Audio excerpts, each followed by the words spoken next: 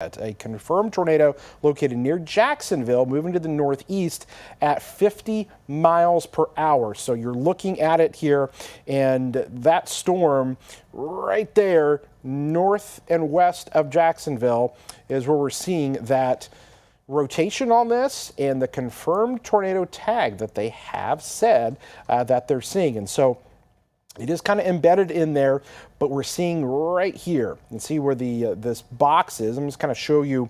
Again, it's a smaller polygon box that does include Jacksonville up to the Littleberry area as you go north out of Jacksonville, seeing that. And so it is right here where that rotation is showing up, and there is now a confirmed tornado in Morgan County right now, including Jacksonville. That entire area has rotation with it, and the Weather Service went ahead and re-popped this from a severe thunderstorm warning straight to that tornado warning. They must have gotten some kind of a report. I haven't heard much from them on that, but some kind of report that has prompted them to go ahead and issue a tornado warning there. So what we'll do is, and you can kind of see it a little bit better on reflectivity right in that area. There might even be kind of rain wrapped as well. Cass, Menard, and Morgan counties with that. Some heavy rainfall that is going to be associated with this, possibly rain wrapped a little bit. So don't be going out to try to find this. It'll be a little bit more difficult to kind of pinpoint exactly where something like that would be. So definitely take shelter if you are in those areas.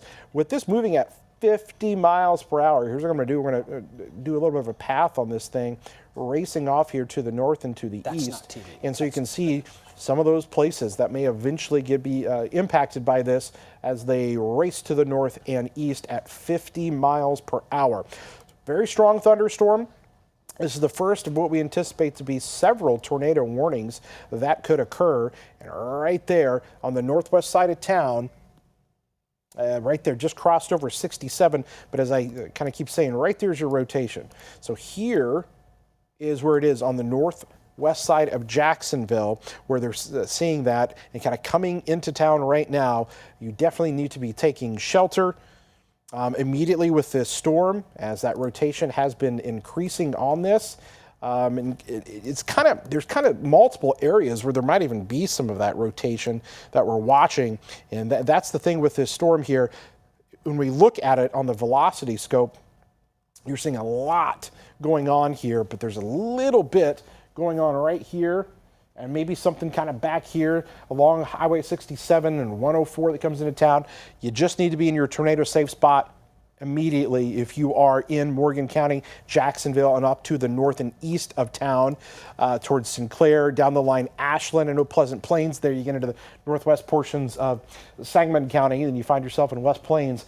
This is going to make its way up towards Ashland before the next half an hour to 45 minutes. Again, keep in mind just how fast all of these storms are moving at this time. So right now, the big concern for areas of Morgan County, the Jacksonville area immediately.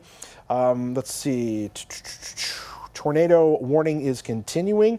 Also, just to kind of give you an idea of other areas that we've got still under severe thunderstorm warnings and tornado warnings. You can see a big line here developing. And so what we have to watch for is these little areas embedded in what is going to be eventually a line of storms, how that's going to evolve. So you look down the line, so there's Lincoln, there's Springfield. You're technically kind of there on the north kind of side of town there where that storm eventually is going to go. The reason they have issued, that's a huge, what we call a large polygon area.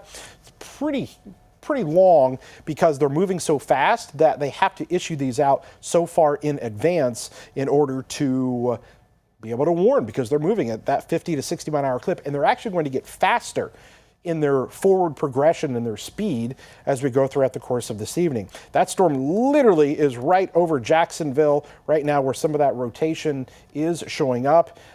That is going to head, as I mentioned, up into northeastern portions of Morgan County and eventually could come to the northwestern portions of Sangamon County here before too long as well. That rotation with that storm is showing up, and they have had that confirmed tag. So somebody out there has seen something enough to say, okay, we've got something where it's not just a regular tornado warning, but instead a confirmed tornado. I also think, did we get, is there a new watch that, okay, so yeah, they expanded the tornado watch. So some of you we were talking earlier, like, okay, what about the rest of us now? So it looks like now Piatt and Moultrie and Shelby counties here, Macon County under now a new tornado watch, kind of expanding it here to the east. So that's why there is concern. I know you're saying, what about us in Champaign now? What about us down here in Effingham? Just because you're not under the watch yet doesn't mean you're not going to eventually be on it, but it is something that we are going to be carefully monitoring. I see our camera there in Springfield bouncing around a little bit, and we're going to be taking a look at that view.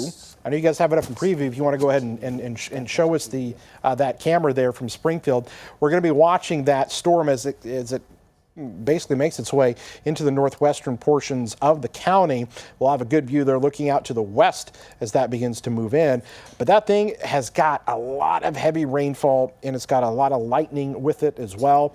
And the potential for a tornado to develop will happen really quick with that. So we'll come back over to Storm Tracker Doppler real quick here, and it will show you that area of concern stretches from kind of Petersburg back down through Ashland and then back down to Jacksonville, where that storm just rocked through the area. We'll see if any reports come in to us as far as any damage or anything that has occurred as a result. But I can tell you this is not even close to being done. These storms are all going to continue to strengthen and move into an area that is conducive for further development as we go throughout the course of tonight.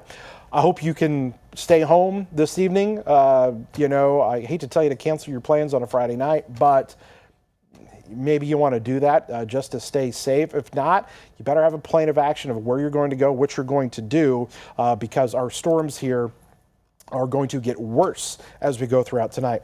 Litterberry, we were just talking about that. So the confirmed tornado is actually going to be a little bit more to the north, it looks like. So let me just look at this real quick. Tornado. It kind of looks like it went north of the airport, past Joy Prairie there. I think they're looking at that, but I'm still suspicious of areas. Other areas. Yeah. I mean, there's almost several little circulations that could be in there, but that's absolutely what we're looking at is right in there, the Litterberry area. Arcadia along 78, and so that's where there has been a confirmed tornado with that. So these places need to be taking shelter right now, right, Jacob? Yeah, we want to talk about what to do if you're in a tornado warning. First off, proceed to your safe place. And the speed of these storms moving, very quick pace, 50, 60 mile an hour movement. It's like you driving on the highway from one town to next here. If you're in a mobile home, you want to leave that. Mobile homes are great places to live, but they're not safe during severe weather.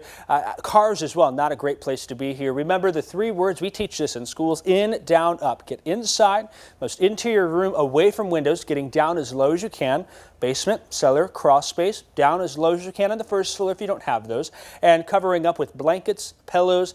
We tell kids to grab a bike helmet and put it on because that'll protect head. Adults can do that too here for that. Now we will give you the all clear. Still no all clears to give at this point. We are also streaming. If you are watching on TV at any point, remember you can turn the volume all the way up, watch from your safe place, or open your phone up. We've got the Severe Weather Center open on the WCIA3 News app, on the Weather app. Also, we're streaming there.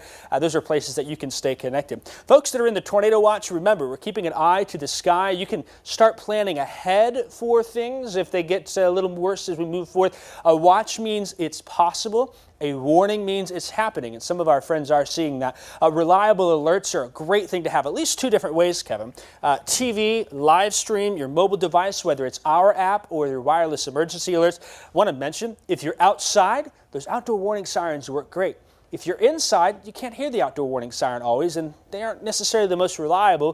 That's why a NOAA weather radio is a great way to stay connected with the alerts inside your home. It's like a siren in your house. for a tornado warning. Similar to a fire alarm in your house goes off, you know that something's wrong. Same thing with the NOAA weather radio. I will mention, though, there is an issue at this point with the NOAA weather radio tower, WXJ76. We are aware of that issue and will continue to keep an eye on that here moving forth. That issue is preventing us from receiving alerts in Champaign and in Piatt counties. We have information on what you can do elsewise if you have a NOAA weather radio. It's been a couple of weeks. They found the issue. Someone's got to climb that tower, and they won't climb it on a day like today moving on forth. So that is something that we'll continue to watch and keep a close eye on. Kevin, we are still watching those storms as they move on through. We've got that tornado warning for Morgan and Cass County, now northeast of Jacksonville, areas west of Jacksonville. Give us a little bit more time before we give you an all clear, but that's certainly something we're going to watch, right, Kevin? Yeah, that's exactly right. So this is what we've got, okay? Just want to show you again how different things kind of look. I know you're saying, listen, I'm in Champaign and Danville and Effingham. We're good right now. You are right now, but it's over the next 2 to 3 hours, things are going to ramp up even more. So let's do a little bit of a radar tour here of our area. And again, you can see as we put the loop on that there, those storms continuing to race off there to the east. And so all of this right now is the big area of concern that we've got. So what we'll do here, what I want to do is kind of zoom in a little bit closer for all of these locations and give you an idea of what we've got going on. So let's take you here into portions of Cass County, Menard County here. Severe thunderstorm warnings associated with this area right now. You're going to see right here is the corner of that tornado warning there for portions of Morgan County. So let's go ahead and just kind of pan the map just a little bit there to the south there. We were showing you Litterbury there where we've had the tornado warning. And there's Jacksonville, really heavy rainfall with this and those strong damaging winds on this as well. This is continuing to move off to the east. So now you're getting in to Sangamon County, which has the severe thunderstorm warning, and there's Springfield right there. So this is racing off here to the east. And so what we're going to be dealing with is a very long line of strong to severe thunderstorms and the potential for any of these to produce damaging winds in excess of 60 miles an hour, could be pushing 70 miles an hour as well. So it's kind of a large line. And what we can do, I won't get specific as far as like individual circulations right now, but if we just kind of take a look here, what I'm going to do is I'm going to draw out a line on this, and it's going to basically allow me to show you when the storms are going to be getting to certain areas if they are still on this kind of 50 to 60 mile an hour push. And so we're just going to draw a line that goes along this area, okay, and then kind of bring this out.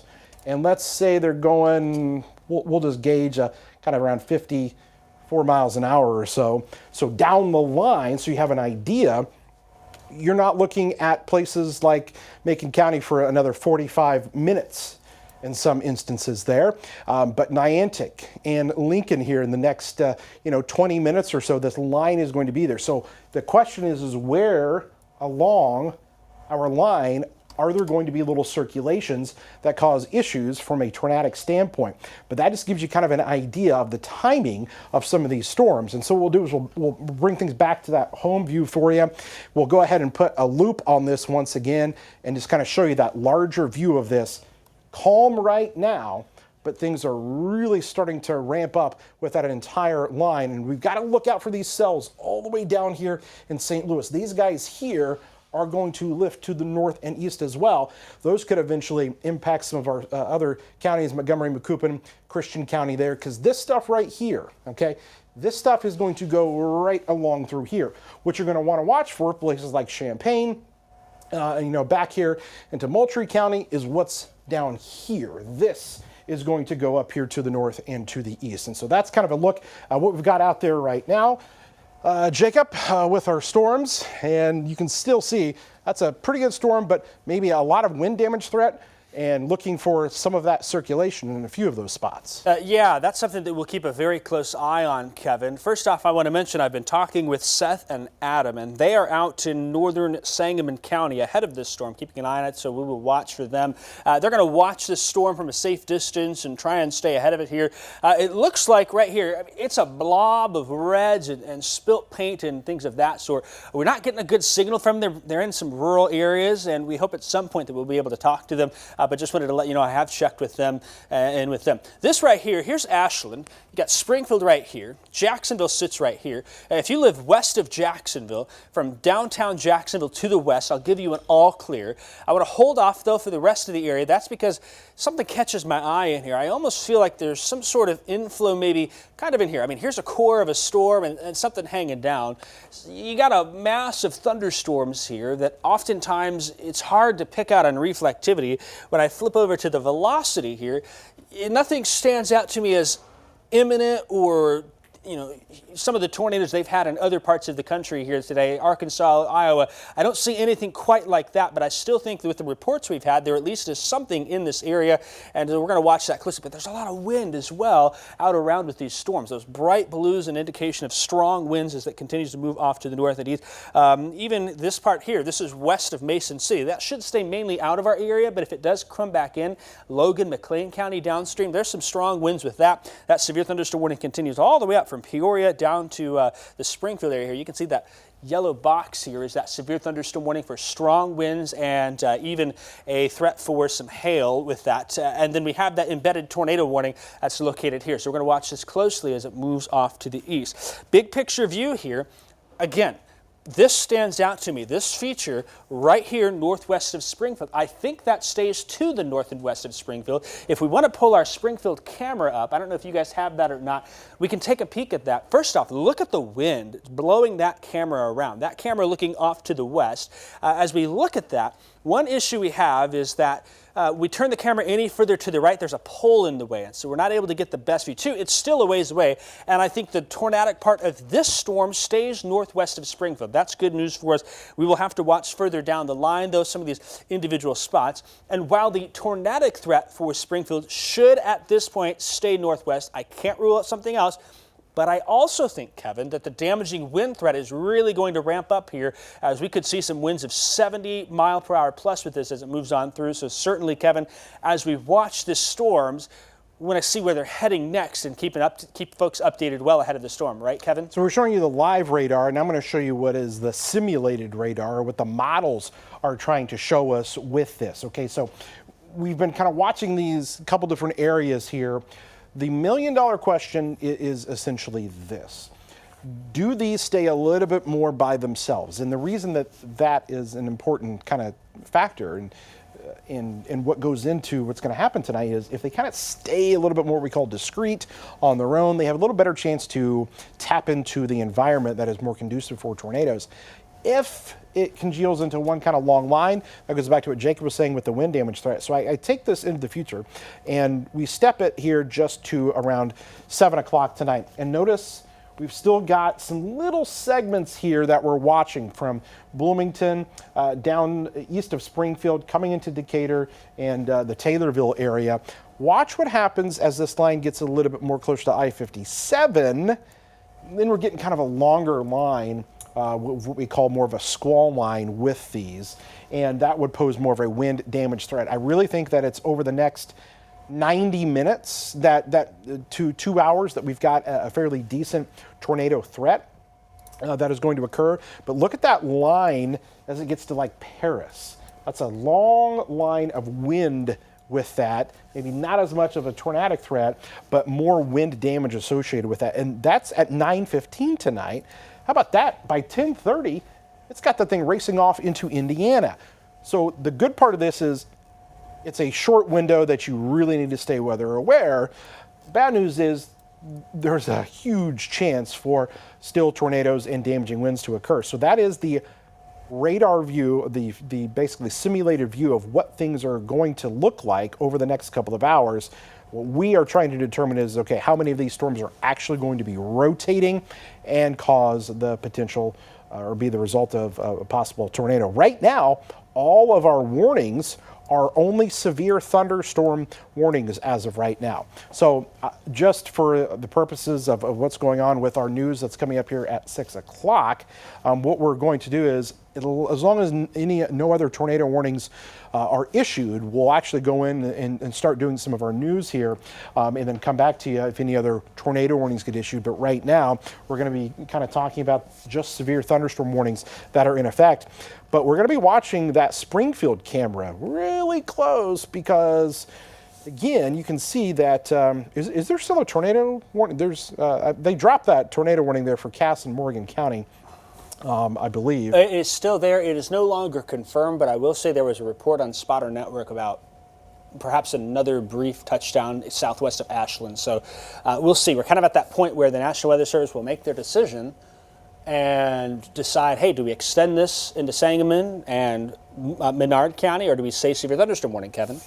Yeah, and so we got that view that's on the right side of your screen here is our camera in Springfield. Full disclosure to you, that thing is really up high. It is kind of sits on, how do I put it, not the most secure of things, and so it does naturally bounce around a little bit more than normal, but it is definitely getting bounced around by some of those winds, just adding to the already kind of shakiness that camera sits on, because it does sit on top of the hotel there. That is the tallest building in Springfield, so that's why, as you go higher up, those winds are even more. But it is still going to give us a glance at what these storms are doing, and what I can do is I'm going to take the camera and actually pan it back a little bit more. Of course, there's a pole that's right there. That's the other problem we have when we look at some of these storms. But you can see that's kind of looking there, and you can see the lightning that is showing up with this. And that's one thing that I've not shown a ton of is how many lightning strikes are we dealing with this storm. And I'm just going to switch things over on my radar here real quick and give you guys an idea of what we've got. And there's just a ton of lightning associated with this. We can take our Max 2 there. Wow, that's constant lightning there. That's coming into the west side of town, west portion of Sangamon County. New Berlin, Gardner. Wow, that is a lot of lightning strikes. Now, the reason that I look at that and say, okay, why is that important? Well, we can gauge a storm's strength on how many lightning strikes there are. And just in that kind of confined space, I mean, that's 250 lightning strikes occurring here in the last, I believe it's a 10 to 15 minute time frame. And that oftentimes is one of the characteristics that can tell us, hey, this storm is maintaining its strength, and it is pretty intense. And so just by looking at the lightning, we can tell that, and there's plenty of that going on. I'll switch that back off so you can get a better view.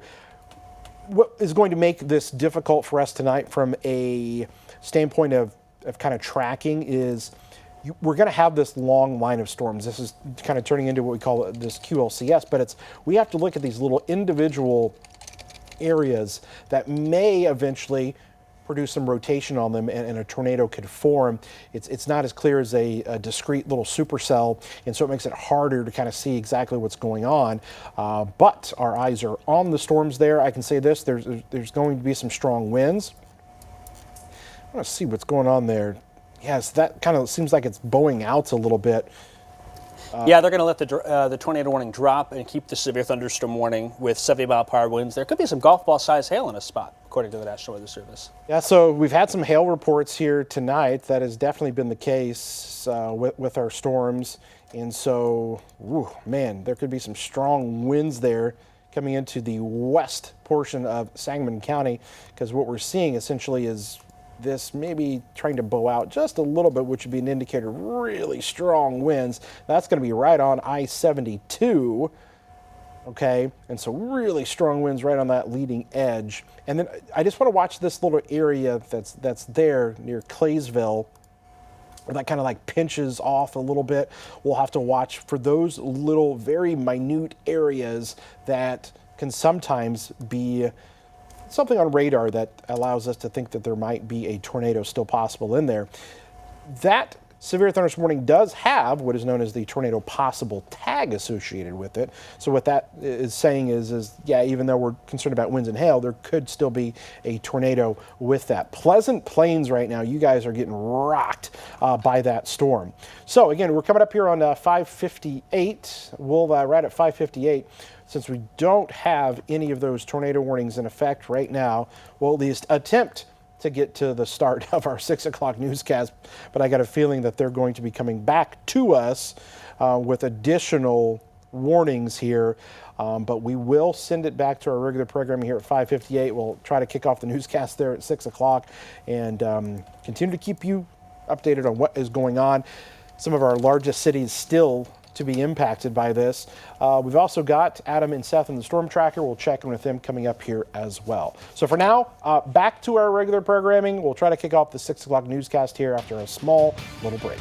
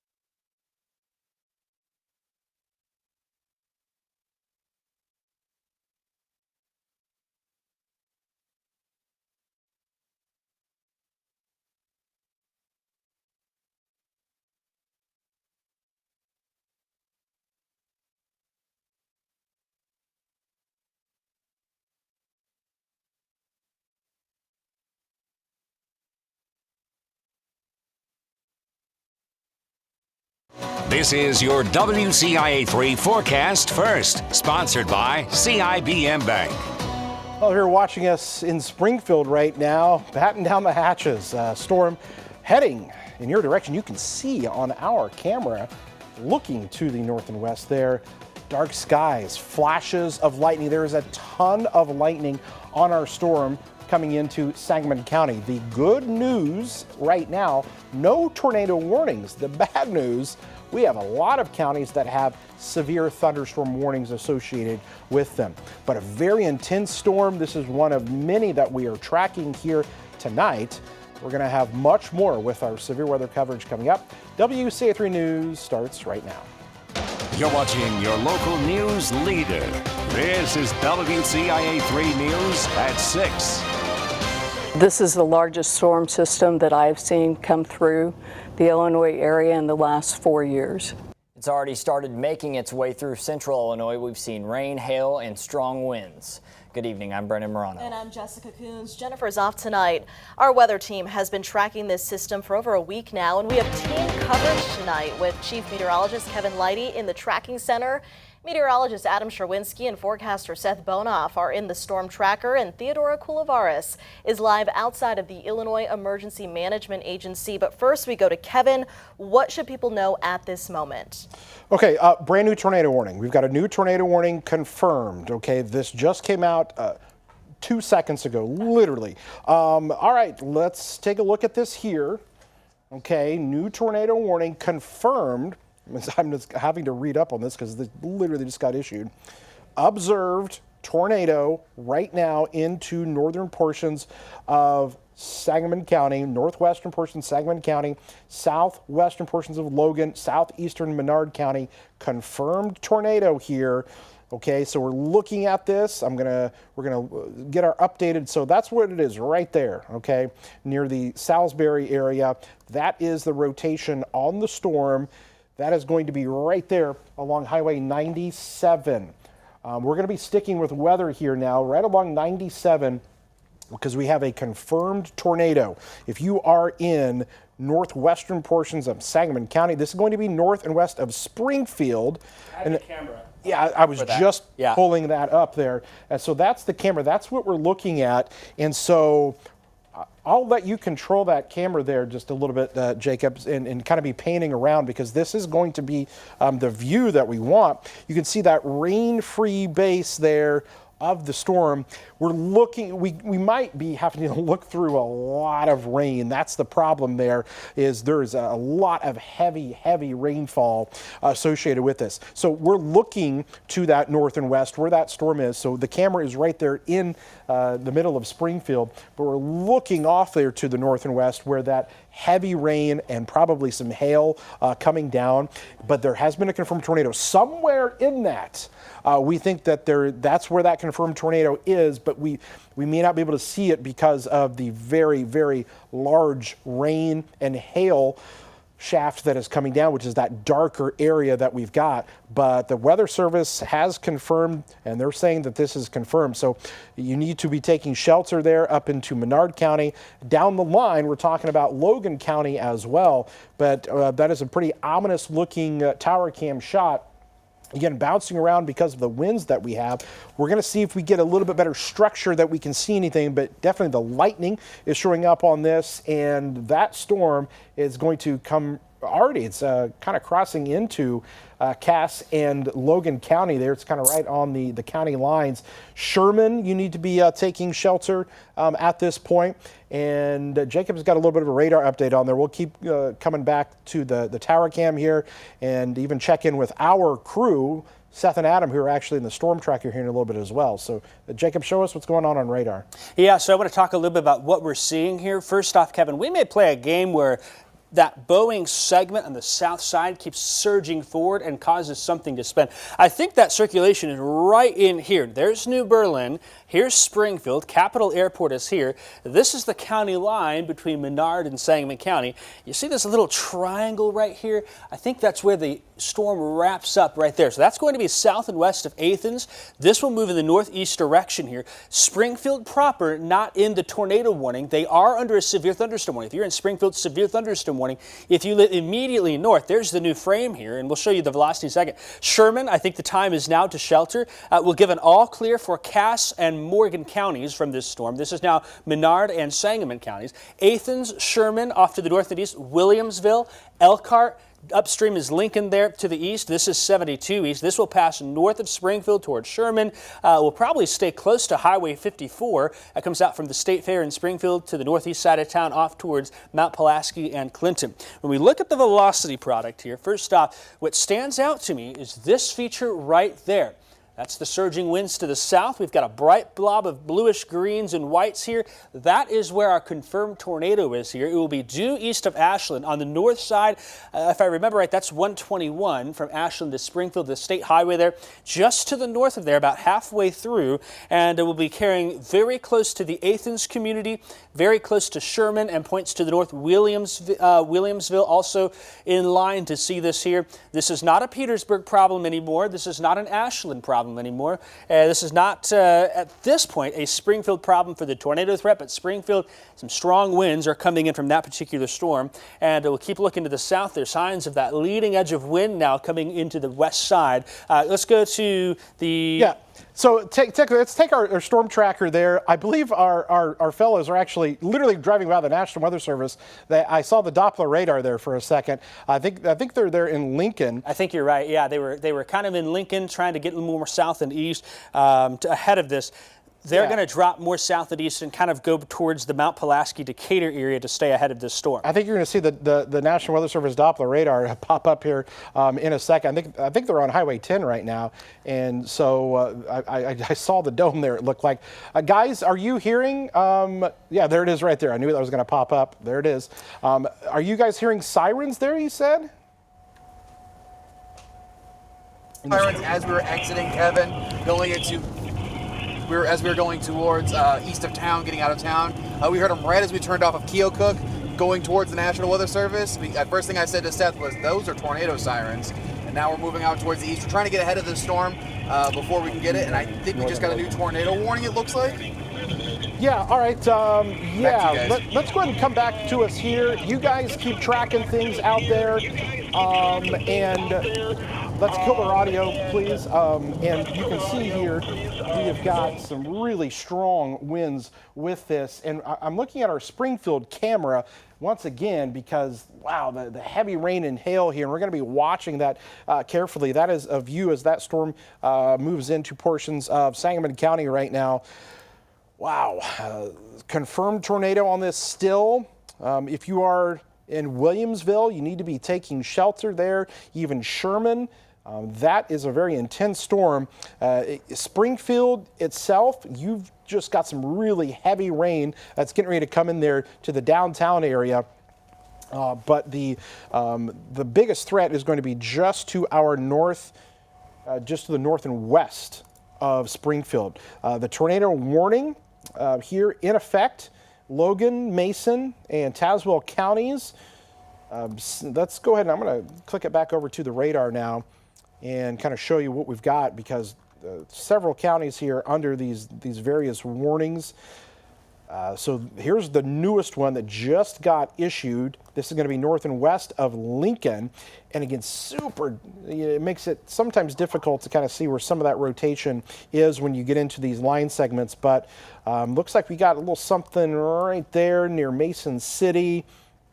That's where some of that rotation is, a little embedded area right there. And that's going to be, of course, along Highway 10 west of Lincoln.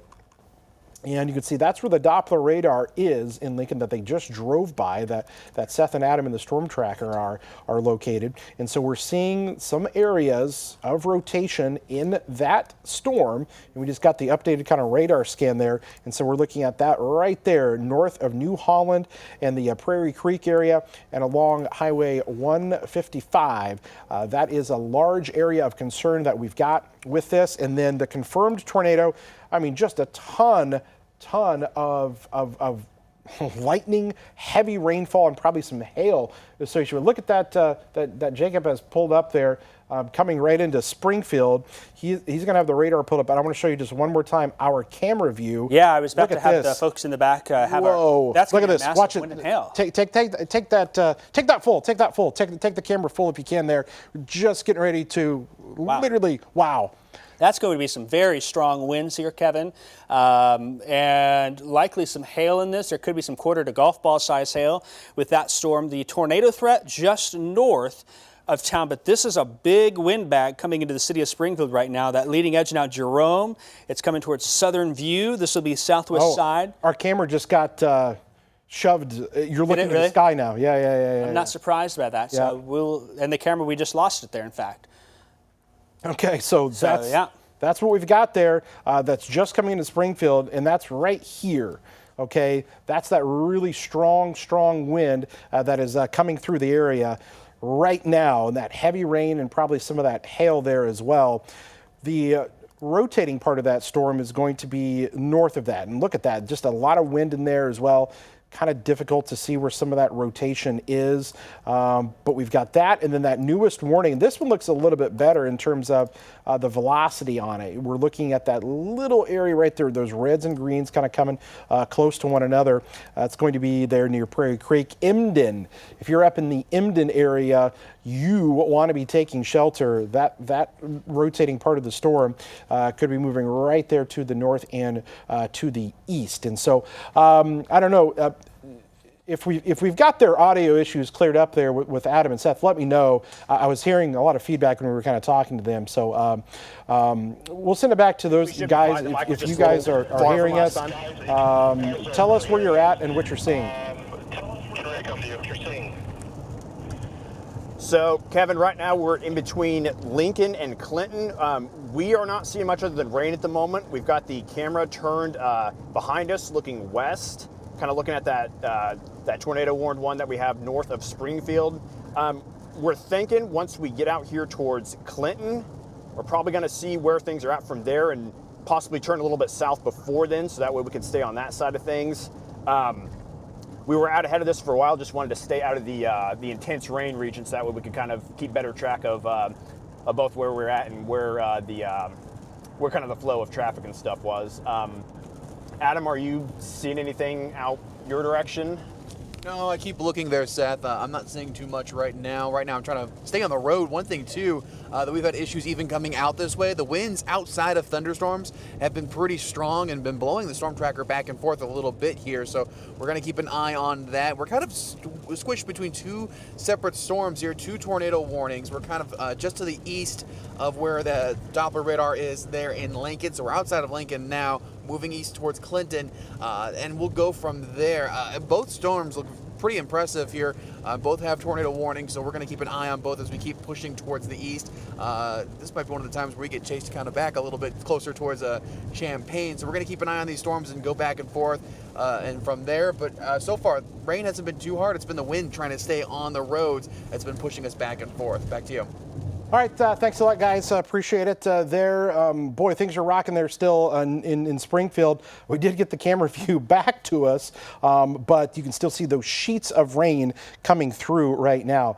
We are watching an area here as well where this is a rapidly evolving kind of thing, almost to the point to where things are changing on the fly. There is a little area here up near the airport, and I don't know if we can turn the camera back up a little bit more, but right in here, there is some indications of, and I'm gonna wait for that new scan to come across, but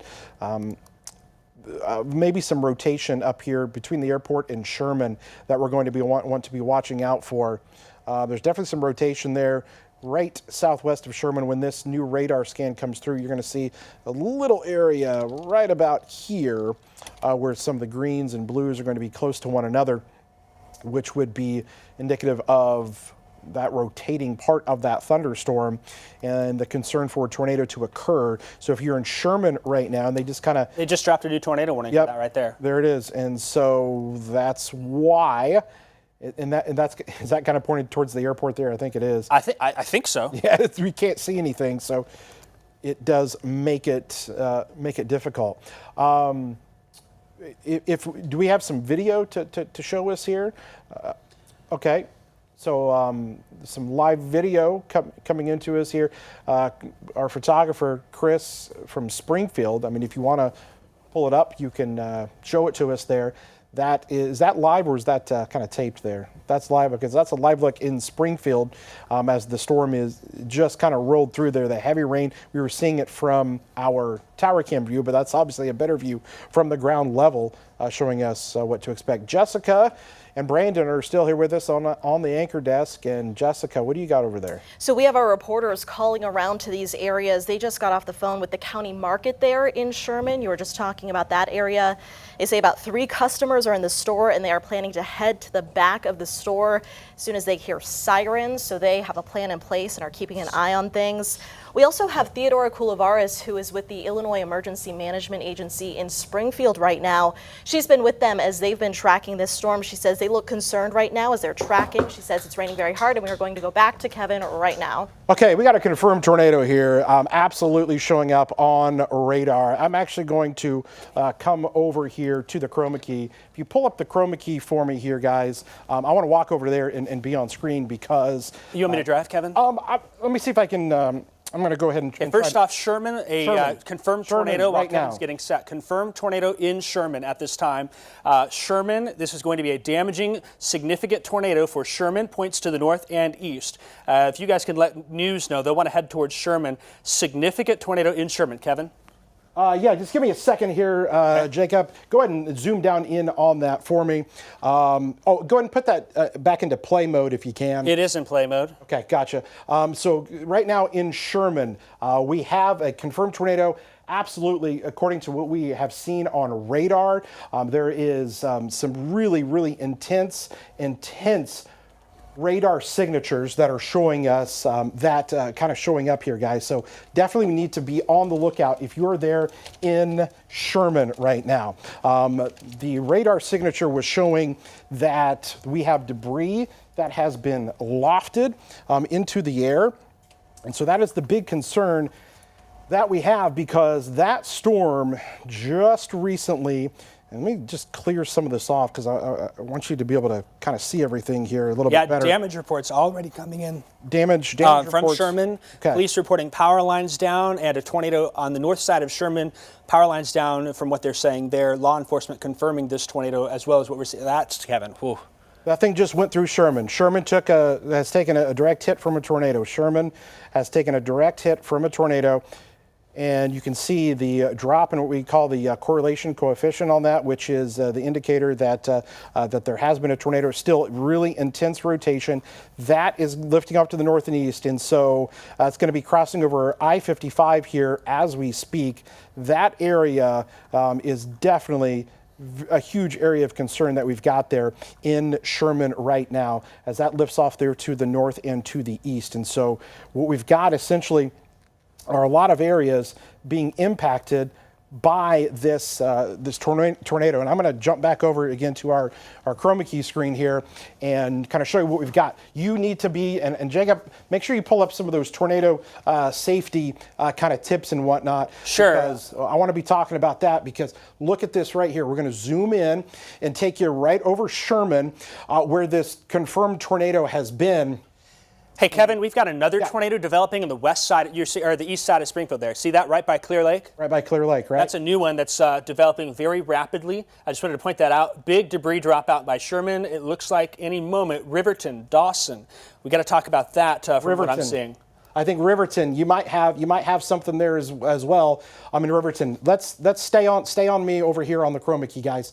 I need you to stay on me over here. Okay, so what we've got are there's rotation that's right here.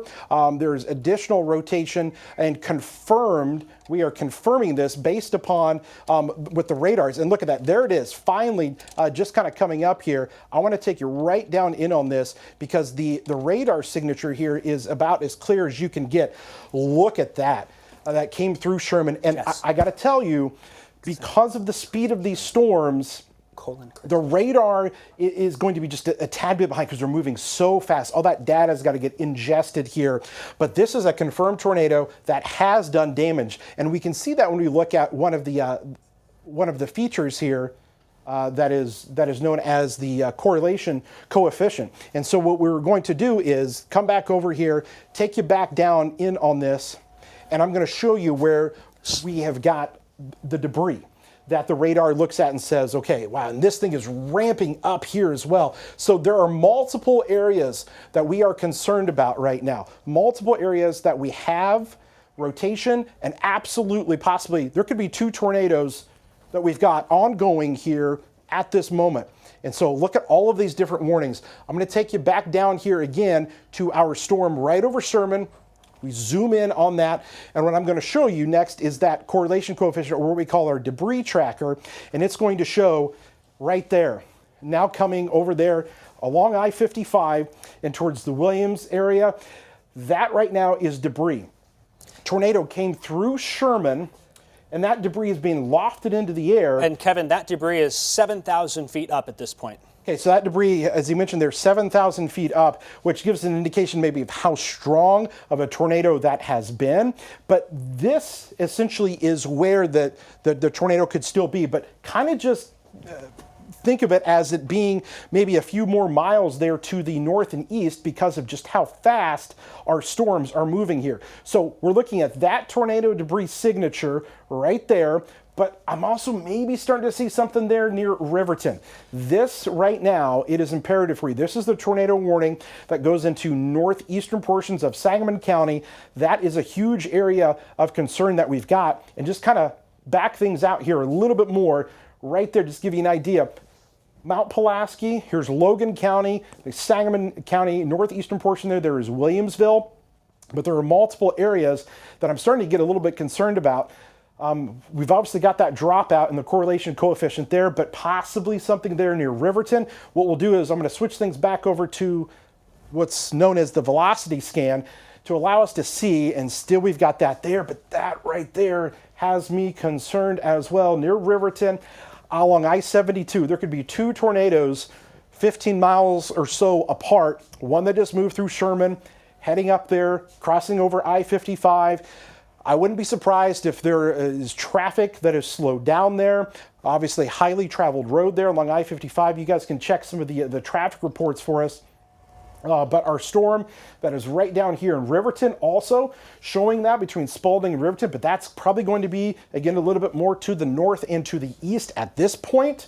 And so we've got to watch all of that here. Jacob, unfolding here, some dangerous weather right now. And the radar, again, trying its best to keep up with this because what are some of the latest movements on these? They're probably starting to really pick up in some of their forward progression and speed, but there are tornado warnings all along here now. Mechanicsburg, over towards close to Illiopolis, where that is occurring. And we are getting in some reports here of some of that damage. Jacob, what are you hearing over there? Yeah, Kevin, I want to mention Sherman PD is reporting damage in the north side of town. We have a report of a house hit that has been damaged. The occupants are inside. No word on any injuries from that. That's that one. The other one there, east, Kevin, that's right behind you there on East and 72, signs that it continues to strengthen as the radar updates. National Weather Service is watching both those. I want to mention the traffic also appears to be substantially slowed down on I-55 between Sherman and Williamsville. There is likely damage along there. Folks traveling in this area need to avoid it. That new circulation, Kevin, on 72 you're pointing at there, have not had any reports from that, but the National Weather Service saying this was a confirmed tornado that has hit Sherman, caused damage perhaps just in the north side of town, and is continuing to the east. We're going to play this game all evening, Kevin. We'll see the lines surge to the south, see things spin up, get new tornadoes, and that may be what we play for the rest of the night. So you can see on the bottom right of your screen is the storm tracker. Adam and Seth are in that. Kevin is on the left there, and he's going to look at the radar and check one more thing for us. But I just wanted to pass on those reports. And they're having reports of 1 mile north of Sherman, reports of what was a tornado with power flashes from the west side to the north side. And I believe, Jess, nod your head if so, Cole Henke and Chris Webber are going to be on the way. Okay, there's a crew heading that way. City of Springfield at this point, that's a pretty big debris signature there, Kevin. We'll send it back to you. Yeah, still a debris signature that is showing up here. So basically what this is the radar beam that's going out. Hey, Kevin, I don't mean to interrupt. Go ahead. Debris signature now west side of Dawson showing up on that second circulation. You've got the significant tornado now south of Williamsville, a new signature. I can see the debris on Storm Tracker here on GR2. I can see that, and it is right on the west side of Dawson, lining up perfectly with the velocity signature. So new tornado confirmed now west side of Dawson, Buffalo. This will be moving along I-72 east, eventually Illiopolis. Two tornadoes now likely, Kevin, down at the same time. Okay, we can see it right here, okay? You can see this drop off in our debris signature here. One there, and there's another one there, as you can see, that is east of Riverton. And so, like you said, near the Dawson area. So when we look at this, we bring you back on the velocity, two areas, one right there, another one right there. And I'm going to zoom in a little bit more, but I want to stress to you that these storms here are moving really, really fast, okay? And so you almost kind of have to say, all right, this storm, while we're showing it to you right now, is here. And some of you are watching us online or watching us on the web. There might be a little bit of a delay. Just know that you can basically take this a few miles to the north and to the east. There's the updated tornado warning that has just been issued. What I'm going to do is kind of back things out just a little bit more. Here it is. That is now including Mechanicsburg. There's Illiopolis there. So two areas of rotation. Okay, we're watching. Let's show it to you here. I'm gonna draw it for you so you can kind of see exactly. So one right here, that's occurring. Okay, and then the other one that is up here to the north and east of Sherman, that we have had confirmed tornado with it and damage as a result, and the debris signatures that are showing up with this. When we look at this, and you can kind of see them. Look how this one is kind of spreading out. This one is kind of even moved even more to the north and to the east. And so two areas that we have tornadoes that could still be ongoing. This looks like some of that debris is kind of getting spread out aloft. But so that's Williamsville right there, that tornado tracking just south and east of the Williamsville area. You can see some of the streets that are plotted on there for us here as well. Let's zoom it out. And that's the one area of the debris. And as I mentioned before, the radar signal is going out and it's hitting 2x4s, sheet metal, okay, roofing. And that's what that it is seeing instead of the typical raindrops. And that's how we know. Again, that severe weather threat is still with us here as we go throughout the course of tonight. And here's the thing. I know you're in Champaign saying, is this going to make it here? Decatur, is it going to make it here? You right now need to be preparing for if this stays as strong as it is. We have had multiple tornadoes now ongoing across the area. It is going to be really important for everyone to be taking shelter here over the next few hours or so, because this is just beginning and we're starting to see a big ramp up of some of these storms in terms of the velocity signatures and just the confirmation that we're able to get from some of this when it comes to the radar views that we're getting. And they're kind of scary radar views when you get rotation like this. So you need to be taking shelter here along I-72. Logan County there, Mount Pulaski. And Jacob, tell us about some places for people to go. Yeah, I want to talk about safety because we've got some updates from news. I'll go to the desk here in a second. Let's bring this full here. Me on camera one, please. Tornado warning. We've already now seen significant tornadoes today. We were a little worried about that. Remember, this is the day where we want to take them extra seriously. We take them seriously all the time. We respect the polygons, the warnings, but today in particular, yes. Tornado warning, proceed to your safe place, leave your mobile homes. You want to get out of a vehicle. No driving during this. These storms are moving very fast, and they have shown signs of being rain-wrapped and hard to see. Spotters have been right up there to see them in person, and we have damage that's been confirmed as well. We'll give you the all clear. I think we can give all clear for Sherman and in Springfield. Kevin, I think that second tornado maybe spinning up a little more northeast of Riverton. Let's send it to Kevin real quick. Okay, here's the thing. We want to show you. I'm gonna zoom in here near Buffalo.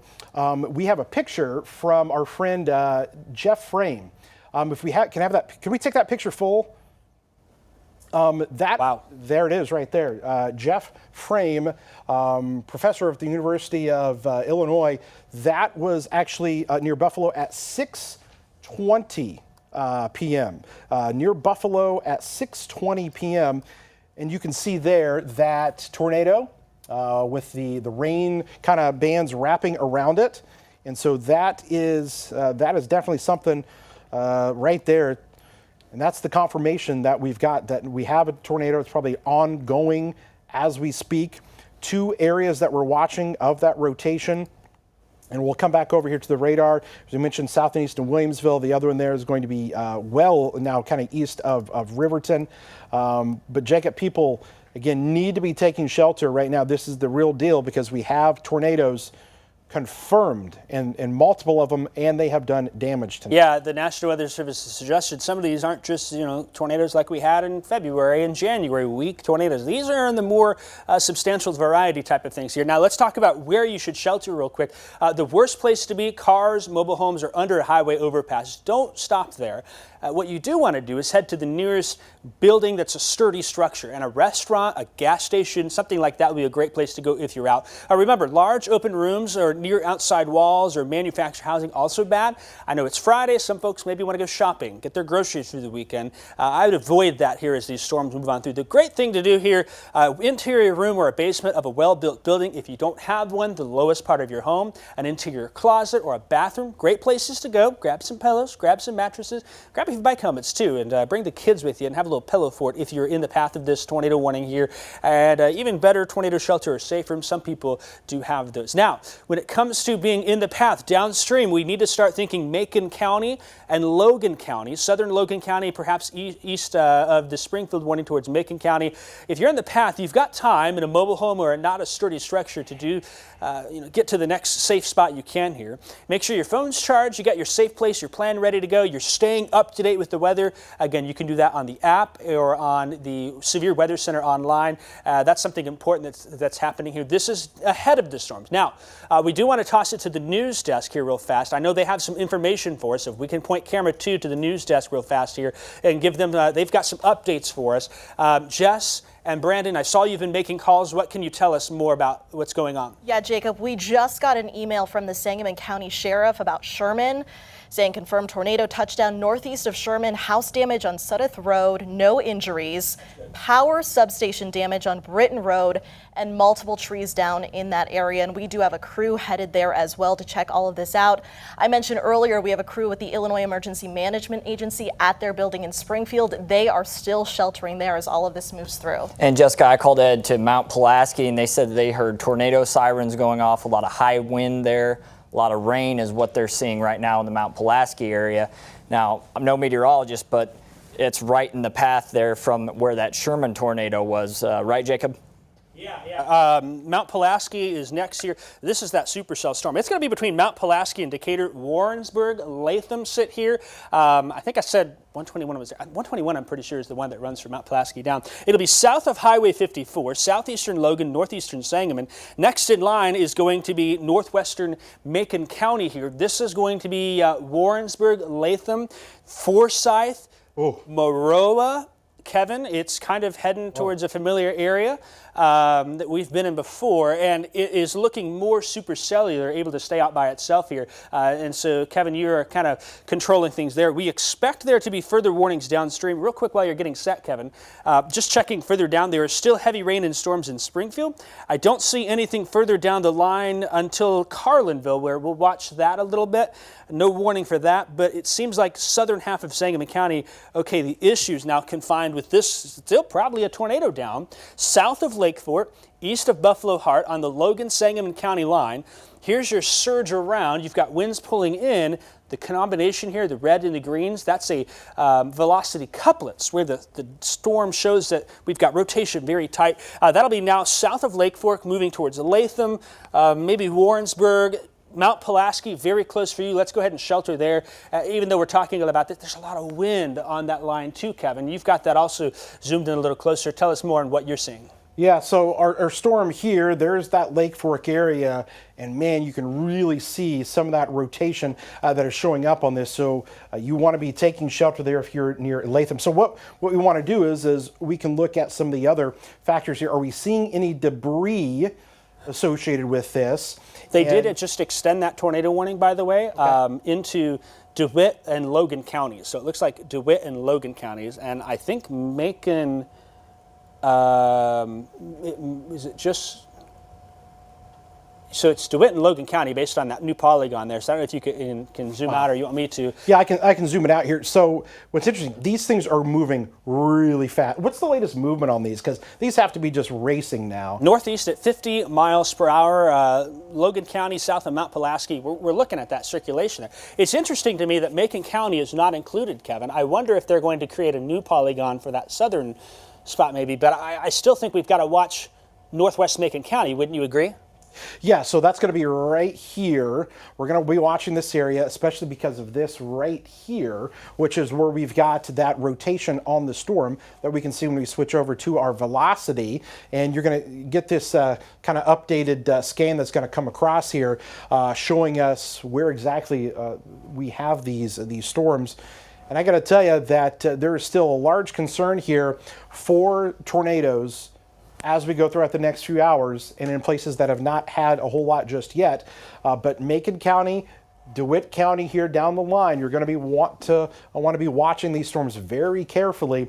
We had that picture earlier from Jeff Frame there that showed the tornado that was near Buffalo.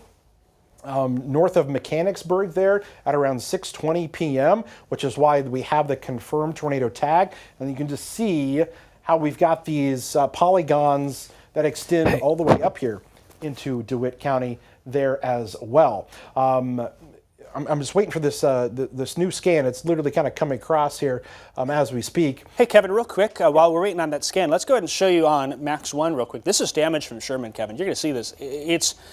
That was a home. That home is demolished from this storm, and I don't know exactly where that is, but we got a Twitter message about this. This is in the Sherman area. Kevin, thoughts on that? Oh, wow. Yeah, that looks bad. That was a home. Now, I want you to just make note of something here. There is an interior room there that you can see. If we can go back to that kind of the full screen, I don't know if you can put that with me or whatnot, but notice that those outside walls have been taken out, but this is what we're talking about by going to the interior part of your house. You can almost tell, I don't know, maybe that was a closet there. It's right in the center part of your screen. Yeah, here we go. Right there, notice how kind of the center part of that's still standing, but these outside walls and whatnot are down. That's why we tell you to go to the center part of your house, lowest level, getting into an interior room. So again, that is Sherman, and you just got to, you can see there's a power lines, I think, that are going across the middle of their yard there. And you look at some of the power lines here, they're kind of tilted. And then look at this, look at the trees here snapped off. You can see on the left side of your screen here as well. And all of this damage, bad situation there. I believe we did confirm that no injuries from the... I don't know if that's the same location. Same location, it could... That is the same location? That possible sure. injuries. Okay, we don't know. Possible injuries with this one here. Again, this is the other thing. If damage comes down, these power lines may not be, dead. They could still be live. So you need to take that into consideration there as well. Okay, if we want to come back over to the radar here, because I just want to give you an update. There are so many areas of rotation still showing up on this. And I'm just going to click things back here to kind of show you the wide view, because here's the thing, Champaign, okay, Monticello, Decatur here in the next hour. Some of the stuff is going to be racing here to the north and east and could be on you next. Yeah. Storms coming out of the St. Louis area here tonight as well. But there is definitely that concern that we still have. And I'm going to zoom in a little bit closer to the tornado warned areas. We have had confirmed tornadoes. You just saw some of the damage that has already been reported. This is the area south of Mount Pulaski, and it looks like they did finally go ahead and issue that northwestern portions of Macon County. So there's Maroa now. So Maroa, you're in this. I got to tell you though, we're going to run into the situation that we've been talking about in the news a lot. These wind farms that are out here. I saw that. We're going to have to kind of see what happens in terms of the radar signatures, but you take that into consideration, because we obviously know there are wind farms that are out here that sometimes can influence the Doppler and give some signatures. But I can tell you this, you just got to operate now as if we do have a tornado that is still taking place here, because that's what we've got here in terms of a few different areas of rotation that are showing up. I'm just going to switch it back over to the radar here again. And again, while there is kind of a long line here, what we have to look for are these little individual embedded circulations that can occur. So if you are in Maroa taking shelter, listen, I know Clinton You know, you're technically not in that warning, neither is Forsyth, but just to kind of be on the safe side there, just be preparing and keep kind of listening to us down to Illiopolis, Mechanicsburg, still rotating parts of that storm as well. Guys, let me know where Adam and Seth are. I know they've been kind of out driving here tonight. Just be curious as to the location that they're at and see if we can get any kind of report from them.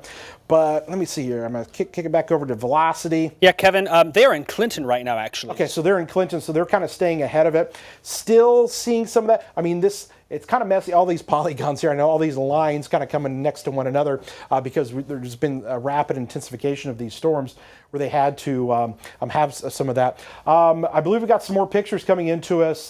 Tristan, go ahead and just talk to me here. Is this in Sherman? Okay.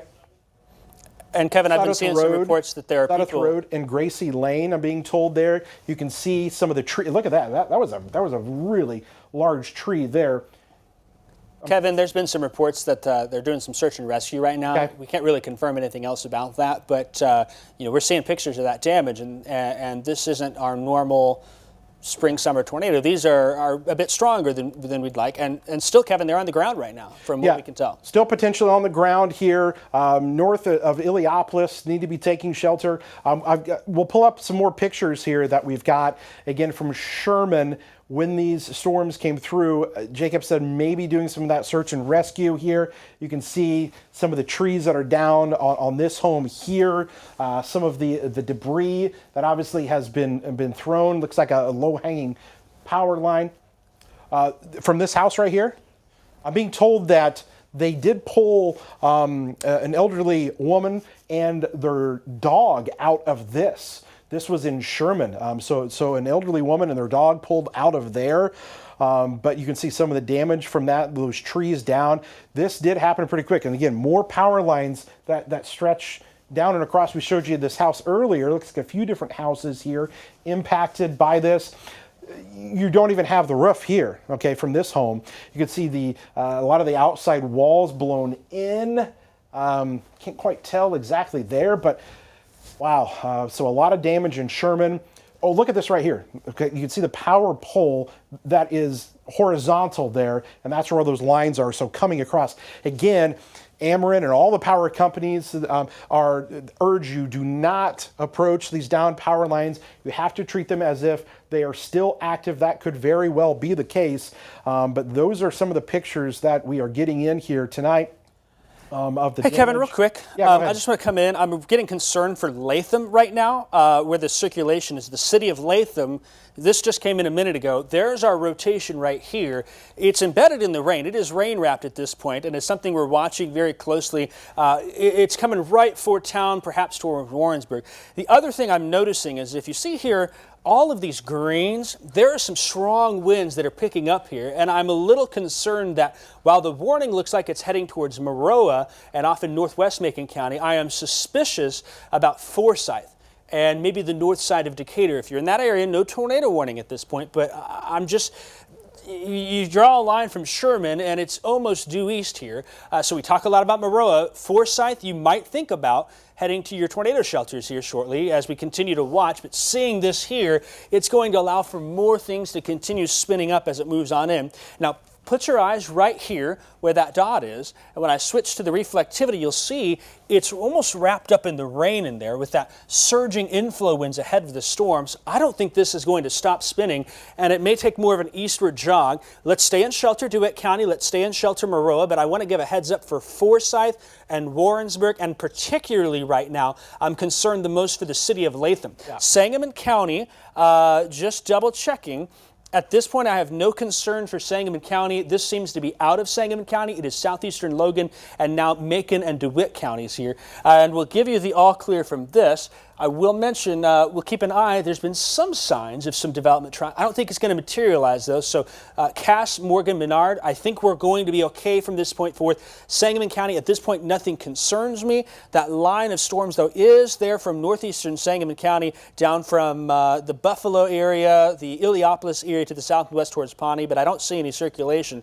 This right here, in fact, Kevin, the latest velocity is about to come in here, and I think that's going to find itself right on top of Latham. So Latham, if you know anyone downstream here, this day we all can help in the warning process. You know anyone in these towns we mentioned, send them a text. Say, hey, WCI is talking about your town. You want to make sure you're in shelter. We can all help keep each other safe on a day like today and help keep each other weather aware. So, Kevin, I'm going to send it to you, let you talk. There's the update. Yeah, so here we go. So we're getting that here, and you're going to get that scan here coming across. So this, again, the radar is updating real quick here.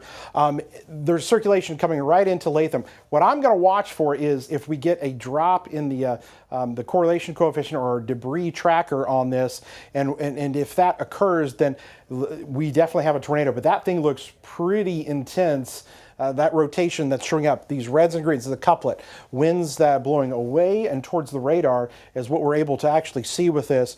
And so that's the concern that we've got. And I'm just going to click things over to our debris tracker here and see kind of what it is showing. Nothing here immediately showing up, but I got to say that thing is as close as it can be to producing a tornado here, right there along Highway 121. That is going to continue to move to the north and to the east.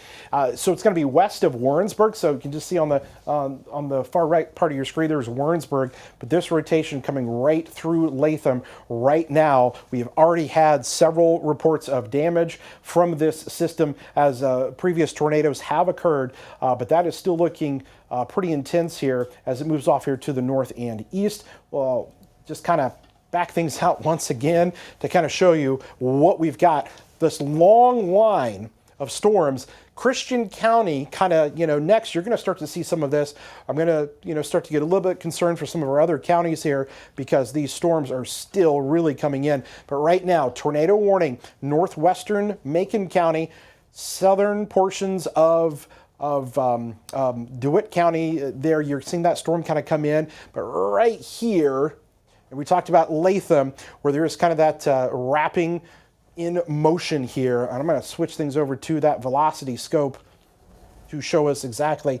And again, I know that just pretend that scan is actually probably going to be up here a little bit more through Latham at this point because these are moving at such a fast clip. The radar doesn't always have, it can't always keep up with it when they're going that fast. So much of that data has to get kind of computed here. But I would treat this one as if we've got another tornado associated with this cell that is moving to the northeast at over 50 miles per hour. And again, all of these storms, I know you're saying, okay, I'm in Champaign and I'm in Danville, and it's not quite to my area just yet. When is it going to get there? Well, we've still got a little bit of time. We've talked all along that it was really going to be in this kind of 5 to 10 p.m. time frame where everybody needs to be on high alert, and that is still the case. But yeah, you can really see how, just look at this. This kind of arcing back and around, this is the rotation still going into that storm. The inflow that helps to keep that thing spinning. And that is a pretty impressive radar view. As we back it out, there's Maroa right now. We just want you guys, you're kind of right there on the edge of that polygon warning, but just pay attention because this thing is moving really fast and going to be crossing back up here into DeWitt County before too long. Listen, Farmer City, Monticello, you guys just kind of be watching here over the next hour. You would be kind of next in line to have some of this come through. I want to show you some more pictures from the Sherman area, and you can see there is a look at the Sherman Police Department on scene of where that house was hit. Look at the damage. You can see the trees there. That home, people walking around. Look at the sheet metal wrapped around. I don't know if that was a mailbox at one point or some kind of a structure there, but you can see the sheet metal there. There is some of the insulation there. The roof gone. Okay, that's why we tell you, don't be on the second level or the third level of your home. And here's another one. That is a well-built home there, a brick structure. As you can see, look at the garage here, okay? And this can actually sometimes happen. They've done some studies about this, that the garage there, if the garage door kind of caves in there, and then that wind goes throughout the rest of the house, blows out some of the windows and whatnot. Look at that, the chimney there. Look at the chimney where obviously some of the bricks there and whatnot damaged. It looks like some of that kind of siding there as well. But people, you just feel for the people out there. You hope that they're okay. But their car windows, all the windows have been smashed. Sherman taking that direct hit, just some of the pictures that we've been getting in here of the damage. But concern is now in northwestern portions of Macon County into the Clinton area here as well. I want to switch things back over to the velocity, come back in, because I think this area here is where we've still got some rotation on this. North of Warrensburg, that's Maroa next. This is going to come right towards Maroa. If the rotation increases at all, then we're talking about, yet again, possibly another tornado. So that's Highway 51. Highway 51 right here. That's Forsyth. That's Warrensburg. And right there is where some of that rotation, you can kind of see, again, that inflow coming into the storm. And so this is an area of concern now over 121. Past kind of the Latham area there, and going to be heading to the north and east. I know that our anchors are hard at work gathering information as well.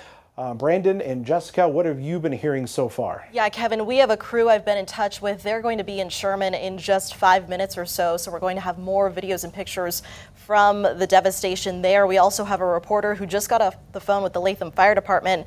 Their sirens have been going off for a half hour. They've had firefighters and storm trackers stationed around town, keeping an eye on things. Warrensburg, Dollar General sirens just went off, clouds moving quickly there, and you have information from Warrensburg as well. I just got off the phone with Warrensburg Police, and they tell me that their fire department is actually out weather spotting right now.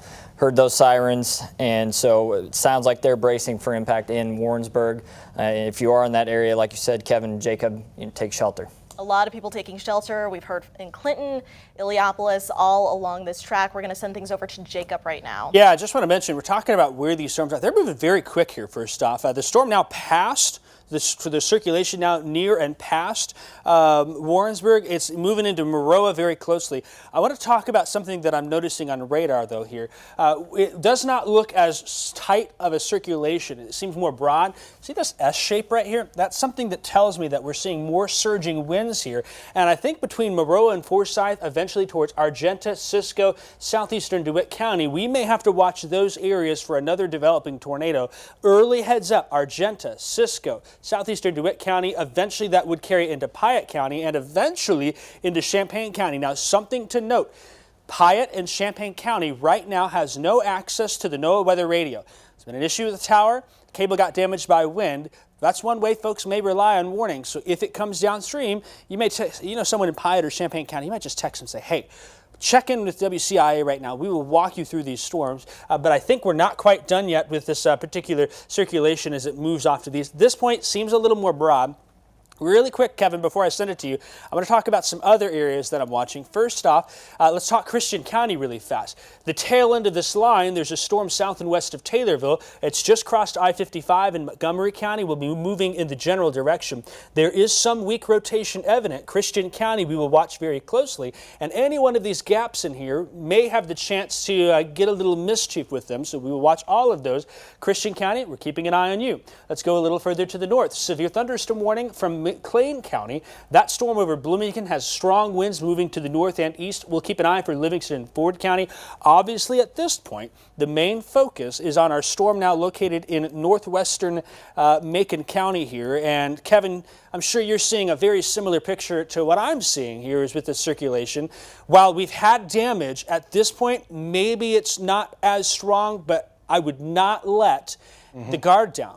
Yeah. This still very well could spin right back up given the ingredients that are in place, and that's why I'm concerned from northern Macon County, southeastern DeWitt County. Kevin? I want you to keep watching that storm there because I agree with you, Jacob. I think that thing might be cycling and ramping up again, but we have more pictures here coming into us, and this is again back in Sherman, and I want you to kind of focus over here, possibly an RV, or I can't quite tell if that's a mobile home, camper RV. You can see it kind of flipped over. You can see the tire there on the back, but look up in the trees. Look at all the insulation, okay? You can see, maybe some sheet metal in there and other things, and all of the damage. This was that home we were showing you earlier with kind of the chimney there.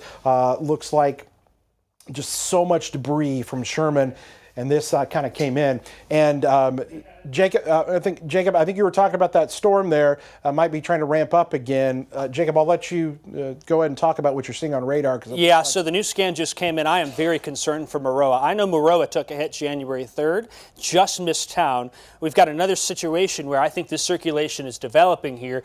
See these bright pixels of pink there? That'll be about 4 miles southwest of Maroa. Anyone in Maroa, south of Maroa towards Forsyth, needs to be in their tornado shelters, taking their action plan now. I worry the next scan will carry this, we'll back it up here. Here we go. And you see the next scan may bring it into Maroa. Now, one thing to mention, these scans, the radar sweeps the sky and it gets us that picture. The storm continues to move. And so at this point, it's to the north and east of that location, but I am concerned now for Maroa, and this is showing signs of strengthening. You can see that shape starting to pick up a little bit more of that S, a little bit of surging winds in there. Maroa, and points to the east. Friends Creek State Park, areas north of Argenta, areas south and east of Clinton, where we've had the same path of those tornadoes come on through. Really quick, we've got the storm tracker somewhere. Do we know where the storm tracker is at? I think last check they were in the Clinton area. They were going to try and move east and south to stay ahead of it. Can we bring their shot full real quick? And is it in the bottom right there? Is that what that is? There we go. So they're out there now in this storm, and we've been touching base with them. I think they're getting close to Weldon, if I am correct, from last check. So they are ahead of this storm. We have another crew heading towards Sherman. We should get some video from them. Have nothing to report from the Weldon area. Jess, you do have...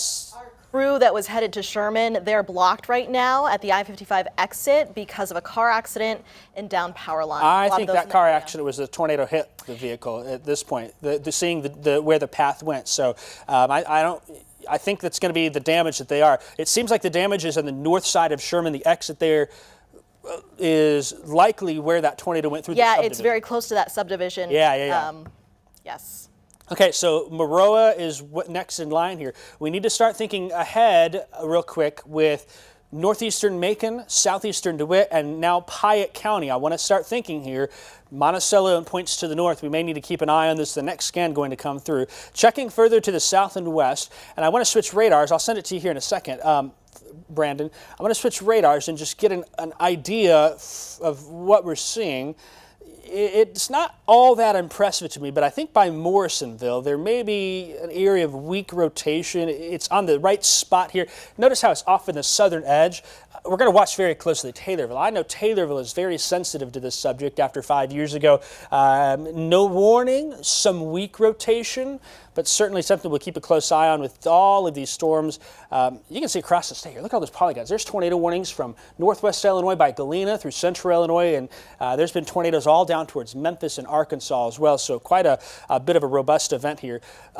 Brandon, did you have, Jess and Brandon had something real quick they wanted to add? Yeah, I just got off the phone, Jacob, with the Maroa Fire Department, and they told me they just dispatched trucks out, so they're getting their radio chatter in, and they're preparing, hunkering down and everything in Maroa and on the way to Forsyth. And it's in Maroa now. New tornado warning now just came out. This is going to be for DeWitt, Macon, and Piatt counties. This will be include areas to the north of Monticello. Monticello and points to the north, the northern part of Piatt County. This will be southeastern DeWitt County, not including Clinton, not including Highway 54.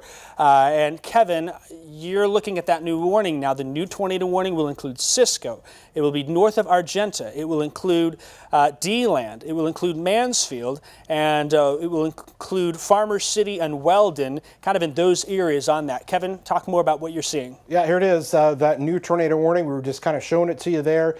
This going to the north and east, it's right on the county line there, obviously into DeWitt County. But as we were just kind of talking about this entire time, you need to be taking your tornado precautions right now because these storms are moving really quick. And so this does extend off now here, as you can see, into portions of southern portions of DeWitt County. That's Clinton up here, but the rotating part of that storm is still racing off here to the north and to the east. I'm actually going to see if I can pull up our GR2. It seems like some of this data here is trying to stay a little bit behind, so I think we're going to have to...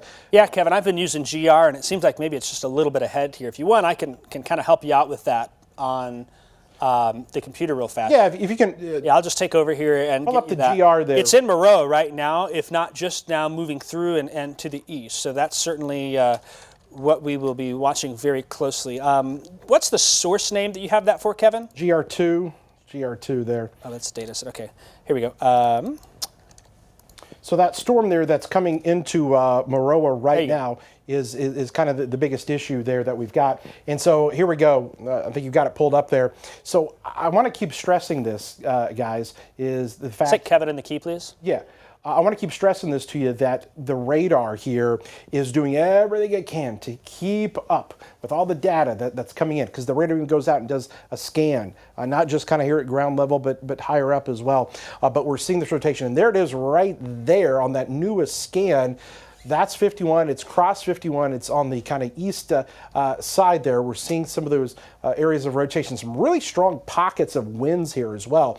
But down the line, now you're looking into southeastern portions there, into DeWitt County.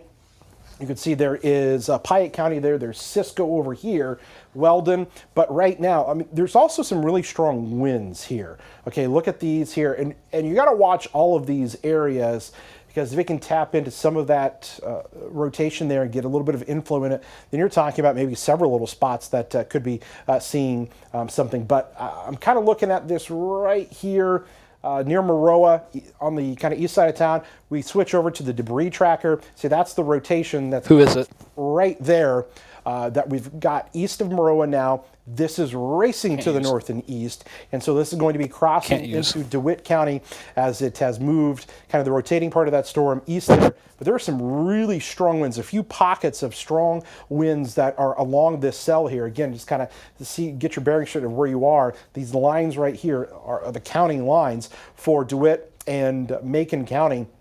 And we're seeing this little kink area right here. It's right through here where you might have some rotation on this, which would allow for a little bit of, right there you can see when you look at the storm relative velocity on that, right in that general location. But look at these other little pockets. Those pink colors are some really strong winds along that entire area. So, hey, Kevin, can I do some housekeeping real quick? Yeah. If we can take max one full. The tornado watch has now been expanded for the entire viewing area.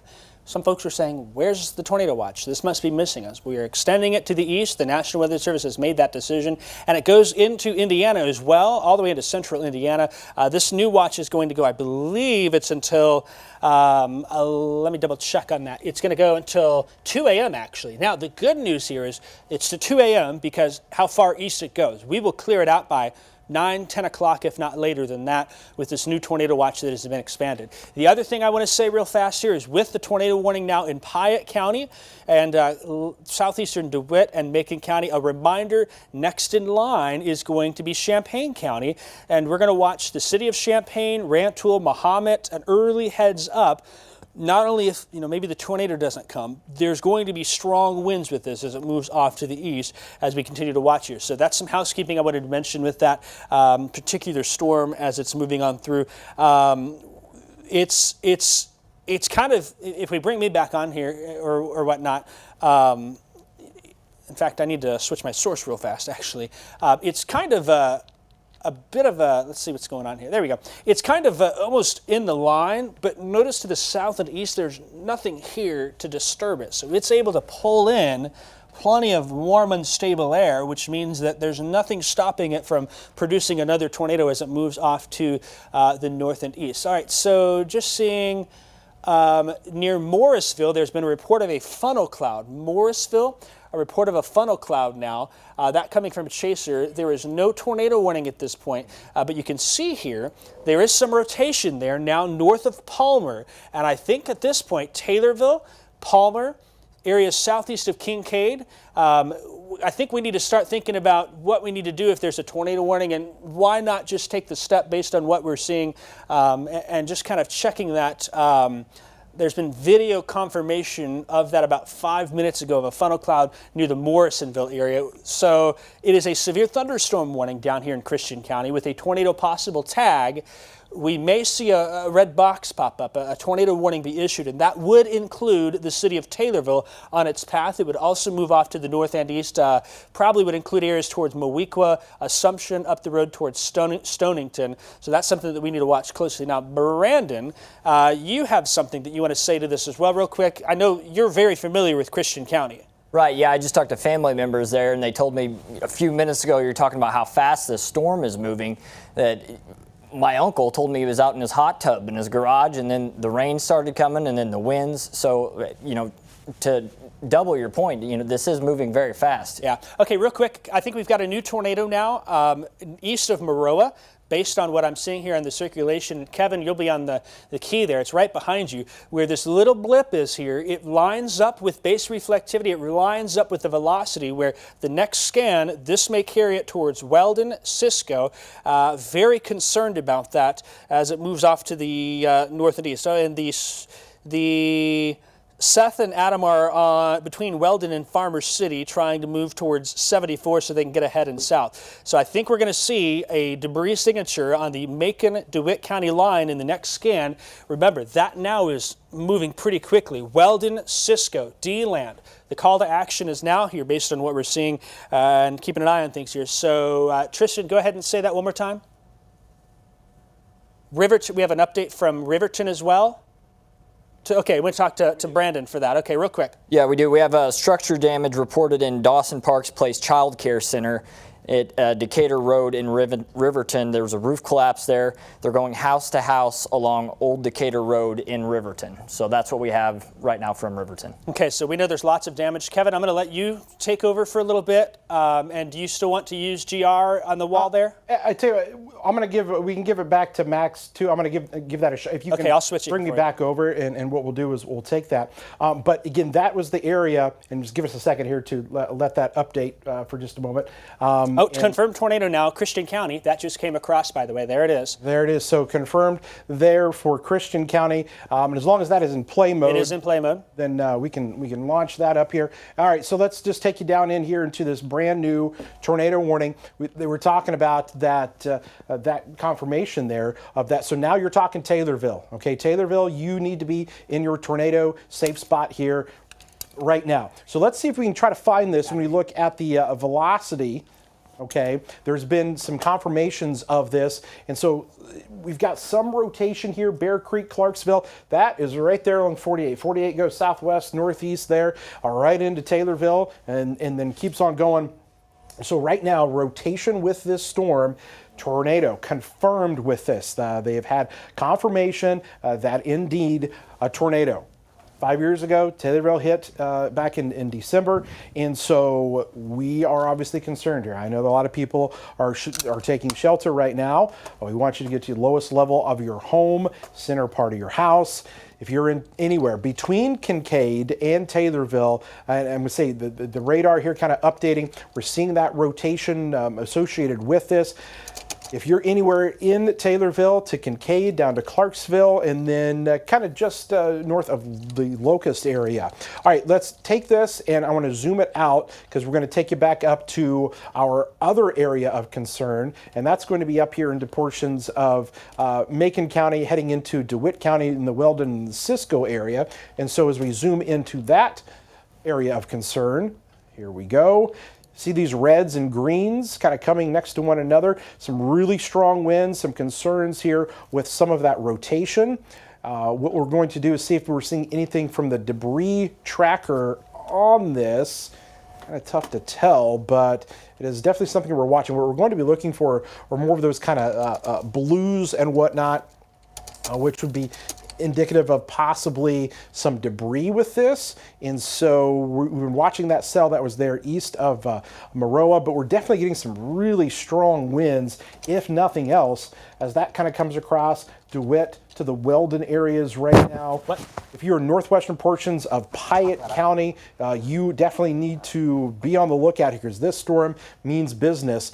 North of Argenta, but right here, tornado warning does continue, where we're seeing some of those signs of rotation on this. And so multiple areas that we continue to be concerned about here tonight with that severe weather threat. Look at all of these spots here that we have. And I know you're saying, okay, I'm in Champaign, I'm down here in, Tuscola. Are we going to get something here? We're watching these additional storms. So this is the wide view. The largest issue that we've got right now are with two different areas of rotation. The one down here, which has been confirmed in Christian County, coming into Taylorville. As we look at it on radar here, maybe it doesn't look as impressive on radar in the typical kind of views, but they did have at least a brief confirmation of a tornado with this. And so this is going to be coming into Taylorville right now, right along Highway 48. That tornado warning still in effect. And then as you continue out of Taylorville, up 48, it eventually gets back into portions of Macon County there. And so let's back this out just a little bit more up through Stonington. Taking arguably a similar path, but we've not had any other reports coming into us of a large tornado with this. There have been some brief rotations that occur. The largest tornado we had was earlier near Sherman, where all of those damage reports have continued to kind of funnel in. But we've got this whole area now that's east of I-55. But I don't want you to let your guard down. Look at those other storms down towards Carlinville that we're going to be watching for.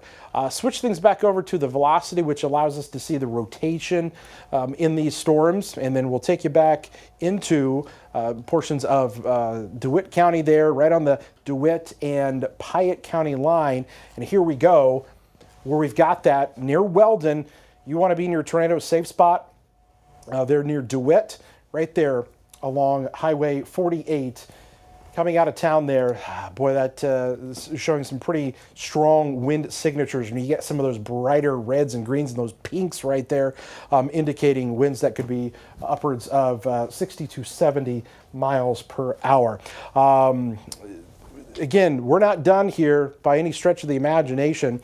And I know we've got crews that are out in Sherman getting us some of the reports. This is down the line. We're looking to Farmer City.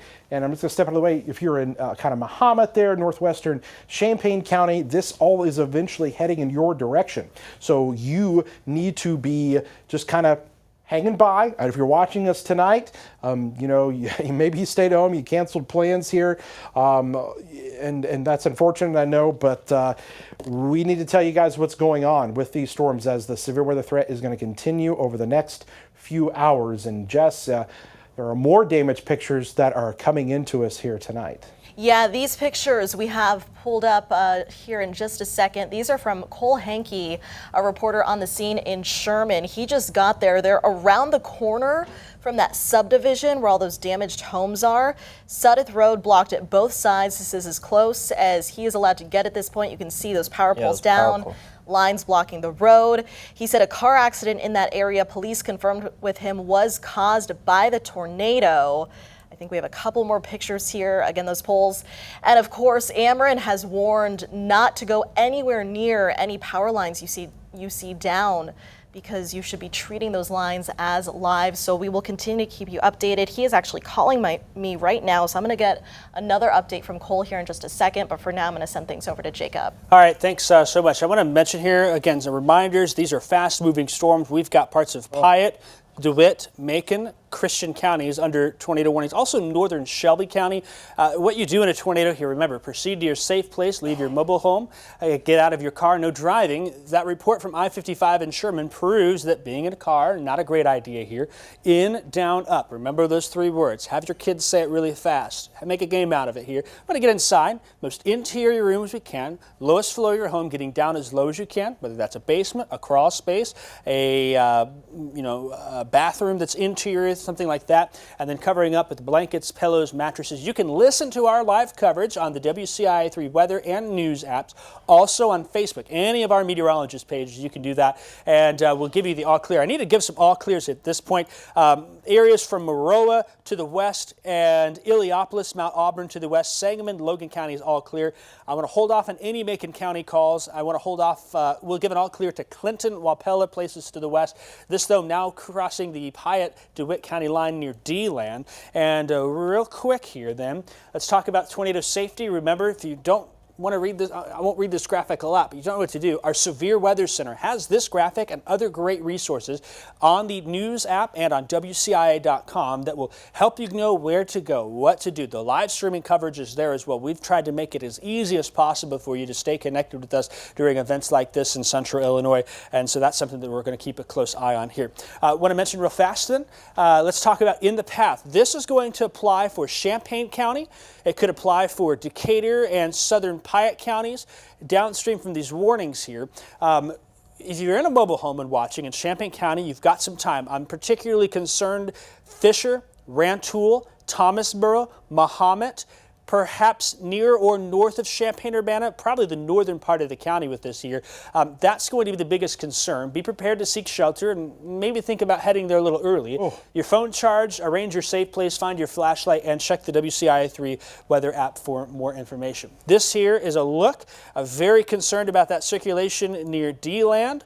It's a bit messy, Kevin. I don't know if it lines up exactly. It seems to be slightly in front, but it's concerning nonetheless. Yeah, so really intense wind fields here that we're seeing, and I think we're getting some really good inflow that is showing up here. This has me a little concerned if this kind of continues to ramp up a little bit. What we look for are sometimes these areas of rotation that are what we call kind of co-located with the correlation coefficient, or the debris here.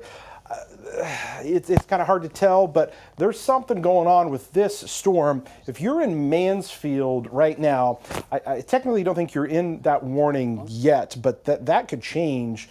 We might have something trying to develop here north of 10, south of Farmers City, heading to the northeast right now. We're seeing that on radar. Definitely some really strong winds. What's interesting is when we kick this back over to the radar view here, and what I want you to kind of look at is the shape of this. And the shape of this is what kind of has me a little concerned. When we look at just the reflectivity on this. See, this kind of juts out just a little bit right here. You can get this little hook that's almost starting to develop. And I see that south of Farmer City. This is the classic indication, I think, of possibly a tornado that is developing right now. So I-74, there's 150. This is going to be coming towards Mansfield. I would just, out of precaution, maybe start getting ready to go to your tornado safe space there. If you're there in Mansfield, I'm just watching this here. This is just kind of that classic representation that we sometimes see on radar in this kind of environment. And right there's something that's going on here that has me a little concerned. So that tornado warning possibly being carried off there towards the Mansfield area. We'll see. That is going to be north of Highway 10, north of D-Land. Of course, Lodge, as Highway 10 kind of curves back down there. This is going in this direction here. So it's going to hit 74 and 150 over the next kind of 5 to 10 minutes or so. But that definitely has my curiosity piqued. I want to see what happens on some of the further radar scans. If you're watching us over in Mahomet, and then there's Seymour there right now, this is the area of highest concern, and just kind of watching the progression of this. And let me see if I can't put a little bit of a loop on this to kind of show the direction it's going there. Kind of a fast moving loop, but you can see there it is. That is going to continue to move off there towards Mansfield. And the concern is there. We'll see what the Weather Service does with this. See if they want to continue that warning a little bit further. They're going so fast. They're having to issue these things so quick.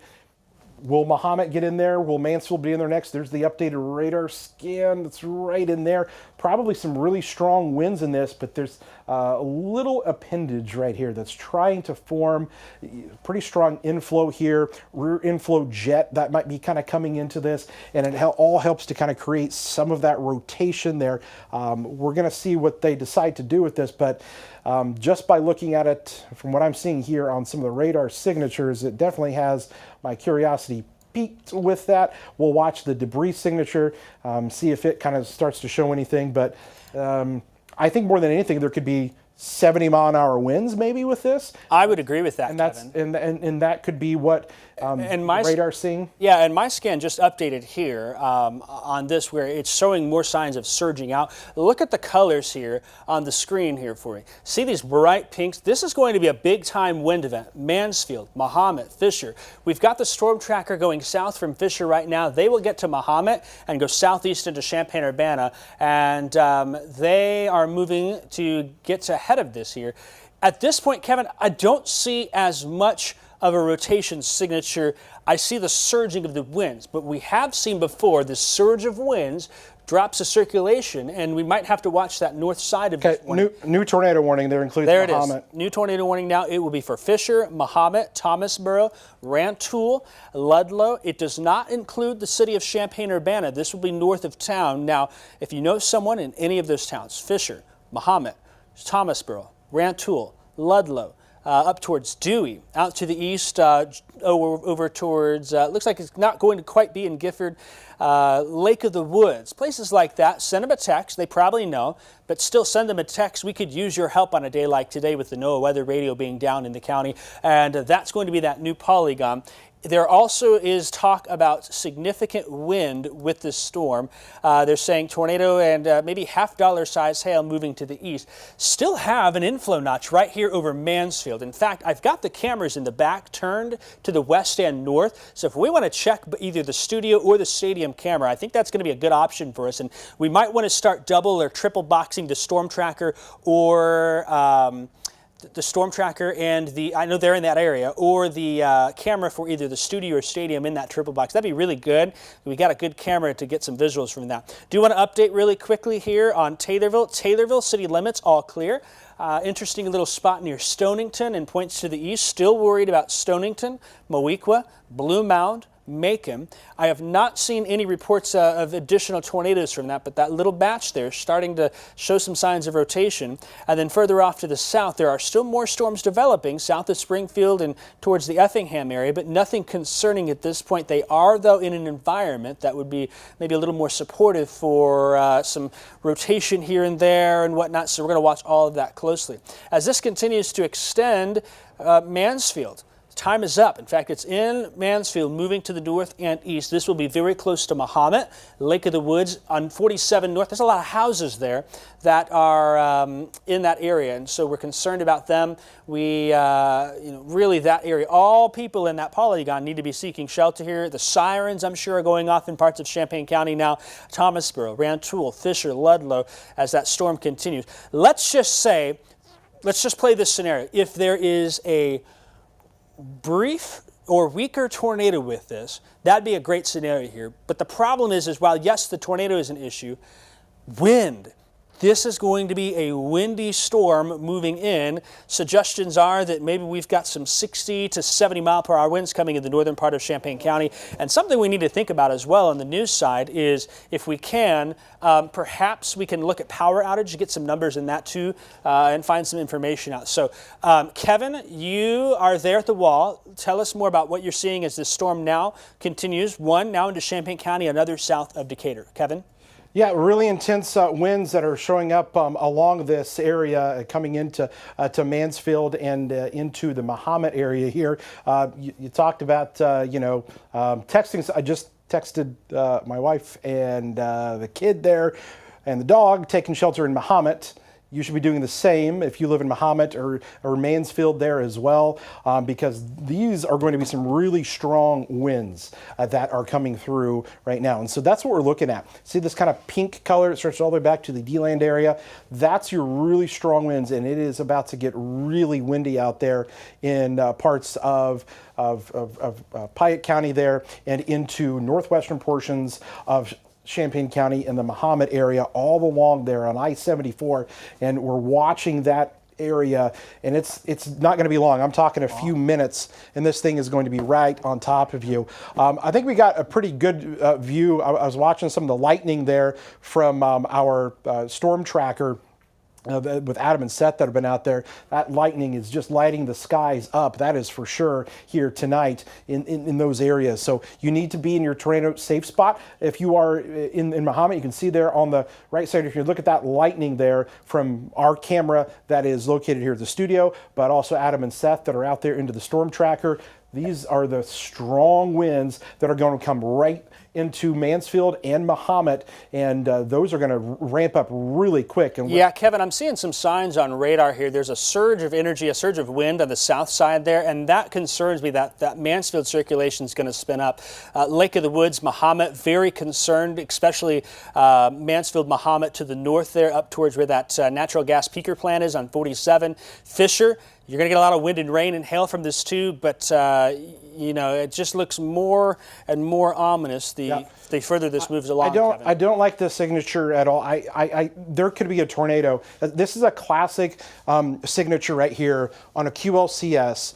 You got inflow coming in here, rear inflow jet poking on the backside. There could be a tornado trying to form with this as well. If nothing else, you have 70+ mile an hour winds. Mahomet, it is literally knocking on your doorstep there. It's kind of come through Mansfield now, but this thing is going to race off here, cross 47, and then continue to the east to I-57 towards Thomasboro and Rantoul. Thomasboro and Rantoul being your safe spot, tornado safe spot right now. Mansfield in between there to Mahomet. This is a really intense radar signature here that we're looking at. So what I'm going to do is we'll take this and we'll switch it back over to the velocity view of this here. And what it's going to do is show us just how strong some of these winds are. And I don't, listen, here's the thing. I know we've got a storm coming to Champaign County, but we also have the storm coming in, tornado warning down into Macon County, Moweaqua, right now, and along Highway 51. This is an area of concern with rotation because they've had confirmations of tornadoes from earlier with this, and so we don't want to leave you guys out here as well. If you are in southern portions of Macon County, getting close to Mount Zion, you're on the edge there in Booty, Radford to Moweaqua, along 51, outside of Assumption, that storm is going to go towards Mount Zion as well. So that is an area that we don't want to lose sight of. But let's take you back here. You're seeing the lightning that is showing up with our storms. Tornado warning does continue here for several locations, but I think the biggest concern is going to continue to be right here coming into Mahomet right now. If you're in Mahomet, you should already be in your tornado safe spot, because right now this storm is literally crossing over 47 here as we speak. Really strong, intense winds associated with this, and we can see that when you switch over to our velocity. And again, I think right here, there might be something with I see that as well, Kevin. some of that rotation there. And so that is now going to be north of the interstate there. 47 there, the curves there, right there on 47. And here, because of sometimes the radar being a little bit delayed, you might put that right there. That could be on 47 here right now, and 136. There's a lot of houses up there, Kevin, as you go north of Mahomet. Along the river there, you've got the Sangamon River Forest Preserve south of the Fisher area. Between Fisher and Mahomet at this point, that is the greatest concern. Mahomet, just because we're saying barely north, you still want you to shelter in the city of Mahomet. On this path, Kevin, Rantoul. This is moving towards Rantoul and will be very close to the city up there. Heads up for Rantoul and eventually downstream towards Gifford with that particular warning, Kevin. It's going northeast, 136, Rantoul there as well. Also, yeah, go ahead. Okay. Yeah, did you hear that, Kevin? I'm sorry, did you say something there? Okay, so Mahomet there, again, racing there to the north there. You've got that, and you can see the constant lightning there. On the right side of your screen, our storm tracker, our view from our camera, but there is some kind of rotation that is there. Funnel cloud reported north of Mahomet, Kevin. Okay, so there it is. The funnel cloud is being reported there north of Mahomet. That would match up with radar. That means that that could touch down at any moment. So tornado safe spot, Fisher right now. It's super important. Fisher, right there along 136, in between Fisher and Rantoul. It is the time. You need to go right now. This is a serious situation here. Funnel clouds being reported. Tristan? It'll take just a few seconds for that to develop. But again, guys, we're going to watch this. Our crews are out there, but we're going to wait for this update. Start the encoder, camera this 1, is weather probably metrics. going to be up Also here record storm closer to Fisher here in just the next few minutes. I'm just looking at off screen on some other Record. activity here. That is now going to be just south of Fisher. Weather metrics where some 1 of that rotation and is. As I looked at another product here, it's going to be just crossing over 47 here as we speak. This is a very high area of concern because the spotters have confirmed a funnel cloud with this, and I'm just seeing those indicators of that when we look at it from the velocity and when we look at it here on radar. It's right in there. I mean, that is it right there. This is a classic little QLCS, little tornado that can spin up right in this area here. Okay, rear inflow punching in here on the backside, inflow here. You're getting this rotating part of the storm, and it's crossing over 47. Fisher, right now, if you live anywhere there, north of Mahomet to Fisher, and then all the way up there as you get into northern portions of Champaign County, crossing eventually down the line into Ford and Iroquois County there. This thing is heading in that northeasterly direction. Rantoul and Thomasboro, because here's the thing, these are taking a northeasterly trek. Sometimes, though, maybe they curve a little bit to the right, and it's something that you have to monitor. But that updated radar scan there, if nothing else, there are 70+ mile-an-hour winds, and I got a feeling we're going to be starting to hear about some reports of some trees and whatnot, or power lines down, and that's something to check on, are some of the power outages that might be associated with what we're seeing out there tonight. As we switch things back over to the velocity, we take you back down. It looks like they've allowed for that tornado warning that was down there into portions of Macon County there. Looks like that's just a severe thunderstorm warning now. So that's some good news. Just a severe thunderstorm warning, but still a really strong storm associated with that. That's coming now into Monticello. That's going to get you guys here next. And so be on the lookout for that there. But the big concern, just passing through the Mahomet area, passing right there. Boy, just that little... It's right south of Fisher there, Kevin. It is very close to Fisher and maybe trying to surge to the north just a little bit. Very close call. Fisher, Rantoul, still Mahomet, and there's a lot of wind coming in there as well, Kevin. Want to mention the storm tracker now going south from Rantoul. They are in Rantoul heading south now, and they're going to get ahead of the storm here. And also wanted to mention, I have the sky cam in control, and I've been seeing a lowering. Have not been able to confirm anything. In fact, you see it on the left side of the sky cam there, Kevin, a little spot that piques my interest. Can we bring the sky cam weather metrics 1 full real quick? I'm going to turn it a little bit. Yeah, I see what you're looking at there. We're at the mercy of the lightning. That is the wrong camera. I need weather metrics 1, please. Do you guys not have that? Let's get that camera on weather metrics 3 then. That's my fault. I'll put the studio camera on. Is that popped up? There we go. Yep. So I think on the right, is that on the right side of your screen there? I kind of moved it a little bit to the middle. I mean, if that's looking due northwest in here, you kind of see in the right edge where that area is wrapping up. I'll tell you what, the focus is not very friendly here. Maybe try to get that focus on the near and far there a little bit. Trying to look into that. I mean, it's threading the needle to try to look into that storm. Maybe there you go, a little bit there to the right. So the lightning is what we're kind of looking at here to try and help us see something. And I see it there for like a brief second. Off in the distance there, like right there on the center right half of your screen there.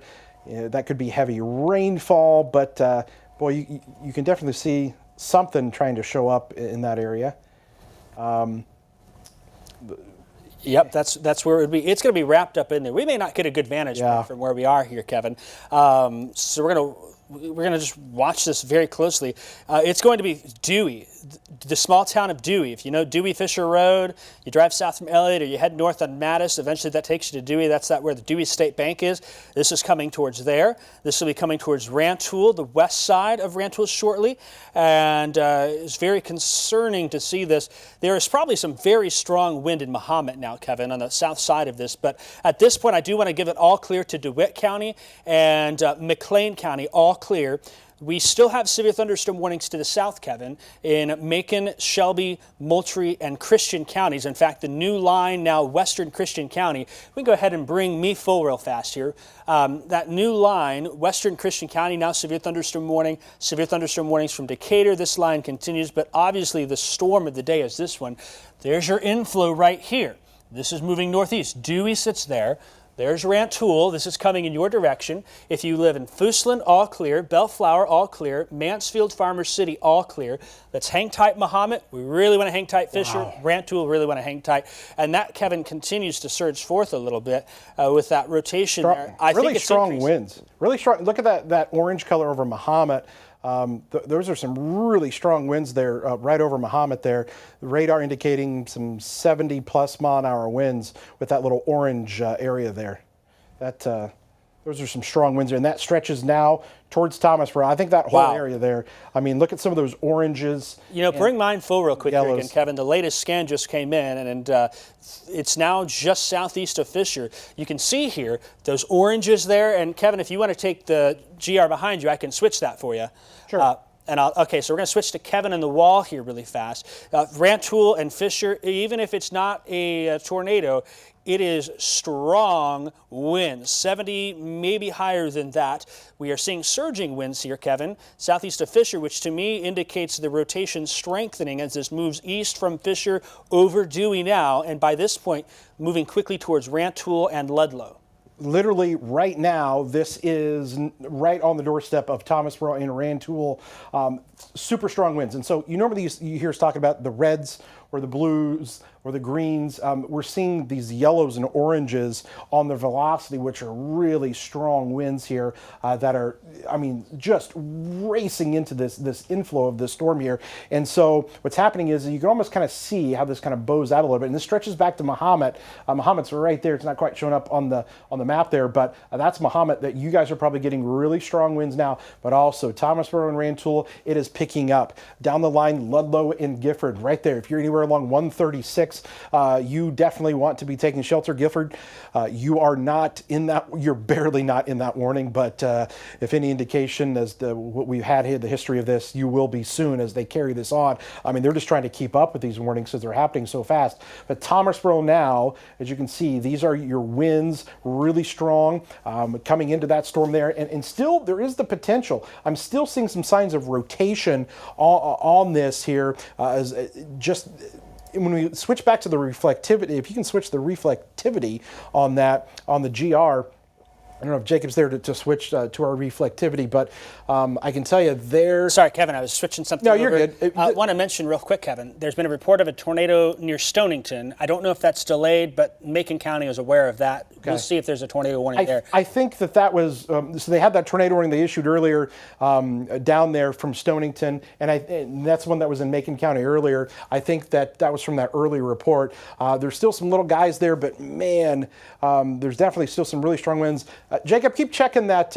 Keep checking the tower cam there. I'm pan that around and tell me what you're seeing there as you look due north. But if you can switch this to reflectivity just for a second, I just kind of want to show you. Running back and forth here. I'm sorry. Sorry about that. And so you can see there's Rantoul there, and so you're seeing that storm kind of come in and still. Hey, Kevin. Yeah, go ahead. Do you see north of Fisher, that little clearing there? To me, that looks like a backside QLCS circulation trying to develop. You kind of see what I'm saying with that surging north there? Yeah, so that like right there? Yeah, you know, Fisher, that's just, I think we're going to see a tornado warning probably for Ford County coming quickly here. That backside comma sometimes is where we can get these QLCSs to form. There's multiple areas I'm looking, but I just want to give a heads up, Paxton, Elliott at this point. There may be something that develops that way. Obviously the main, There's several spots in there, isn't there? Yeah, there is. I mean, there's a whole lot that's going on there that the radar's picking up. I would not be surprised. Again, I think we might have something there. That looks way more like a tornado to me. I think there's a tornado on 136. I wouldn't disagree with you. That's going to be near or east of Dewey State Bank. This will be coming through the northwest side of Rantoul. You know, all the industrial complexes west of Rantoul on 136. It'll be moving in that general direction. I'll say this, though. We're talking specific points. Anyone in Rantoul, even Thomasboro, Still Fisher, hang out for us while we figure this out. Ludlow, downstream, Gifford. You've got the Middle Fork, the little park reserve in northeast Champaign County. And I still think Paxton, we need to watch out to see what this does. Sometimes these QLCSs, Kevin, get a mind of their own and can deviate a little bit. And so, you know, right in here, correlation coefficient not showing anything, debris tracker not showing anything, but that is a very strong circulation. Hey, can you come back over me here? Can you just come to me full screen with that? And I want, Jacob, can you move that camera a little bit? You should have a really unimpeded. The studio camera? The tower cam there. If it's like straight, look there and see if you can see anything on that. Yeah, I've had it up here. We also have the storm tracker. They're looking. Okay. They're driving south, I think, looking behind them, and I haven't seen anything from them. If the storm tracker can hear us, if they're in Thomasboro, they can turn around and we can maybe get a report from them. But I'm keeping an eye as well. You know, it just seems like the focus is giving me a little trouble here on this camera right now, so we'll keep a very close eye on that. I can see the shelf cloud and the lightning, Kevin, but, you know, this kind of seems a little wrapped up in the rain to me as well. Yeah, it is. There's some really strong winds there that are obviously coming through, but boy, that is a really intense. And I'm looking at some of our other products here. Sometimes we get what's called a TVS or tornado vortex signature, and some of those are showing up with that area there near Rantoul. Looks like a new severe thunderstorm warning that just got reissued there, which now is going to include the southwestern portion of Champaign County, but still some also new in there concern. In Ford and Iroquois. Ford and there's the Ford and Iroquois County that's now coming up here. So now this thing trying to get into that one long line that we call a squall line here at QLCS, but this is the highest concern that we have right now, because I think if you're in Rantoul, but then down the line, you know, up there into Ludlow, you're technically still in that tornado warning, but some really strong winds still rolling through Mahomet. And I still think we've got a tornado here. I think you're right. I mean, I think there's a tornado northwest of Rantoul. You see that little circle right there? That's it right there. I think that's... Switch over to correlation coefficient. There it is. Okay, tornado now, northwest Rantoul. Ludlow, time is up. Got to go. And again, keep in mind, this is probably a minute or two behind. This thing's probably going to be more right here. So tornado right now. Tornado happening right now. It's confirmed on radar. We're seeing it on radar.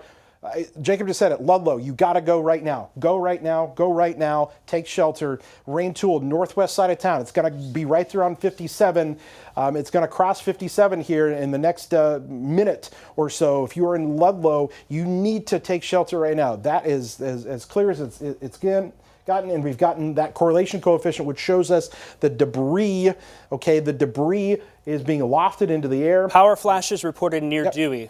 Okay, so that's going to be right there on like you said, that Dewey Fisher Road area, as Jacob was talking about. This thing is coming right here. It's going to pass. So there's that reflectivity. I know you're in Ludlow. You're probably getting some rain and some hail, but this tornado, kind of on the back side, it's going to be wrapped in rain. It's that little red circle, Kevin. Yes, correct. I think this may turn into a fairly sizable tornado. It could. I want to watch that correlation coefficient here, but we absolutely have a tornado here northwest of Rantoul. There it is. This is a dropout in what's called the correlation coefficient. Fancy thing that basically says the radar beam is no longer hitting raindrops and hailstones. It's hitting another object that is not uniform in size. 2x4s, sheet metal, tree limbs, things like that. And so that is it right there. That's your tornado coming into Ludlow. The radar, again, remember how fast these things are moving here. It's coming into Ludlow. It will be rain wrapped. You will not be able to see it. Do not try to go out and take a picture of it. Go to your tornado safe spots here immediately, because this thing has ramped up just in the past kind of 5 minutes or so, and I'm seeing some intense rotation on it. That little red dot could even eventually turn out to be a little bit of a debris signature there. If that gets bigger, I have a high level of concern when that new scan comes in. If that right there turns into a larger blue.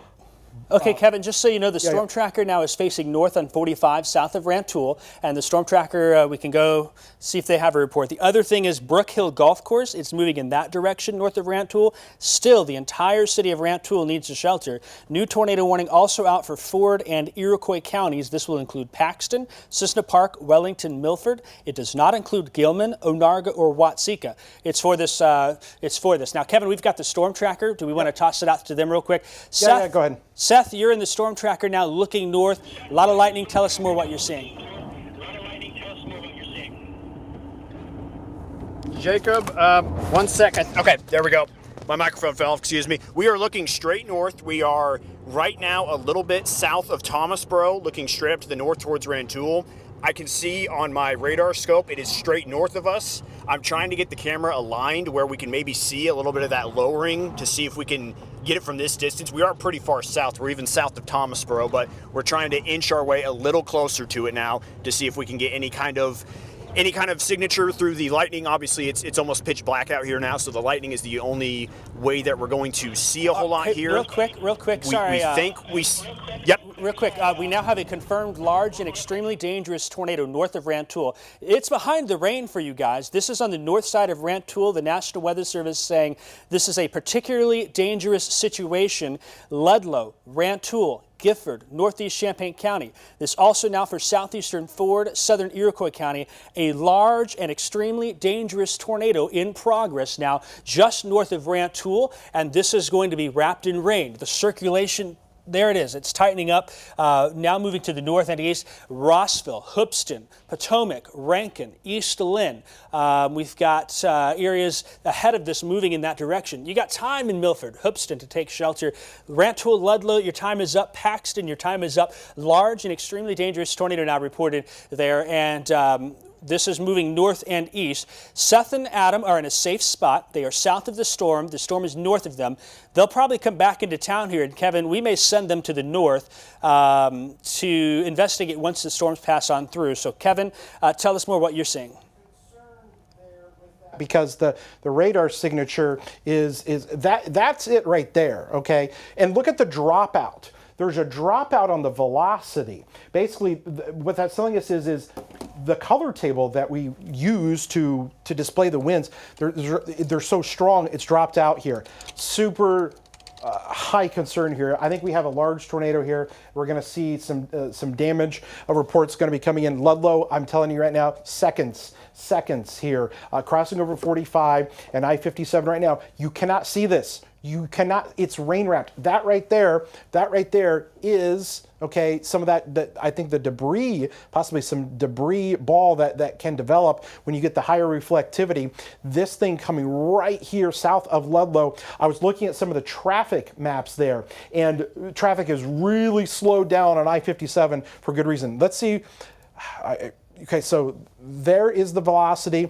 We're going to see if that correlation coefficient drops out here as it passes through Ludlow there, but there's definite signs of rotation that are still there. This thing is rain wrapped and kind of on the back side. Super difficult to see this, but it is now going to be heading into Ford County here before too long. South of Paxton on 57. I'd be really curious to see if traffic comes to a halt there with some of the traffic maps, because that thing crossing I-57 as we speak, and then kind of down the line there.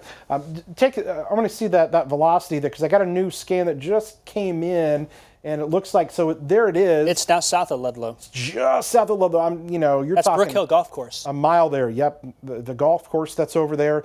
And so there's Gifford way down there, but this is going to be between Ludlow and Gifford. That is a rain-wrapped tornado. Again, visually, you're not going to be able to see this thing. It's kind of pointless to, you need to be in your tornado safe spot. Nobody going out trying to take pictures of this, because you're just going to see a dark cloud and a bunch of rain there, and all of a sudden those winds are going to pick up. And so there it is, crossed 45 there, and then down the line you got to look out there to Rankin, as this will continue to hug right there along that Ford and Champaign County line. There's Iroquois County. This whole area, you need to be on the lookout. Hoopston, you're technically in that warned area, but this is one of the stronger signatures we've seen. The strongest one since we had the Sherman tornado earlier that absolutely Hey, Kevin, did some damage. we just had a report of a traffic collision on I-57 north near Ludlow. That's the tornado. Okay, so the tornado there near Ludlow, as I mentioned, on I-57 traffic is really kind of being slowed down as a result of this tornado and traffic collision that's occurred there, and that's going to be your tornado that kind of moved through. I'm not seeing a huge drop in the correlation coefficient, which is some good news. So we may have had a brief touchdown there, and then maybe it's trying to lift there briefly, but this is one of the things, this thing can be kind of hopscotching up and down here, and because it is wrapped in rain, it is kind of difficult to see, but that's what we're kind of looking at here on this. Let me come back over. That rotation is still there south of Ludlow. Let's see what the latest movement here is. That still going at about 50 miles an hour here? Yeah, I'm just checking here, kind of walking 60, back and forth 60. between stations. It's moving at a good clip. 60 Seth and miles. Adam, by the way, are going to stay in Urbana, and then they're going to head north once we can get them through these storms here, Kevin. Okay, so they're staying safe out there. These things are just moving so fast. You know, it's hard to keep up with it. You've been driving, they're going at highway speed, 60 plus miles an hour. So this thing is going to be on top of Rankin here before too long. These little embedded tornadoes. You've got strong winds, but you've got embedded tornadoes. Have we had any other reports from back towards Mahomet or anything of damage? I'll be curious there because they had some strong winds that came through. I'm curious if we had anything. But look how this thing is really kind of lining out, becoming this big long line of storms. But embedded in that line, little circulations, and that's what we have seen with the storm there that is south of Ludlow, and now going to be. Going to be crossing north and east of Ludlow, according to some of the new Doppler radar indicators here that I'm seeing. So there it is. That new scan is going to come up here in just a second. Looks like east of, yeah, there it is. You know, that leading edge of strong wind now coming into Gifford as well. I mean, Yeah. There's spots here, there, everywhere. I mean, anywhere along that from Ludlow down towards Gifford, Kevin, we've got to watch out for with this line here. Do want to mention reports. Fisher out of power. I saw power flash reports in the Dewey area from this confirmed tornado. We know that there's been a traffic incident on 57 north of Rantoul near Ludlow. The storm is moving quickly to the north and east. Northern Vermilion counties, southern Iroquois, southeastern Ford County still in the path of this. Adam and Seth are going to come to the station for a little bit, Kevin, ride the storm out, and then we'll get crews up there. Whether it's them or news, we can take care of that. But I'm sure, Kevin, based on the signature, there's likely going to be some damage of some type here. Yeah, we absolutely had some damage, I think, southwest of Ludlow. The correlation coefficient did show that. We're hoping that maybe it's lifted there briefly, but there are super strong winds here in Gifford. Anytime we're starting to see that yellow color, that usually is 70 plus mile an hour winds there. So I think Gifford is seeing some really intense winds. And then we just got to watch when we see winds that strong. You know, that thing starts to, if it can wrap up just a little bit, get some of that inflow going and that rotation tightens up. But I got to tell you, a lot of these are going to turn into very large wind events all along there. I'm not seeing the same kind of rotation signature that I had a little bit earlier, so that is some good news. But the problem is now it's that whole area of wind along that entire line. I mean, this whole thing, you can probably, say 70 mile an hour winds are possible. Champaign, soon here. You're technically not in a warning, but we'll keep checking our cameras there because that's going to start to come in here into Champaign before too long. Do we have anything else kind of further down to the south and west? You know, Kevin, it's just lined up with severe thunderstorm warnings all the way from Look at that. Champaign to Decatur, Taylorville, points to the south and east. Now, if you're in DeWitt, McLean, Logan, Menard, Sangamon, Morgan, Cass County, all clear for those areas behind the line. It's along and ahead of the line. We may not be done with circulations. You know, we have to watch little spots here, Kevin, and the radar is a little far away for some of these areas, but you get the idea that there's these little kinks in the line, and at any point, some of those may be an issue. What does catch my attention a little bit is this little cluster here south of Shelbyville. Doesn't look severe yet, but there are signs of rotation in the storm, and if it can continue to stay out by itself, sometimes that's the storms that we really have to watch here. So we'll watch for Stewartson, Strasburg, eventually Mattoon, Charleston, keeping an eye on that storm ahead. Not concerning at this point. Still could be those who move forth, and then these little one little spot near Pana, one little spot near Hillsborough, a little spot there southwest of Nokomis that we have to watch for some of the circulation here. The biggest concern is at this point is northeastern Champaign County. Now I want to send it to Jess really fast. Jess has some information for us. Jess, what can you Kevin, say? you asked about Mahomet. Any damage reports there? One of our reporters just got off the phone with the Circle K in Mahomet. They have power. Visibility low there. Customers are hunkering down. They have not heard of damage or downed trees in town yet. We have not heard anything either. We've not gotten any reports our way. As far as power outages across the area, not a ton. West of Springfield, there's a few hundred people without power and some smaller outages, but no major outages as of now. Again, we have a crew in Sherman working to get more information there, and we do have a crew working to get to Riverton as well to look at the damage, so we'll continue to keep you updated. Can we get a look at the stadium camera? I'll put that on 3 real fast. This is coming into town here. This is the leading edge of wind on Weather Metrics 3. You can take it full here. You can see that line in the middle of the screen. We're about to have the shelf cloud roll on through, and I think those lights looking north from the stadium is going to be out towards the northwest Champaign, towards Parkland College, over towards the it used to be Anderson's. I can't remember what the name of it is now, but the big grain company there on Staley Road and Rising Road. Anderson's. Yeah. So as this comes on through, we're going to get some wind here in Champaign and Urbana. The tornado threat continues to be north of town, and it's something that we have to watch. And Kevin, folks probably might be saying, "Oh, well, I got a severe thunderstorm warning. I'm okay." The wind is still going to be a problem with this storm as it continues off to the north and east. So that's something that we continue to watch very closely. We may have some reports of 60 to 70 mile an hour gusts come out of this, if not higher than that. And I think it may take some time before we realize what kind of damage has happened with the rain coming on through. And so that's something that we're going to keep an eye on, Kevin. Hey, Jacob, go ahead and fire me back up with my you want your, okay. the radar there, and I'm going to attempt to see what we can do with that on the Max 2 box there. And for those of you back in production, if you can here, at 8 o'clock, I'd like to do a little recap of some of the pictures that you've received from some of the damage from earlier as well, and we'll do a little recap there at the top of the hour of some activity that occurred down near Sherman and some damage down there. But for now, we want to, this line, I mean, look at this. This is now a 100+ mile long line of severe thunderstorms and also tornado warnings that are currently in effect here across the area. Hey, Kevin, before you zoom in, and let me make sure that's in play mode, do you see those purple polygons in LaSalle County, north of Livingston County? National Weather Service in Chicago has warnings from Dwight north for 90-mile-per-hour winds. Oh, my goodness. 90-mile-per-hour winds. They don't look like much, but the wind with them is very incredible. So 90-mile-an-hour winds up there towards the Chicagoland area here tonight. We can get that. Can you click that up there on the upper left with the mouse there, just to pull up the toolbar up there? There we go. Perfect. So again, wow, strong winds up there, and we'll do just kind of a little bit of radar tour here, but I want to show you. Here is that confirmed tornado warning still in effect. Really strong winds here, and we can see that when we switch it over to the velocity. You're going to see this right here, and that's going to start to grab my attention again. I want to see what the next radar scan kind of shows with this, but that's going to be, I'm just going to look at some other activity here just south and west of Rankin. That is an area of concern. Some really strong winds there. That is going to be northwest of Potomac. And that right there, I want to watch that carefully, see how that continues to develop for sure, because if anything, you've got some 70-mile-per-hour winds that might be right there. Listen, those 90-mile-an-hour winds aren't too far to the north. I'm starting to hear some of the rain here just outside the studio, so what we'll do is I'm going to pan along this entire line and kind of show you guys what we've got.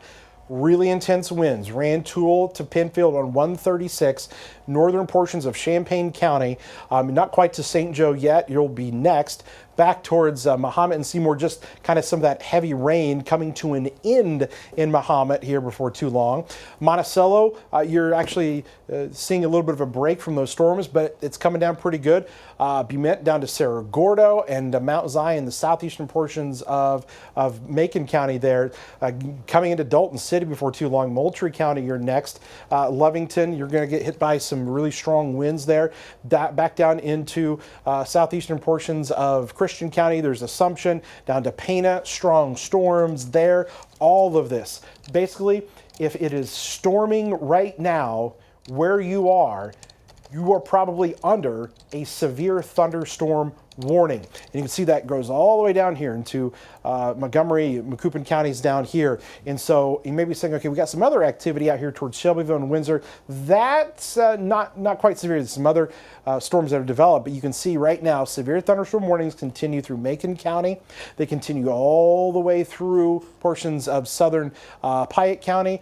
And right now, coming into Champaign County, some really strong winds, heavy rainfall, quite a bit of lightning associated with this as well. I just want to look at the velocities on this here. So these are your strong winds right here. That color, some of those orangish kind of colors there, peach color, that's going to be the strong winds that are associated with our thunderstorms, and possibly a few spots getting some of that rotation. And I'm just going to keep kind of going here to the north and east, where again, we're just watching these areas kind of north of Penfield. You get these little kinks that can occur, and that's why we're kind of concerned about still maybe a tornado that could form. We've had several of those. They're tough to see, but they're kind of embedded. They're rain wrapped, but Penfield, eventually towards the Hoopeston area. There's Milford up there into Iroquois County. It's their system park. You guys haven't had a whole lot yet, but all of this is going to the north and east.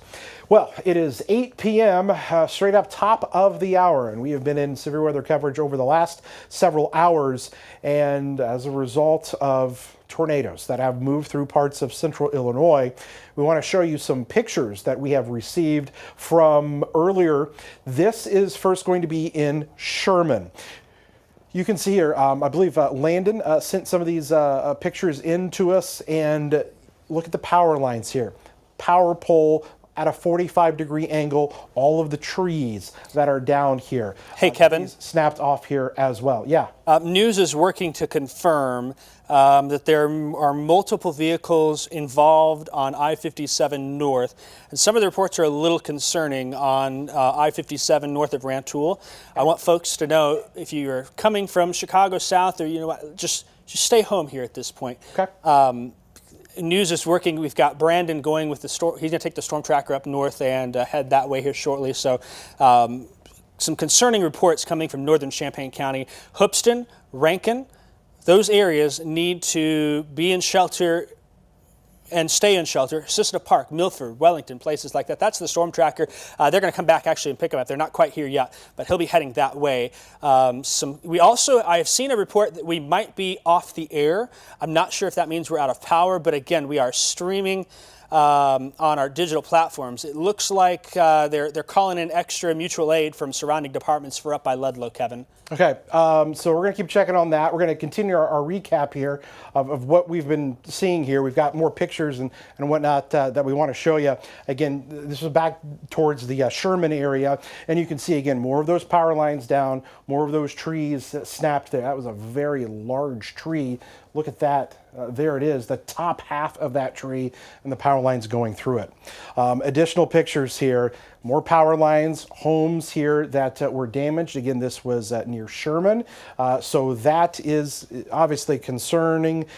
There were some Kevin, new big tornado southeast of Rankin on correlation coefficient. New tornadoes just southeast of Rankin just popped up here. If you want to bring me full real quick, there is the new tornado now just southeast of Rankin. Rankin, East Lynn, Hoopeston, south of Cicita Park, off towards Wellington, Milford, places like that. This is going to be another sizable tornado now. There's the circulation, right? Perfect spot. And you'll see the rotation there. I'm so sorry to cut you off there, Kevin, but I saw that pop up in Hoopeston, East Lynn, Wellington. The time is now to get to your shelter here. I want to say all clear for Gibson, Elliott, Paxton, Fisher, Rantoul, as the storms are to the east. Rankin, tornado in progress, now moving east of town, Kevin. And I'm not sure if you're back. I see the colors are getting a little off here. They're trying to fix some keying there for me. Kevin, are you still back there? Yeah, I'm here. Yeah, I'm back here. If you want, I will switch to the GR, and you can point that out if that helps you a little bit. Yeah, or you could also come back to Max 2 there. Max 2 behind you. They're showing some more. What was that, Tristan? Was that video? I'll let you guys handle that. Let's stay on max 2 for me here, and let me kind of control things, and then I will.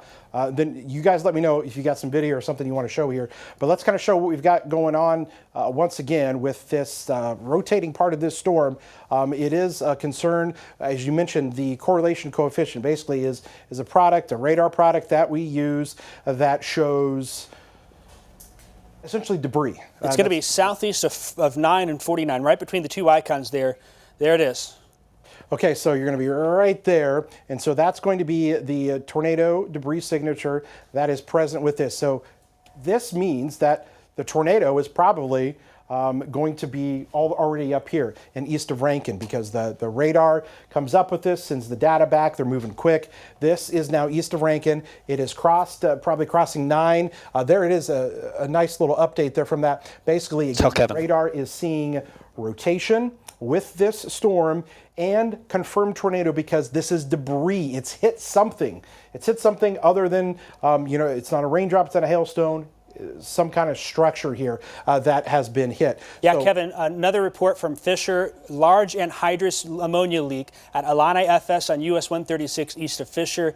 That's another report coming in. Folks are saying in the county that we're going in and out. Remember, you can stream. There's a lot of damage in northern Champaign County, and there's about to be a lot of damage in northern Vermilion County. So sorry, I just wanted to get these reports out. No, that's good there. So keep everything. That's a nice update there that just came in here. Not a nice one. It's a bad one. It shows, I think we still have a tornado on the ground. It's on Highway 9 right now. Debris is being lofted into the air east of Rankin, going to be heading into Iroquois County here now. It's right on that on the county line there. Listen, Fountain Creek there's Wellington. Wellington, you need to be in your tornado safe spot. This is a tornado. It's happening right now. Confirmation of debris with this, and this is continuing to move off here to the northeast. This is a dangerous situation, something that you cannot take lightly because it's also a thing where you can't really see a lot of this. It is wrapped in rain. This thing is wrapped in rain here.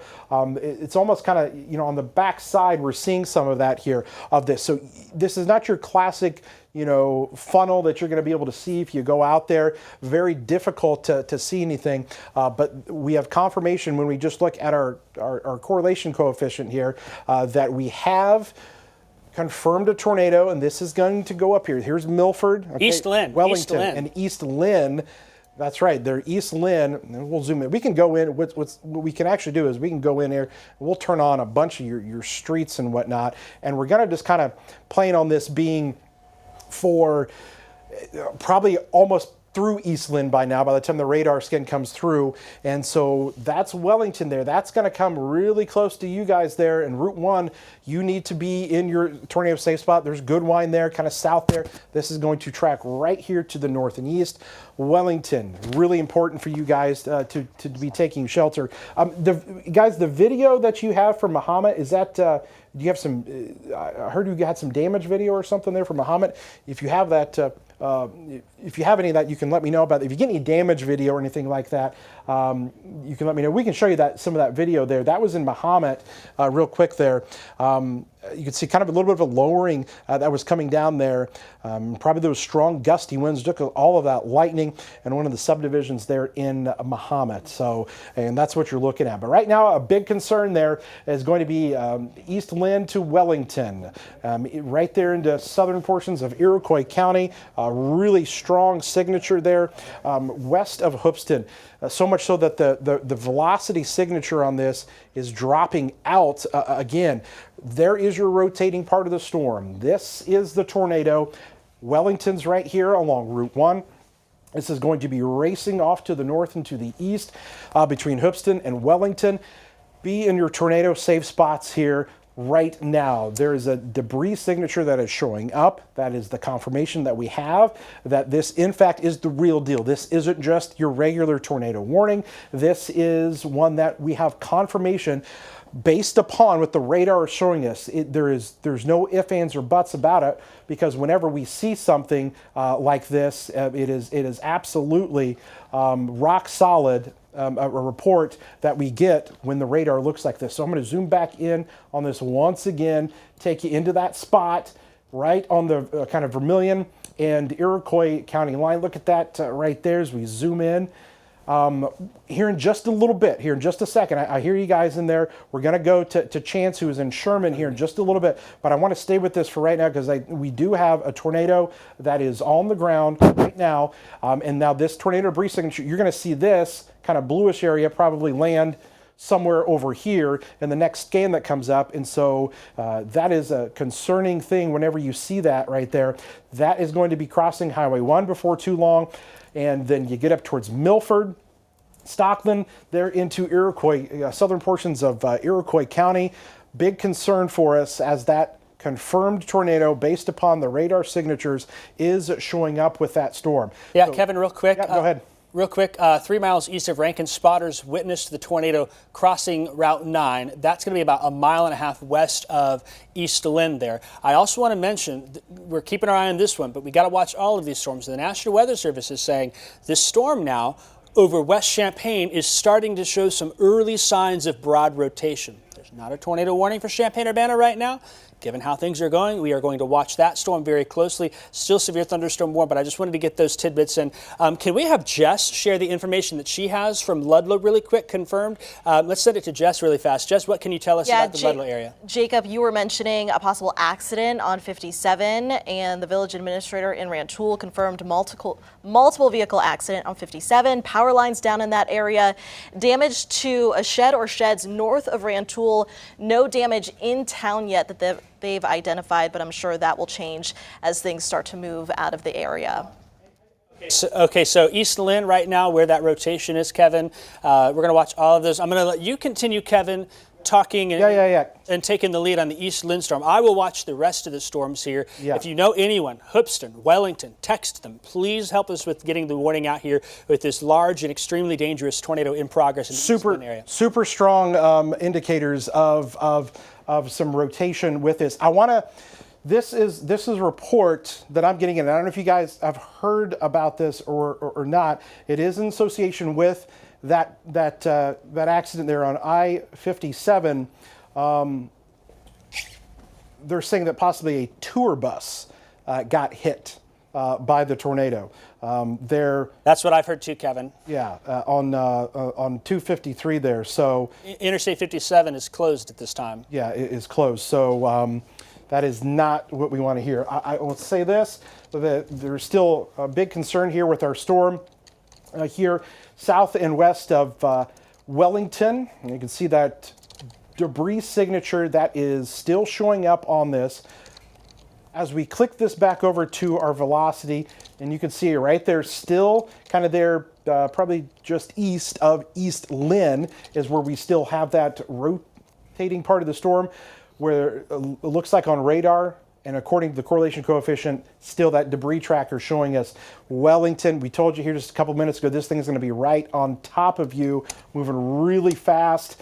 That rotating part of the storm, I know in Hoopeston, the rain is really coming down at this moment.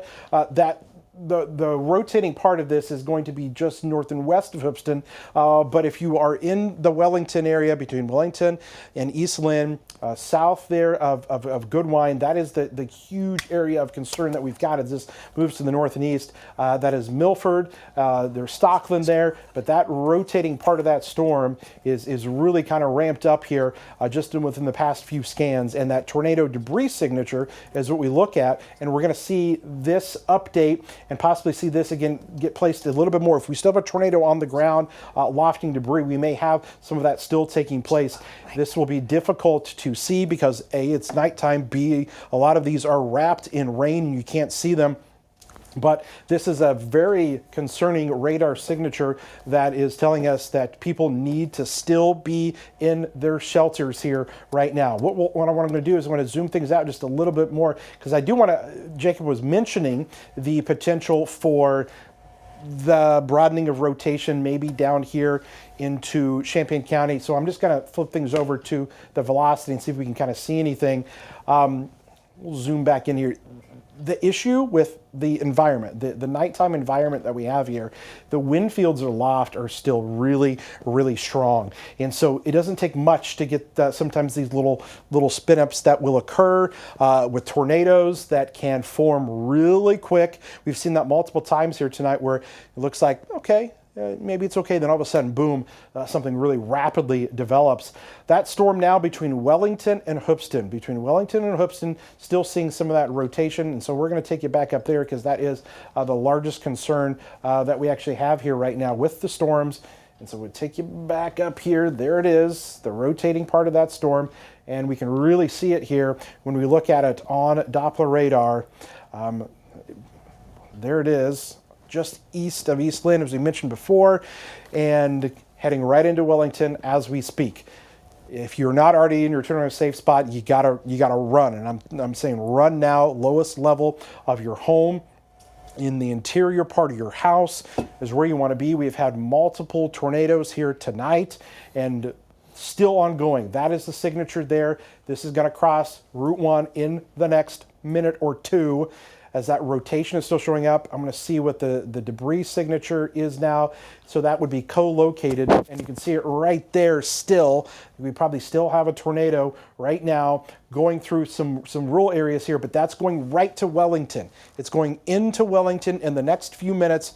The confirmed tornado that we're seeing here based upon our correlation coefficient, that thing is right there. This is going to pass northwest of Hoopeston, not by much, but it is going to be northwest of Hoopeston and going into Wellington here over the next few minutes or so. That is the biggest concern that we have for the storms. We have to monitor all of these because there's a huge long line that stretches all the way back to the south and west. And Jacob has that line pulled up there. Jacob, show us what else is going on the radar tonight. Yeah, let's get you a drink of water here, Kevin. You've been doing phenomenal keeping Central Illinois safe here tonight. We're going to talk from north to south on this line as we're not done yet here. Now, if you live behind the line, Springfield, Decatur, Clinton, Bloomington Normal, Gibson City, you're all good here from this point on. We are focused along and ahead of the line where this unstable air mass is in place. We're going to start from south to north. First off, I want to mention, see this right here? This is north of Mount Vernon. This is south of Effingham on I-57. That'd be the central, let me just zoom in here. That's going to be the Salem area. This storm north of Centralia is moving in a north-northeastward direction. It may very well come close to the southeastern parts of Effingham County, and it's out ahead of the line. That may be a storm we have to watch in the next little bit. Effingham up towards Cumberland County, potentially from that. The line itself is back here, and that's going to be Fayette County here. There's a little area of circulation near Greenville. No tornado warning. It has that tornado possible tag, and that means that a tornado could develop at any point. We will watch that as it moves towards Fayette and Effingham counties. This line continues off to the east. Mattoon, Charleston, we've got a cluster of storms now really over Mattoon. And I want to zoom in on this cell. Notice how it's also ahead of the line. That is something where we'll have to keep a close eye on it. As I switch to velocity here, I don't see a concerning area of rotation, but certainly there's signs of turbulence in this storm. It's not a very favorable air mass here where this storm could very well organize, and being ahead of the line, it may get a chance to produce or do some stuff here moving forth. So we will watch that. The line itself, for the most part now, if you're on the area ahead of it, you're in a severe thunderstorm warning from Shelbyville up towards Windsor, towards the Sullivan area, up towards Atwood.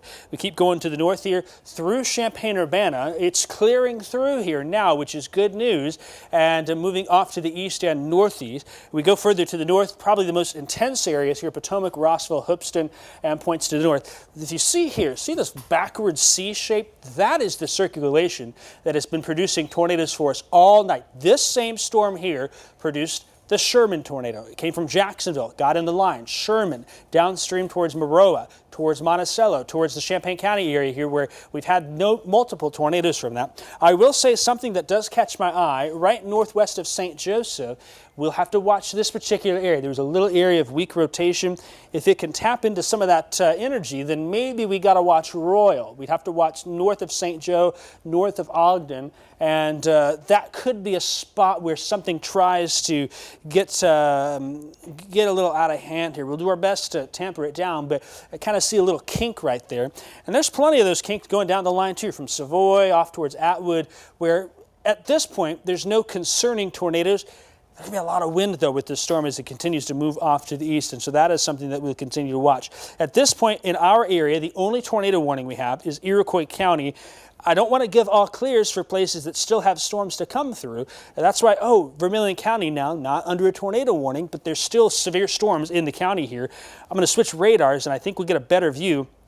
That right there is a likely tornado now. It's between Hoopeston and Milford, about halfway, and it's going to move off to the north and to the east there. Wellington, it is on top of Wellington now at this time, and if we look at the correlation coefficient there, still some signs of a lowering. Now, whether that's debris from the earlier tornado or it's something there, unfortunately, in this part of the world, the scan is very high, and so we aren't getting as close of a look to the ground, but very concerned about Wellington and in southeastern Iroquois County. This will carry into Benton County, Indiana, where we've had this storm cycle down, weaken a bit, and then it pulses right back up, producing tornadoes again from Sherman, now Ludlow, where we've got our crew getting on the interstate heading towards. It looks like they are heading...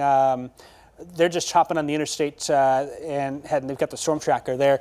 So we'll get more reports from Champaign County here soon as they move into position. And then as this continues to the north and east, then soon this particular warning will be out of our area, but I don't think we'll be going anywhere based on what has happened tonight. Still just checking real fast there. New tornado warning now for Effingham County has just been issued. We told you that just a second ago here.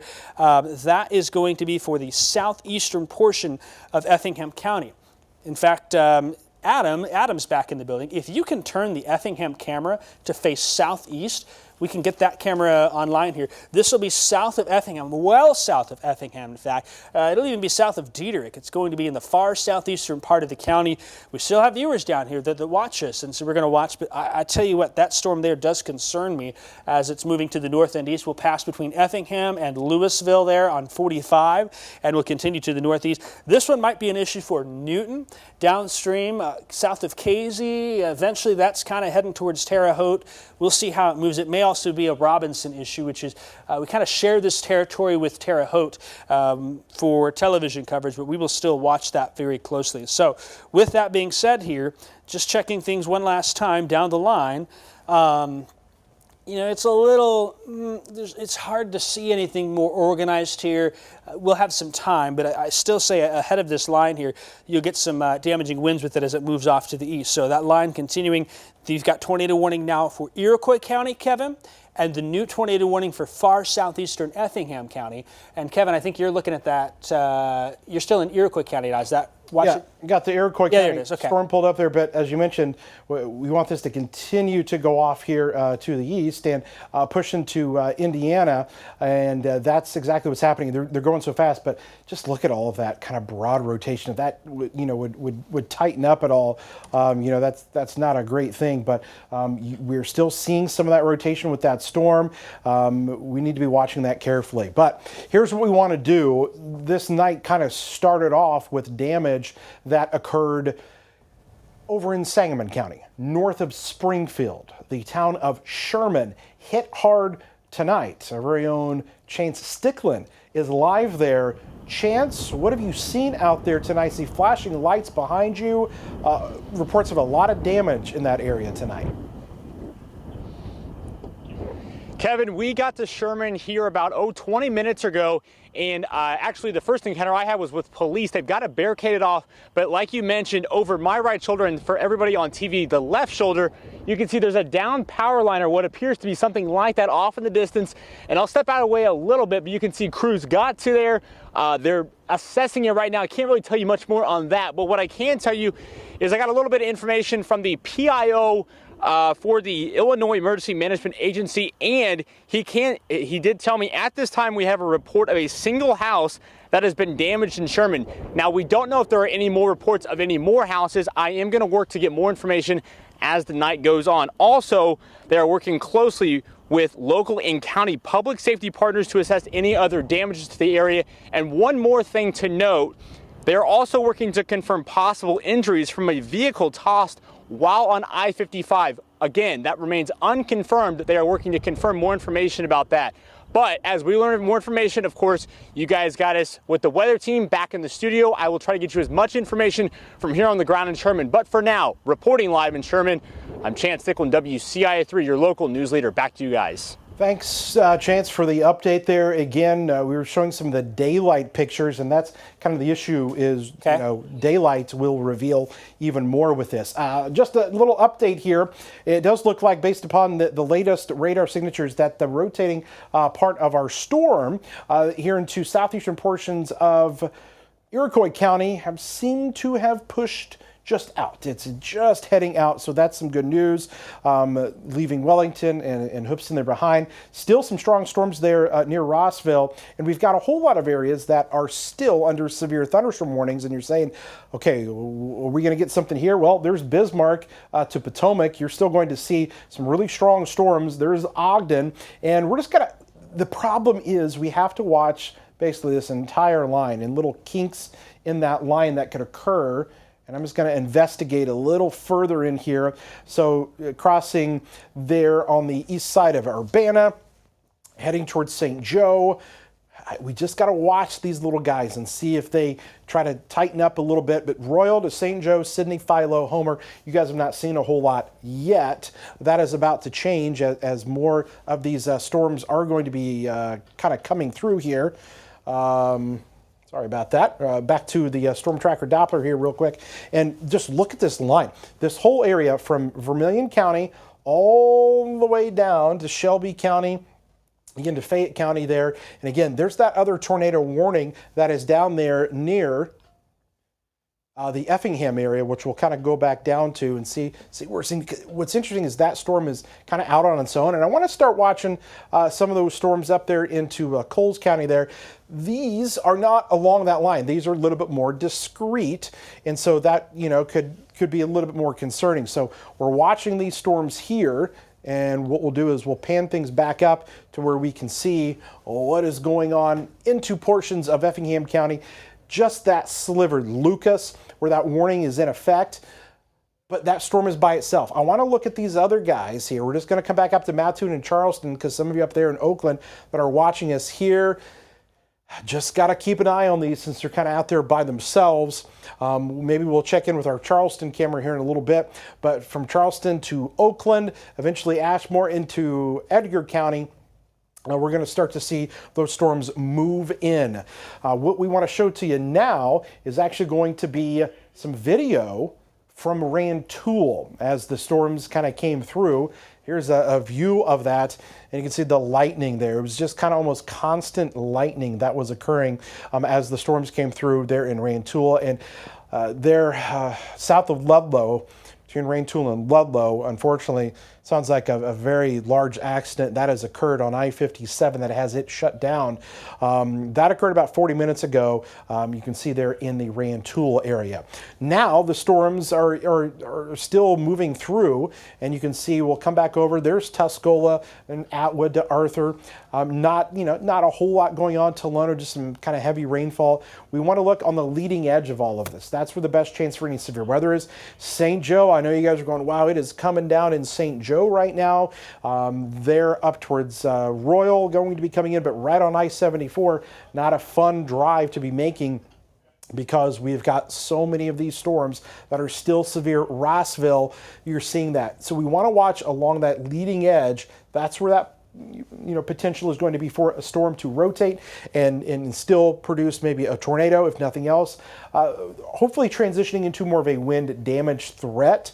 That is actually probably going to be the case here over the next few hours.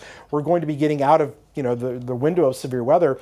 This is going to race off into portions of Indiana in the next 90 minutes or so. And so we're going to have that clearing before too long. More video in. This is where it all kind of started earlier. Our first kind of, oh wow, that doesn't look good on radar. And then video like this came in. And you can see here, look at some of the homes damaged. Some very large, well-built homes there, as you can see, damaged as we pan around. Some of the tops of the roofs there. And that one home there really just destroyed. And look at the damage all around. This was in Sherman. northern portions of Sangamon County. They're just north of Springfield. That's what they had a few hours ago when all of this kind of kicked off. I believe that was almost late into the 5 o'clock hour when that was occurring. We've had some other reports of some brief tornadoes. Those reports are going to come in. The damage reports are going to take some time to kind of filter through. So maybe we're not hearing about some other damage because it took us a while even to kind of get that video. People are out assessing things. It's also now dark, so a lot of people not out. Ameren urging people to not go outside and near these power lines that are down, have to treat them as if those lines are still active, and so that is really important here. I want to take a look here at the radar because I want to watch these guys here that continue to show some intensification on them, maybe some bowing. Sydney, okay, and then as you get there on 130, north-south there, those are going to be some strong winds. Let's just see if we're seeing anything in terms of the velocity, which shows us the winds in the storm there. And yeah, there's still some gusty winds. Well, not seeing really much in the way of a ton of rotation there, but we got to watch that. But Sydney to Homer, you guys are next to get hit by this really strong wind. A lot of lightning with all of these storms here tonight as well, as all of this races off to the east at nearly 60 miles per hour is what we've been seeing with our storms. There's Willard Airport, who had a 71 mile per hour wind gust when this line came through. So Willard got hit pretty hard there with those gusty winds and are still seeing some of that now on the leading edge of our front. We'll back this out even more. You can see these severe thunderstorm warnings carry over into Indiana. There is northern Vermilion County now under that severe thunderstorm warning.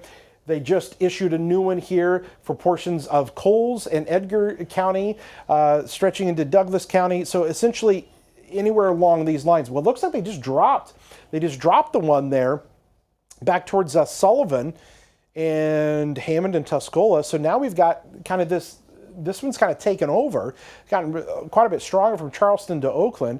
And then we're still watching far eastern portions of Champaign County and into Vermilion County where we have severe thunderstorm warnings. So I'll zoom in, we'll come back here and do a little bit of a radar kind of tour along and show you where we have the severe thunderstorms. There is Royal to Penfield, Potomac seeing those strong storms that are coming through northern portions of Vermilion County, and I don't want to leave you guys out there. I know we got a lot of viewers over in Vermilion County, so let's just pan it over even more. As we come over to Rossville and Henning, Alvin and Bismarck, you guys are going to see some of that, and then that gets over into Indiana. Updated radar scan there showing that heavy rain in Royal, some gusty winds. There's Ogden. St. Joe, you may have a little bit of hail showing up. Back down towards Sydney, strong storm there moving through, but no longer under that severe thunderstorm warning in that area. We actually have to pan a little bit more to the south and east and take you over towards Edgar County, and there it is from Indianola to Hume and Newman, back down to Brockton and Oakland. The Hinesboro area, you're on the edge of that, but that leading edge right there is where the strong winds are. Bushton to Redmond, down to Kansas, you're on that edge of the severe thunderstorm warning, and Ashmore as well. How about this view? Let's take you to the home view. It really backs it out and shows you what we've got. When is this going to be done? And again, I don't want to forget the storm that's down here south of Effingham, but it is well south of Effingham right now. This is the back end. So here's the thing. Decatur, you can go to bed tonight. You're good. Actually, the tornado watch is continuing to kind of drop off. Clinton and Bloomington and Springfield, you guys are all good. Taylorville, you're in the clear. That tornado watch is going to continue to get kind of cleared off. They're taking away a bunch of the counties here. But I want to say this. I still just want to keep a heads up here, Eastern, Coles, Douglas, into Edgar County for this little guy here because it's kind of out on its own. And then we're still just kind of watching the leading edge there into Eastern Champaign, Vermilion County there as that storm rips off there to the east. But I'm really thinking that in the next 90 minutes to maybe 2 hours, we are going to see a nice break from all of this. And we'll wrap this up. Jacob, you've got some more damage pictures there coming into us, and I think we're, again, just scratching the surface of maybe some damage that we've had tonight with other areas that we've been dealing with these storms for several hours now. Yeah, these are some photos I got from a friend over in Sangamon County. More pictures. Apparently, we talked about Dawson at one point. Sherman's been hit really hard. It seems like from some of these pictures, the damage just outside of Dawson from that confirmed tornado that went through earlier. But still, that's someone's home there that got hit. There's a lot of damage in the Sherman area where Chance is. And so that's something that we're going to keep an eye on. I want to also say that when it comes to the, let's see here, there we go, Skycam, we're going to keep an eye on that. Whoop, maybe not. Let's get that to the right one there. Go ahead and take Max 1 full real quick for me if you can. And I'm going to show that. We're going to keep an eye. It's a lot quieter here in Champaign County, which is something that is good news to hear. I want to pull up that tornado watch you were talking about, Kevin. Talk about who's in, who's out for that. There's some areas that are being cleared here. You can see towards I-55, and more counties will follow. The watch for some of us goes till 2 a.m., but we will clear that out earlier, and that's good for us here for the next bit. So at this point here, Kevin, the one tornado warning we have is for southeastern Effingham County, and that's a bit of an issue for us, which is what we're going to watch. And I'm going to pull here the Apple TV up and kind of give you a quick look at that. That tornado warning continues to lift to the north. It will stay southeast of Effingham, but there are more storms to the west of Effingham crossing I-55. Iroquois County, the tornado warning is no longer in effect. I don't want to say all clear quite yet. Give me a little time. There's also still some back building cells here from Kankakee South where there will be some wind as that front comes on through. And so that's what we will watch. So with all of this, Jess, you are in the studio now. You've been walking back and forth. We've got Brandon out in the field. Jess, tell us more about what you're seeing. We have some damage to show you from Sangamon County. We mentioned it earlier in Riverton. This is video of Parks Place Child Care Center. The roof caved in there from the storm tonight. Nobody was in the building at the time. Final pickups took place at around 4:30, about an hour before that storm hit Riverton.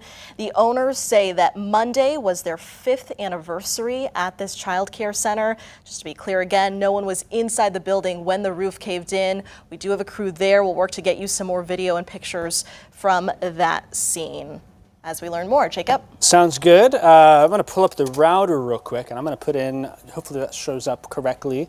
There we go. Apple TV is up for me. I want to mention here the National Weather Service is talking about it, and we're seeing it too. This is going to be for the storm that is in eastern Coles, southeastern Douglas, and Edgar County. They are noting that there are some signs of some mid-level rotation, so some rotation that's a little higher up, that's strengthening together. That sometimes is one of the first signs of what could be a strengthening mesocyclone. What that means is the strengthening, rotating part of the storm. That's somewhere in the Oakland area, moving quickly to the north and east. Chrisman, Newman, Brockton, Ridge Farm. We're going to watch all of those areas very closely here from this particular storm as it continues to move north and east. Not a tornado-warned storm at this point. When I flip over velocity, there you can see just a little bit of greens and red action there. And if I change the tilt of it, what I'm going to do is I'm going to look a little higher in it. We might see them pop out a little bit more, perhaps. Signs of some sort of weak rotation in there. The environment that this storm sits in is a favorable environment for storms that we've got, like what we've got tonight. We've had a number of tornadoes out there in the area. So just a heads up, we are watching very closely for Newman, Brockton, and Chrisman. This storm behind it there. Still going to watch this line also closely. Going to be some strong winds. We don't have anything severe in it for Shelby County or Moultrie County, but I imagine there's some small hail and some real blustery winds there. Fayette County, severe thunderstorm warning in effect. This storm down by Effingham. We get down here south of Effingham, and unfortunately, that's almost a gap in radar coverage. The radar beam is thousands of feet in the air, but there are still signs of some pretty decent rotation. And you look between the clutter here. That's just because the beam is so far away and so high. What I might do is actually switch it to the Evansville radar. That might give us a better vantage point. There you can see here, this is going to be moving towards Newton. It will stay well south of Effingham, maybe grazing the southeastern portion of the county there, south of Diederich. So we're going to watch that. There's Bible Grove, there's Diederich, here's Newton. So we're going to watch that closely here. Who am I sending it to? Jess? I believe we have Chance standing by. Do we have Chance standing by with the sheriff?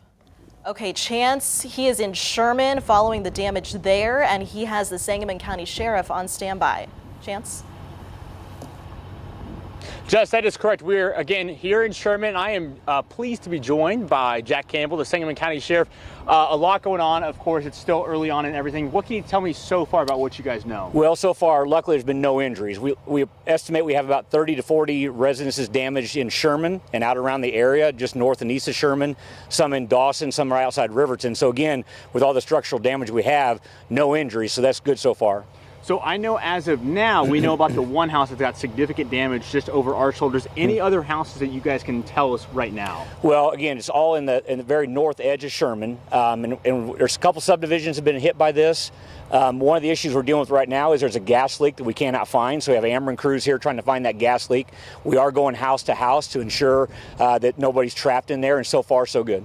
And I know these are tough situations, but what happens next in the coming days, maybe even weeks? Well, the first thing, again, we still have a dangerous situation here with the power lines down, trees down, residents damaged. So we need people to, again, in this area specifically, to stay away from here, let the crews work. And then tomorrow, once the sun comes up, we'll be able to go in and reassess everything and finish cleaning up and hopefully get people back near their homes. And the last thing I have for before I send it back to the studio, for people who live in this area and are familiar, what areas should people be driving around? What areas should people avoid? The whole north side of Sherman, so Business 55, Sudeth Road, Wolf Creek Road, there's power lines down across all those. And again, we're asking residents just to stay in your house. They can call into our command post if they need anything. They can call our dispatch center at 753-6666 if they have any questions. But again, just stay away from the north side of Sherman. Cool. Jack, thank you for your time. You're welcome. And as we, again, learn more information from Sherman, we're reporting it on the air, we're reporting it online, and I will get you more information. And, of course, they'll probably send it back out to me here pretty soon. But for now, again, reporting live in Sherman, Chance Sticklin, WCIA3, your local news leader. Back to you guys. All right, Chance, thank you so much. Just to recap, 30 to 40 houses damaged in Sherman. They're asking people to avoid the north part of town. There's a gas leak there, but they're still trying to find it, to identify it. And of course, we've seen power lines down in that area. We do have video of the damage in Sherman. Are we able to pull that up, Tristan, to show people? Okay, so we don't have that video immediately available right now of the houses damaged in Sherman, but we'll show that to you again in just a little bit. But for now, we're going to take it over to Jacob. Yeah, thanks, Jess, for that. I tell you what a miracle that is, that there's no injuries to report in Sangamon County. We haven't heard anything from Champaign County yet with the storm to the north, but certainly our attention is still on these storms moving on through. I want to mention really fast, if we can pull the storm tracker up, I'd like to bring them full screen. I know that they are north of Rantoul now in that general area. Are they able to talk right now by chance? Do we know? No, we don't have any audio from them. That's fine. But we look at that here. They're moving through those rural areas. We know there is damage to the FS site east of Dewey on 136. And anhydrous ammonia has caused the area to be shut down. And then we're seeing that 57, I've seen some reports where folks aren't able to drive on that either. So that certainly is going to be another thing that we have to watch very closely here as we move on through. All right, I want to update. We do have a new tornado warning here, and this is going to be for far southern parts of our area. Let's go ahead and bring me back on screen here. This is way down to the south. It's going to be for parts of Clay and Richland counties and Jasper and Effingham County. You'll see that box pop on, and that'll be heading towards Newton and Jasper County. Again, this area here we share with the Terre Haute market. I know we have folks that watch us in Robinson and Newton and even Effingham, of course, big town there. So that's going to be the new tornado warning popping up. Kevin, you are back on the wall now, and we are not done yet with tonight, are we? We're not done yet. I just did get that confirmation storm damage report, and I think it has popped in, but that bus blown over there on I-57, 1 mile southwest of Ludlow, had 32 passengers on it, and there were 2 minor injuries. That the bus was blown over on I-57 southwest of Ludlow, 32 passengers and two injuries. So wow. Hopefully those, and they say minor according to the storm report here. So that is some good news. Also, let's see here, that a person driving over there near, what is that, Rankin, that tornado from earlier as well. So confirmation on that bus, which is why things were closed down there on I-57, and but hopefully some good news there that those injuries were minor. That could have been a lot worse, obviously. Don't know if those were from actual like straight line damaging winds or if that was actually a tornado. Doesn't really matter at this point. It did occur, and that is the confirmation there. So now, still an intense line of storms, and as you mentioned there, our extreme southeastern portions of our viewing area are seeing the tornado warnings that are still in effect. So we'll just kind of take it way down here and zoom in, and there it is, just kind of clipping Effingham County. There's Newton. This is kind of technically just outside of our viewing area here, but notice back to the west in Effingham, I bet our Effingham camera here before too long is going to see probably a big shelf cloud and heavy rainfall. So that is going to start coming into Effingham with that line back there. This one is concerning because it is this other cell because it's out ahead of that line. It's by itself. It's more discreet, able to tap into some of the wind fields and the instability that is still left out there, and kind of by itself, while the lines like this tend to kind of have to share all of that, so to speak. So here's what we'll do here. We'll just come back over and probably have Jacob pull up the Effingham camera here in a little bit, and then we can watch that line come through. Also, probably the Mattoon camera is going to see that same kind of shelf cloud begin to move through before too long. Be curious about how much lightning we're still seeing. But Humboldt there, Tuscola, you're kind of on the back edge of that now. But Humboldt there into Coles County, a lot of Coles County still see some of these storms. Big break there into southern Champaign County, and I got to tell you, it's not going to be too long before we say you're good here in Champaign. I really think for the most part we're going to be done with this in Champaign County. There's still a couple little cells we'll just kind of keep watching, but the intense line is out here into Vermilion County, Danville. So we're going to have a bunch of our cameras that we're going to be able to see this line coming in the next kind of 15 to 20 minutes. Kevin, Storm Tracker. Bismarck, and then down to Georgetown, where we've got these thunderstorms still kind of coming through. Iroquois County, starting to see things calming down there. That's some good news. Hey, Kevin. Yeah, go ahead. Go ahead and pull up the storm tracker really quick. They are now on I-57. The road is closed at this time. Just getting to the scene now north of Rantoul. I wanted to bring that to your attention as they are coming up there.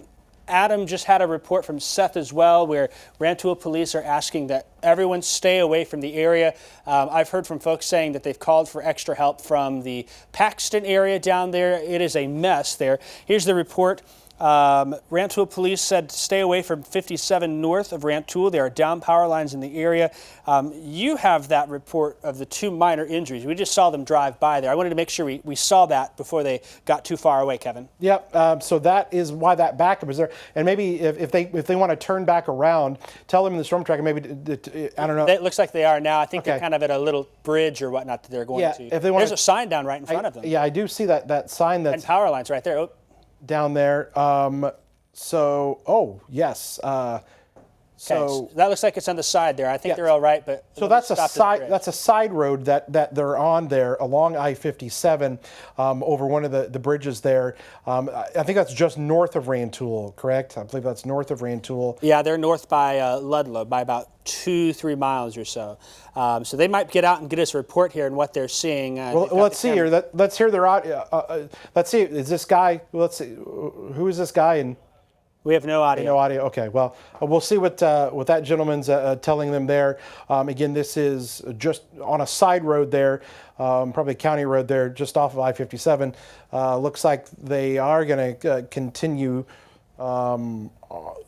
across here, or maybe they're going to have to turn around there. We'll check. You let us know what you guys hear from them on what they're seeing. But I just want to show you here again. Roads are backed up there. If you've got family, friends that you were expecting to be home, they're potentially stuck there in the traffic there along I-57 because of that crash, and probably where the tornado crossed. We were talking earlier tonight that the tornado was going to cross there on I-57, and sure enough, I definitely think that it did, and that's why they're dealing with some of that damage there north of Ludlow, between Ludlow. North of Rantoul, between Ludlow and Rantoul. That's Rossville, Bismarck. You guys are still dealing with these strong storms kind of coming through. There's Snyder, Vermilion County, that whole area there.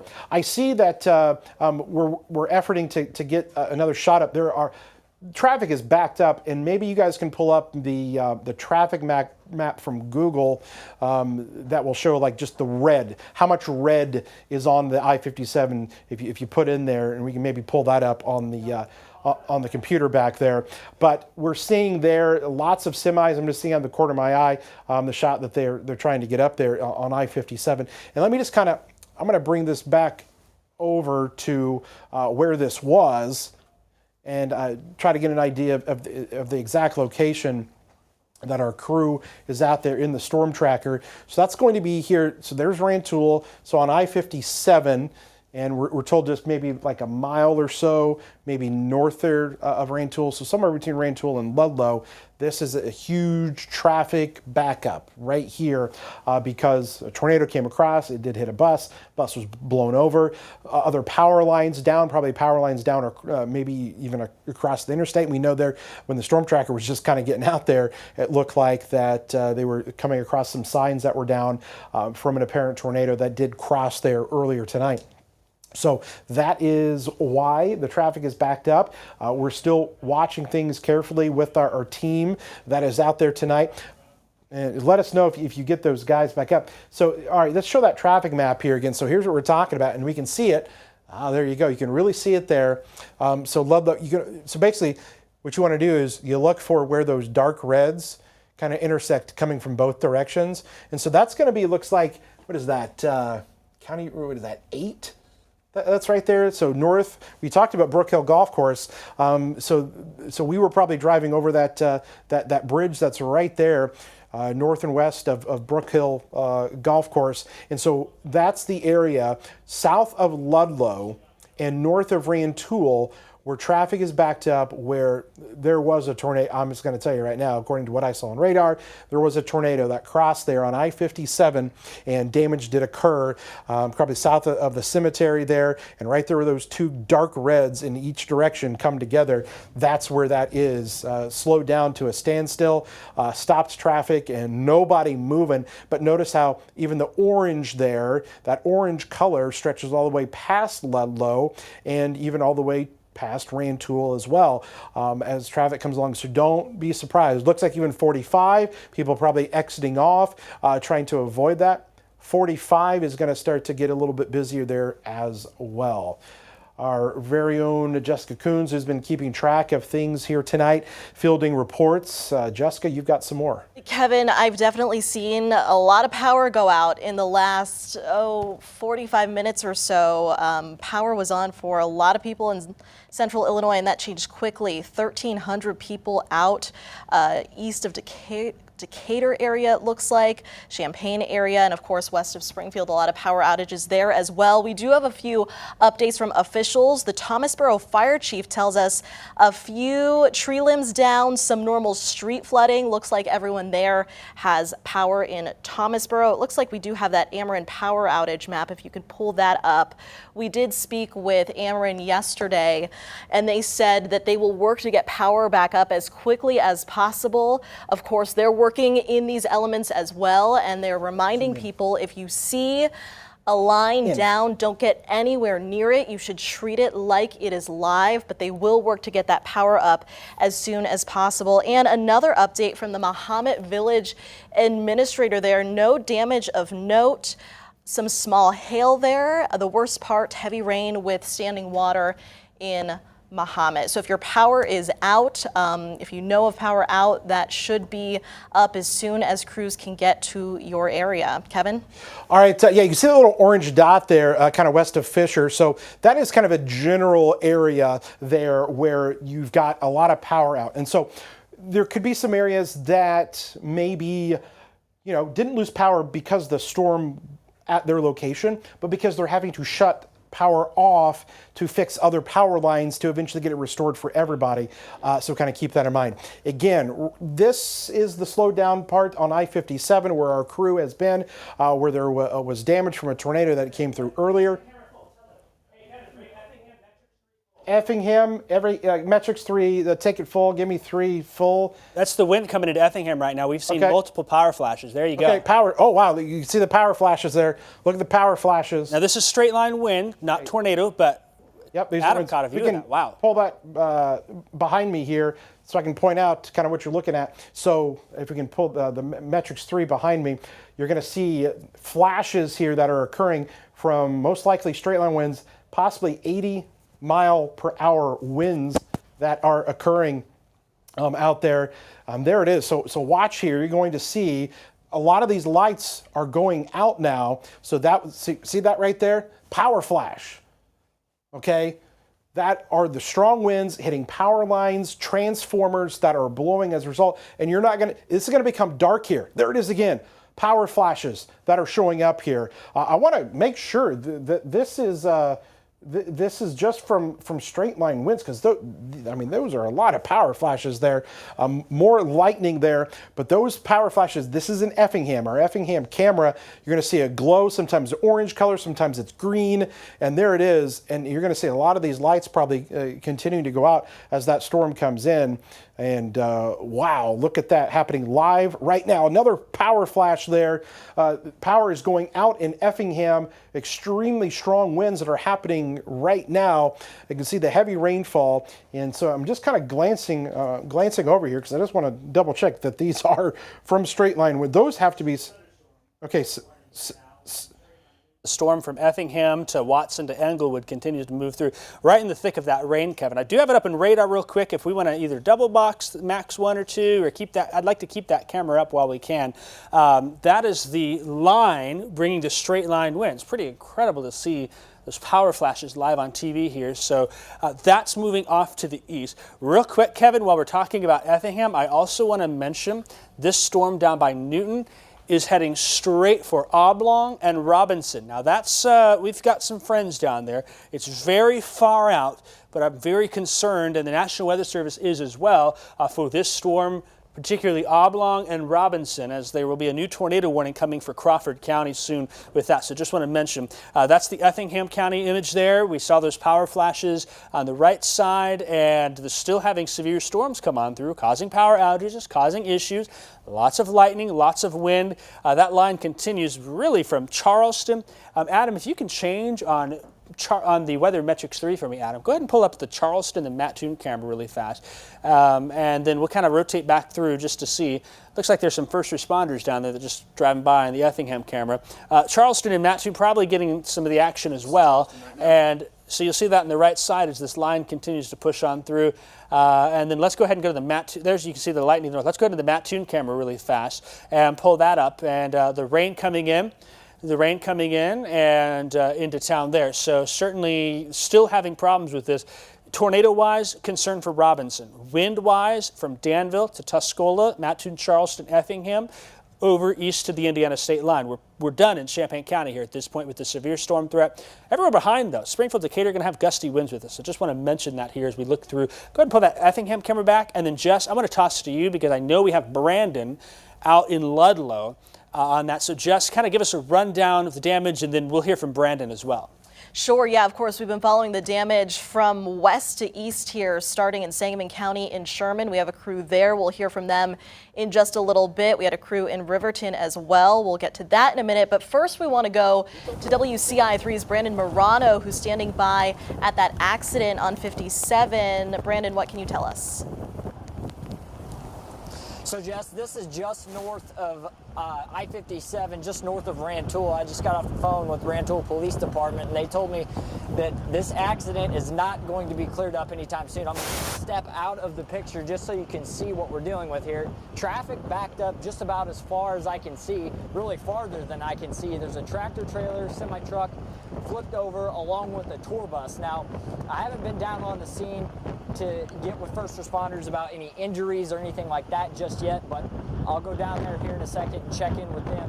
But I have seen ambulances in the last 15 minutes or so that we've been here come and go from the scene.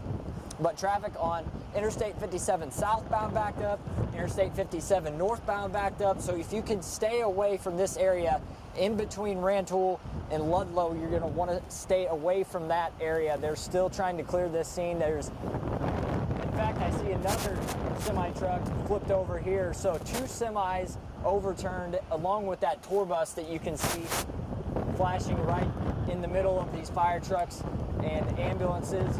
So we're going to work on getting more information from this accident, but if you're anywhere near this area of 57, you're going to want to stay away from it northbound and southbound. But for right now, I'll send it back to you in the studio. All right, Brandon, thanks so much. We're going to work on getting another live report from Sherman here soon as well. I'll send it back over to Jacob. Sure. Yeah, that works. We just talked about Robinson. You can see here, they actually now are saying there is a large, extremely dangerous tornado now on the ground southeast of Newton. And this supercell is going to bring some hurt to Crawford County, unfortunately. It's out there in an unstable environment. If you know anyone in Robinson, Crawford County, a beautiful town down there, Robinson. This storm moving in that direction, we're very concerned for Crawford County, all of Crawford County. Really, a new tornado warning will be coming shortly there. They are extending the severe thunderstorm warning out as well. That pretty much is, for that line moving through from Effingham. City of Effingham proper, all clear. If you're just east and south, you're still in the storms. All clear Shelby County, all clear Moultrie County. Toledo, green up, the storm is knocking on your doorstep. Mattoon, give us a little time. In fact, I'll say this, west of I-57 in Coles County, all clear. East, still watching things, including the city of Charleston. And then let's go ahead and, if we can, double box while we're at it here. I'd like to double or triple box even. Well, Kevin, do you want to take it now here? Well, yeah, we're going to get ready to do a recap here off the top of the hour here. Okay. So let me just finish here. I'll toss to you then. Oakland, ahead of there. If you're in Champaign County, we are good. Anywhere west of 57 in Douglas County, you're good. And almost soon, we'll be able to give Vermilion County an all clear from this as this line starts to push on out. And so just making sure you see, Kevin, they've got some good video coming in. We can see that bus. So I'll let you know and handle that, Kevin, if you want to bring that bus shot full. So, Kevin, I'm going to send it to you. Yeah, we're going to do a little recap here once again. You were just kind of showing the radar there and all the storms that we're still tracking. That is a very nasty looking storm that is down there, into Jasper, Crawford County.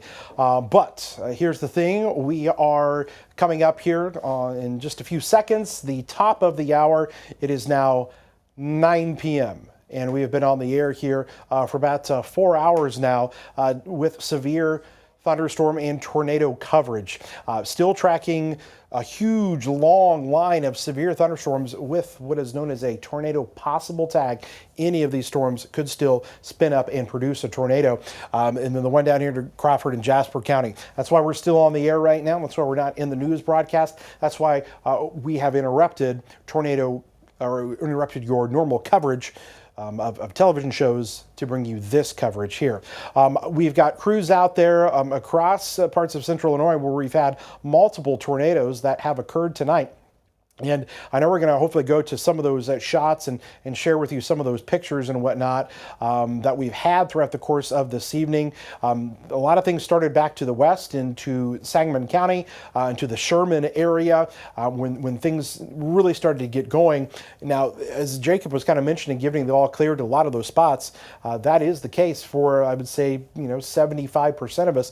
But the eastern third, areas along I-57 and to the east, are still under the gun. One area that we've had some big time damages along I-57 there, and we've got a shot up.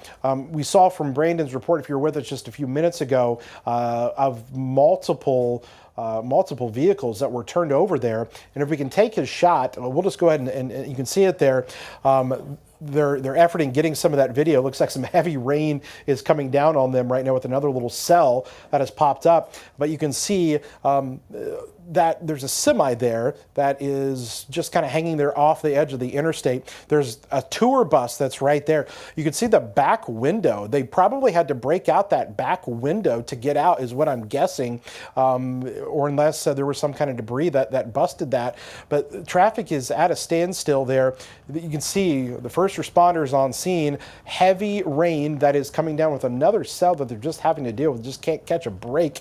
Again, that is not severe right now, but you can see just none of those cars are moving on I-57. Lots of semis there, and I'm just kind of looking at the radar here because I just want to get an idea of kind of what they're still dealing with. They've got that heavy rain that's coming through, and they're going to see that actually clear in the next probably 10 minutes or so. But if they can kind of pay, I know there's two semis, and there is a tour bus there that I mentioned that is moving through, that were flipped over. You can see the other one there off in the dark there. In the distance there. So those are 3, and look at all the other semis there. If you drove I-57, you know what I'm talking about. There's a lot of semi-traffic there in I-57, especially on a Friday night, and all of those trucks aren't going anywhere. Neither is anybody that were in their cars tonight. You can see there, that is one of the semis that were turned over. 2 of them that we can see, and also the tour bus there as well. So we're going to continue to track this for you. Our crews are spread across central Illinois from the Springfield area all the way over to Ludlow and Rantoul, where we just saw that. We're watching this. I want to just keep mentioning that Crawford and Jasper County storm there. That is a nasty, nasty, nasty looking storm there. I know that's kind of just outside of our viewing area, and Terre Haute does serve them, but I just wanted to make mention that thing is producing a tornado south of Oblong. That is an area I used to cover down there when I worked in Terre Haute, but near Oblong there over to Robinson, that is concerning there, what we're seeing on radar. The rest of us, really strong winds that we're still dealing with along this line from east of Effingham up through the Charleston, Mattoon area and through the Danville area. That line has already moved through. So now it's really kind of Edgar County, portions of Douglas, Coles, Cumberland, Effingham, Jasper, and Crawford counties where we're still dealing with these thunderstorms tonight. So we've had other tornadoes and damage from the western part of our viewing area.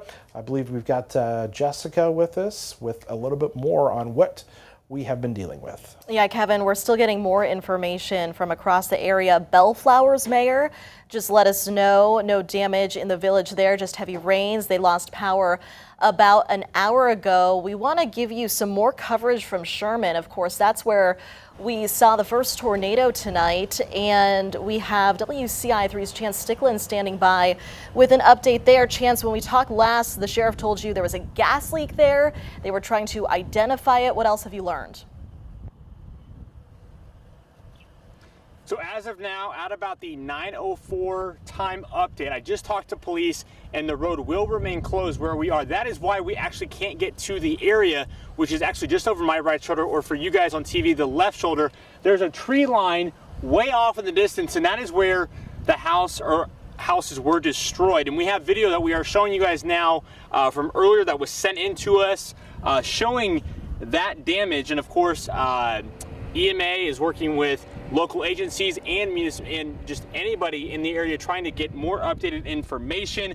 I cannot confirm still that vehicle on 55, there's injuries with that. I was told that sometimes those accidents, they do not self-report. So again, that is not confirmed, but I did hear that from the PIO with the emergency management for the state. Again, the electric company was fixing a down power line behind me, but as I look behind me now, it's pitch black, so they are not in the area anymore. I wanted to give that update. But as of now, that's all that we have new information right now. I will continue to work with our team back in the studio here and out in the field, of course, to get any updated information from Sherman. But like Jess mentioned, this was one of the first confirmed tornadoes for our coverage tonight. But again, reporting live in Sherman, I'm Chance Sticklin, WCIA3, your local news leader. Jess, back to you. All right, Chance, thanks so much. Just another recap from that area. Shortly after that damage in Sherman, we heard of damage in Riverton as well. We have a picture or video we're going to try to get up here in just a second of Parks Place Child Care Center. There it is in Riverton. It's hard to tell in this photo. We do have some video. We'll try and get you later tonight. Oh, we do have some video. Let's see if we can roll that. A little dark there. Hard to tell, but the roof of that building caved in from the storm. Thankfully, nobody was inside at the time. Final pickups at that child care center took place around 4:30, and then about an hour later, the storm started to hit Riverton. The owners say Monday was their 5th anniversary, so a lot of cleanup going on there at Parks Place Child Care Center in Riverton. We're going to work on getting more updates from all of this damage around the area. Of course, as soon as that sun starts to peek out tomorrow morning, we'll start to see really the effects of what happened here tonight in central Illinois. For now, we're going to send it over to Jacob. Yeah, so I want to spend a little time here and talk about another serious situation I think is unfolding. This is going to be for Crawford County. Now, it's very far southeast of our viewing area, but I know we have folks down in Oblong and in Robinson. And this particular storm here is reported as a large, extremely dangerous tornado now in Crawford County, moving very near Robinson, somewhere south of Oblong by not much. If you know anyone, Robinson, Honey Creek, Hudsonville, Oblong, you got a chance to text them. Go ahead and do that. Give them a heads up to watch. We are streaming on Facebook and we'll continue to watch that warning closely. Once it gets across the river into Indiana, then that's hopefully with the end of the threat for tornadoes tonight. There's not a lot of real estate left here for the severe weather threat, which is good news. We like to hear that. The National Weather Service here, just kind of opening up my chat really quick and checking things out. The National Weather Service still, though, warning the line for winds. In fact, there was just a 58 mile an hour wind, 58 knots. That's about 65 mile an hour wind gust in the Mattoon-Charleston area. Straight line wind damage now occurring northeast of Effingham. They're getting reports of that.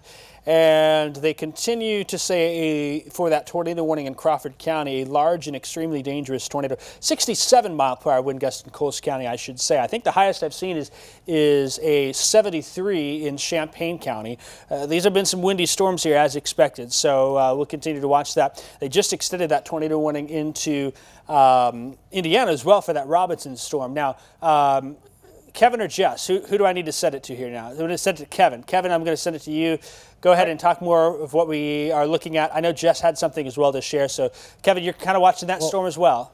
Yeah, keeping an eye on that storm down there.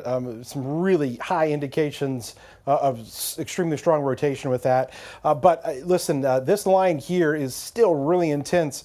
The line that came through Effingham, we were showing you power flashes live on the air earlier, and boy, that was those were some really intense winds that came through down there. I just want to kind of come back through and once again just kind of look at what we've got right now on radar. With the storm. We'll go down to that Crawford and Jasper County storm here in a second. But Crispin, you guys are getting this. But Redmond right now, you're probably going to see those winds really begin to pick up here. We'll just kind of do a little painting tour along. There's Ashmore. Westfield, you haven't been hit yet, but it's literally on top of you. Oakland to Ashmore and Westfield. And then we stretch back here just west of Casey, Clark County. You're going to start to get in on this green up in Cumberland County. And we're going to see that all the way down here now, getting out of Effingham County and Diedrich. And then here is the large storm. Look at the donut hole that's almost kind of opening up here, which is not a good sign. Robinson, Jacob was talking about that. Man, you need to be taking shelter down there. Absolutely. This thing is confirmed. I'm going to see. I'm not sure if this is going to pick up on the Evansville radar or not, but even if it's not, this is really strong. I think that might actually be the Evansville radar. This is extremely strong rotation that is showing up here, and this is going to come right into the Robinson area. I've been checking for the debris signatures there, and on the Evansville radar there. Evansville, south of Stoy, southeast of Oblong. Man, Robinson is in some trouble here. Oh, wow, Kevin. I would venture to say it's a debris ball at this point, Kevin. Do you want me to put it on GR for you? Yeah, throw GR there. I would venture to say this is the strongest. This absolutely is the strongest rotation we have seen on radar tonight. Look at that. Is the debris signature. This thing is coming right into Robinson. That's your debris ball. Wow. That's a debris ball right there. That's debris, okay, that the reflectivity is picking up, okay, and that's Robinson. And this is coming right in there. Again, this is on our extreme southern portion of our area, but we do have some people that do watch us down there. The Terror Hope Market does kind of cover this, but it is just kind of on the edge for us. But this is such an extremely large, dangerous tornado. We want to mention it. That thing's going to, unfortunately, you can see in some more rural portions down there of Crawford County, but if that goes through Robinson, oh man, Kevin, at that strength, That's going to be a bad Kevin, deal. there's a big oil refinery There's a plant down there too. huge oil refinery plant that's down there. It's one of the largest, reason people have jobs down there and whatnot. That would not be good. That comes through down there. We need to monitor that, and we're going to know in the next 10 minutes or so. Debris signature is here. You're going to see probably that tornado is probably right about here by now, and if this stays as strong as it is, that could make a direct impact into Robinson and Crawford County. If this grows, if you see this purple little debris ball grow when it gets here, we've got a bad situation on our hands down here in Robinson. So there it is on radar. Already got debris, and this is through some more rural areas of Crawford County. You know, there are some houses and whatnot, but this is the biggest town in Crawford County, and so that is going to be a big deal there. And if that grows even more and spreads out, Kind of looking up at it, Kevin. That looks like perhaps there might be debris 12 to 15,000 feet up. Okay, so you get to that, and you're talking an EF3 tornado possibly. Okay, so maybe just south of town, barely. Too close to call. Wait, yeah, because that could be displaced off based upon. And if it is south of town, then that's going right for the refinery down there. That is not good. I know you can see that refinery. Can you pull up or go and take the radar off? And then, yeah. So look at that right there. You see all of this right here? Oh, man, this would be really bad. Oh, my goodness. If that comes right through the refinery, that's not good, folks. Wow. We're going to be watching this carefully. This is really concerning to me down in Robinson. Again, for those of you, you may be going, Robinson, where is that? It's Crawford County. It is down there. Let me zoom out of Terre Haute. Yeah, so you zoom out and kind of see where we're at here. So that Terre Haute is here. Okay, Robinson is all the way down here. So Marshall and Casey up here. It's the county just south of that. Okay, Kevin, I believe that they just pulled the catastrophic tornado emergency for Robinson. Tornado emergency for Robinson. Tornado emergency. This is as bad as it gets. This is as bad as it gets for a tornado. A tornado emergency. There's been a handful of times there's ever been issued a tornado emergency. I'm guaranteeing they're issuing this because this is coming through over the refinery in Robinson. I'd be curious, get into the chat there and see what they're saying about that, because this might turn out to be the biggest story of the day.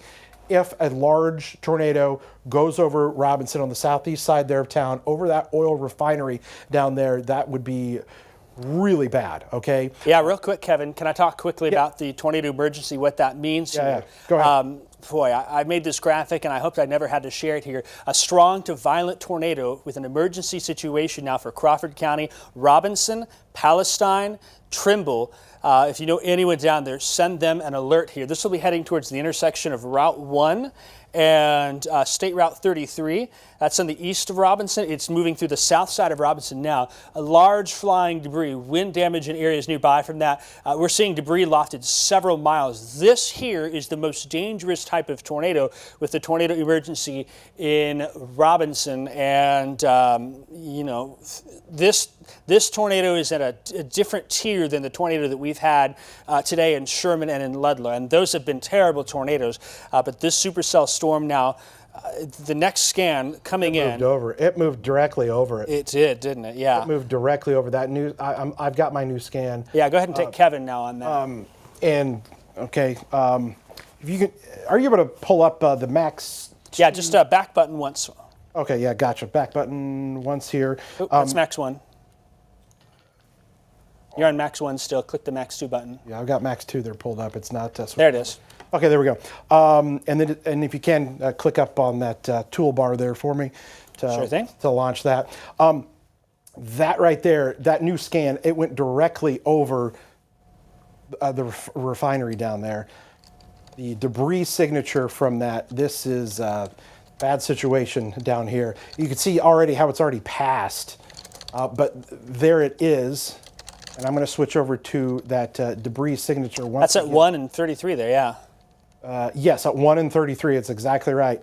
And I think that must still be pulling off of the other radar there. So I think maybe we will probably have to just keep it on. You want me to go in and manually? Keep it on the, well, if you can manually show that this is a tornado emergency. Jacob was just showing you how rare that is, but that just came through down there in Robinson at 1 and 33, There's still a gas on the station ground. I've been at before one time. Yeah, a huge debris signature showing up there. That's eventually going to be going towards the Palestine area.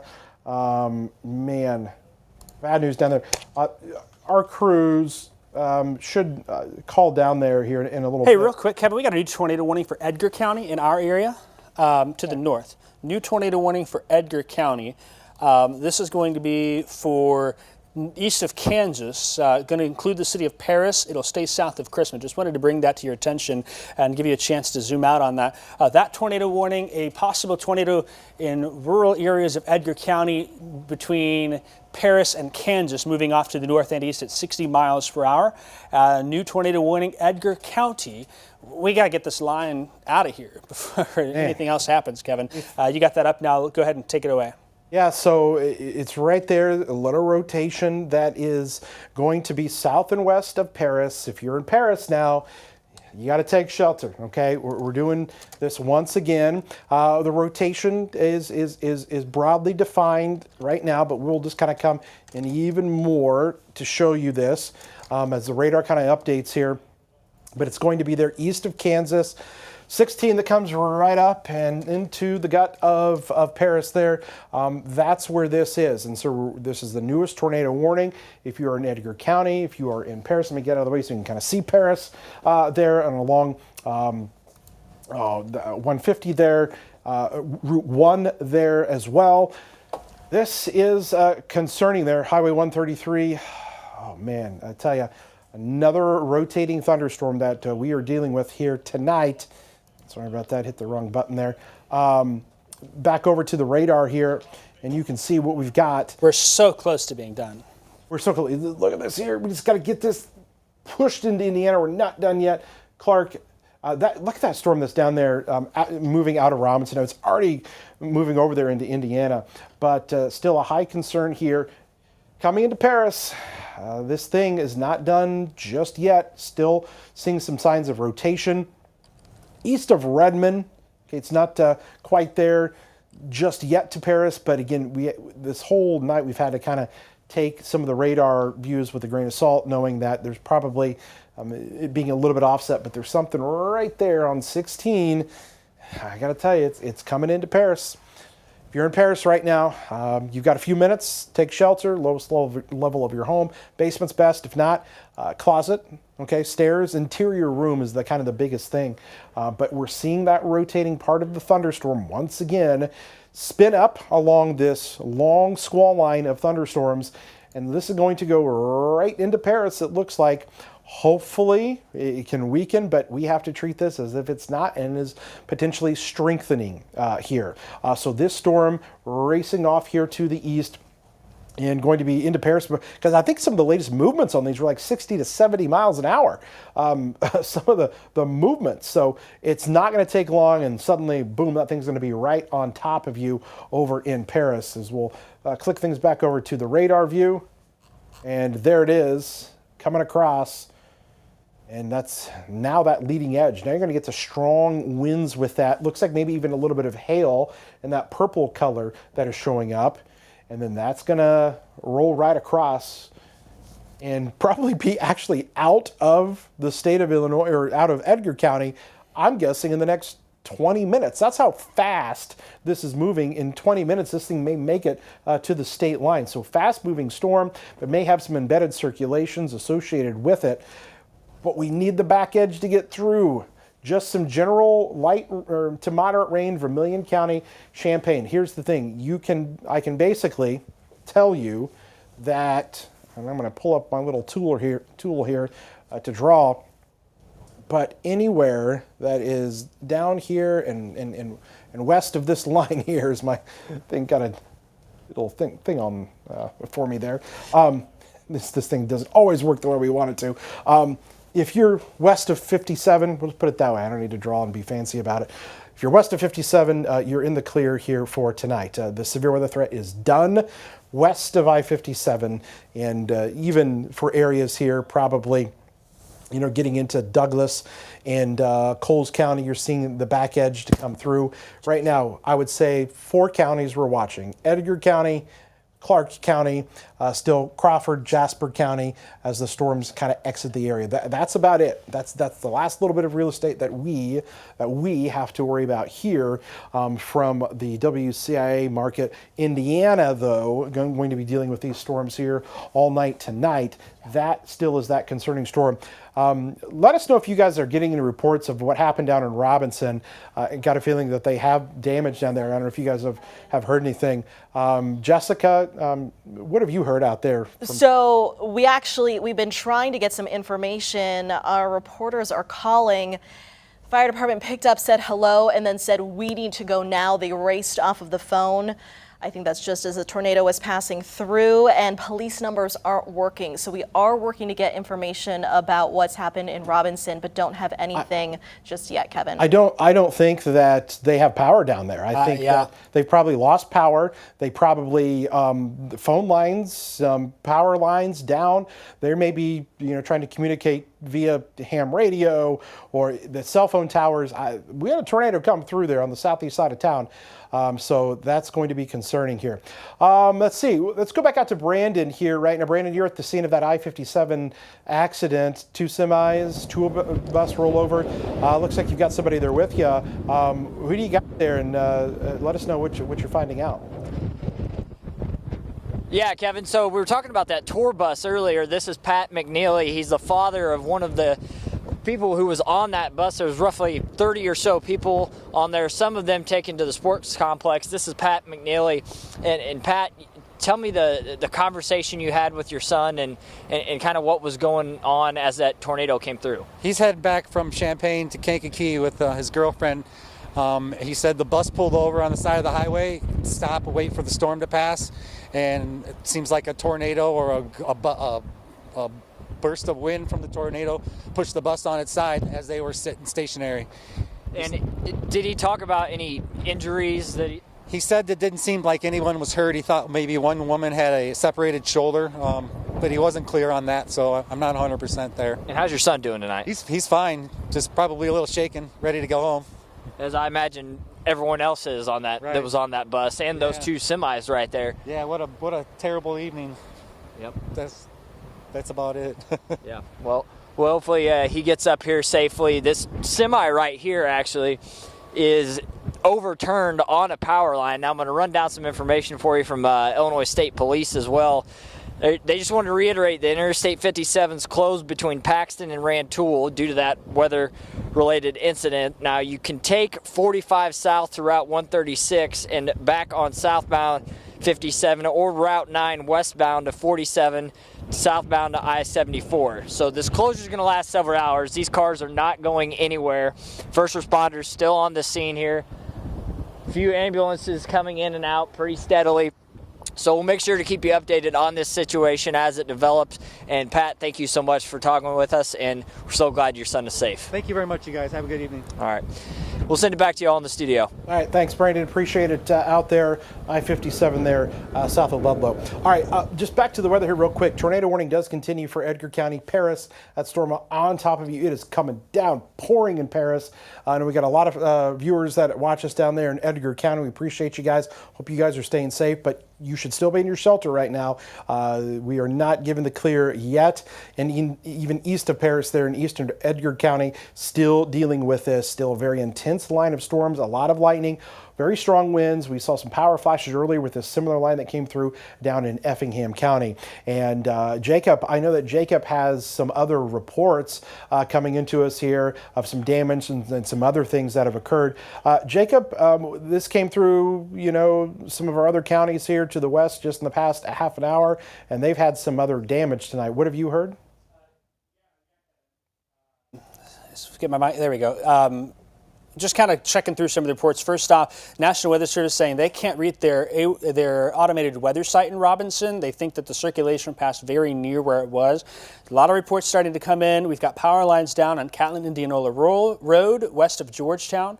There's a farmstead 4 miles south of Rankin with heavy damage reported, a machine shed destroyed on Route 1 in Iroquois County Road. The tornado warning for Edgar County is going to expire here as the storm moving quickly on through. We've had a number of folks say on Facebook that they are they've lost power in that area, and I'm continuing to check those as well here on the live stream. Lights flickering in Paris, latest check here. Power out in the Robinson area. I've seen a few folks say that there has been seeing some reports of Robinson damage now starting to trickle on in, and that's concerning. In Neoga area, there's reports of semis that are blown over on the interstate from the straight line winds. I want to mention also, Kevin, and if the news team is listening, this is from the Chicago area. Our Nexstar affiliate, My State Line, that's going to be WTVO in Rockford.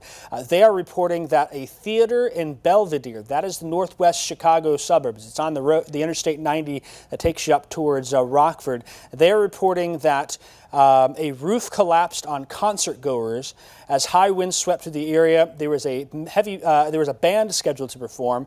20 ambulances have been called to the scene up there, so there's a lot of damage and a lot of devastation everywhere. We also can, if we can, just show the scenes here from Ludlow. So far, the reports are a handful of minor injuries in that area, and so if we bring that bring that shot from Ludlow full, just so we can look at it with what's going on. If we can bring that, yeah, I just want to see what they're looking at here.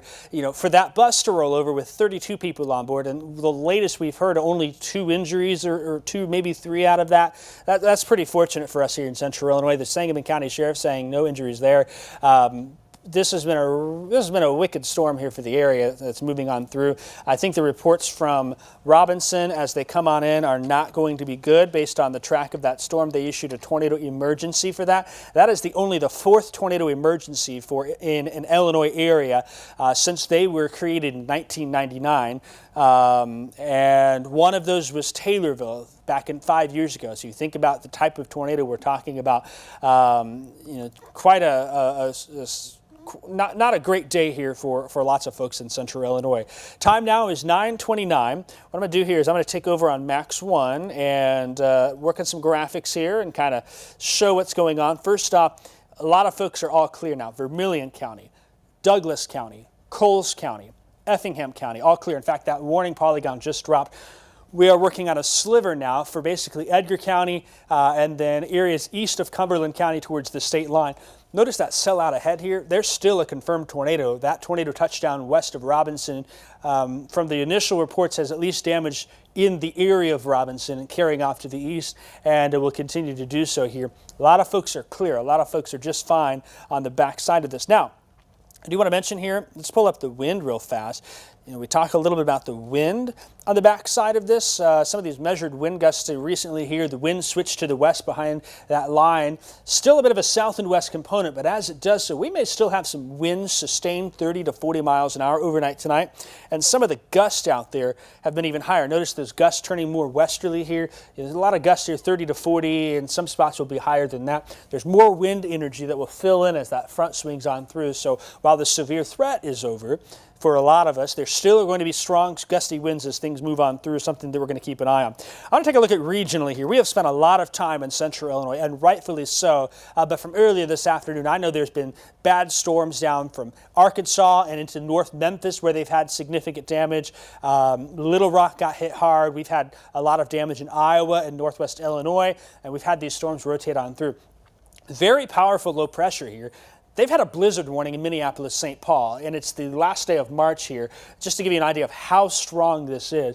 And we'll get this out of here and be finished for the night, and then things will be quiet as far as the severe weather front goes through the weekend, although there will be a lot of cleanup and a lot of reports from the news team about what happens across the region here in Central Illinois. So I wanted to share that as we are winding things down here, and we'll be winding things down in time for the 10 o'clock newscast as well, just so we're aware of that. It will probably be be an extended coverage version. You know, I know there's some news to talk about, but the news tonight is weather, folks, for a lot of areas, not only here in Central Illinois, but across the region where we've had those issues. Let's talk here real quick. Severe thunderstorm warning continues for a few areas. East of Paris now, getting that line out of here. 5 minutes, it'll be across the state line. Even down here in parts of Jasper, Crawford counties, we get that line out. Things will be wrapping up on the severe weather front here in a little bit, but I know that we'll have a lot of stories to tell. And I know a lot of folks that have been in today's storms are going to have stories to tell here moving on forth. So real quick, the tornado watch is being, that's on me there. Let me real quick get that up, and that tornado watch is going to, trying to fix things here. There it is. The tornado watch is technically still in effect for a large swath of our area. Now, the National Weather Service, they've had their hands full on these storms down here. We're going to see a lot of these counties clear. Now, in the bottom corner of your screen right here, there's been that crawl that's been pushing on through with the watches and whatnot. There still is technically the tornado watch, but we're done for most all of Central Illinois. Watching Clark, Crawford, maybe a little bit of Jasper County here, not much longer, even a sliver of Edgar County, and then that line will continue to push on through. So, Kevin, we're about to wrap up in the severe threat side of things here, but certainly a lot of cleanup. It's been a very violent day for folks, not only here in Central Illinois, but also across the region. A lot of people impacted by one of the largest, I think could go down, one of the larger tornado outbreaks we've had in a while, not just for Illinois, but like you said, all those other states as well. But we are entering the final stretch here, as Jacob was showing us. We're still just kind of watching this area into southeastern Edgar County, just that back edge now pushing through Paris, but rural portions of Edgar County there. Along I-70 to Marshall, still some pretty strong winds, and stretching down there to the south into, again, Jasper and Crawford County still dealing with some of those other thunderstorms along that kind of secondary line.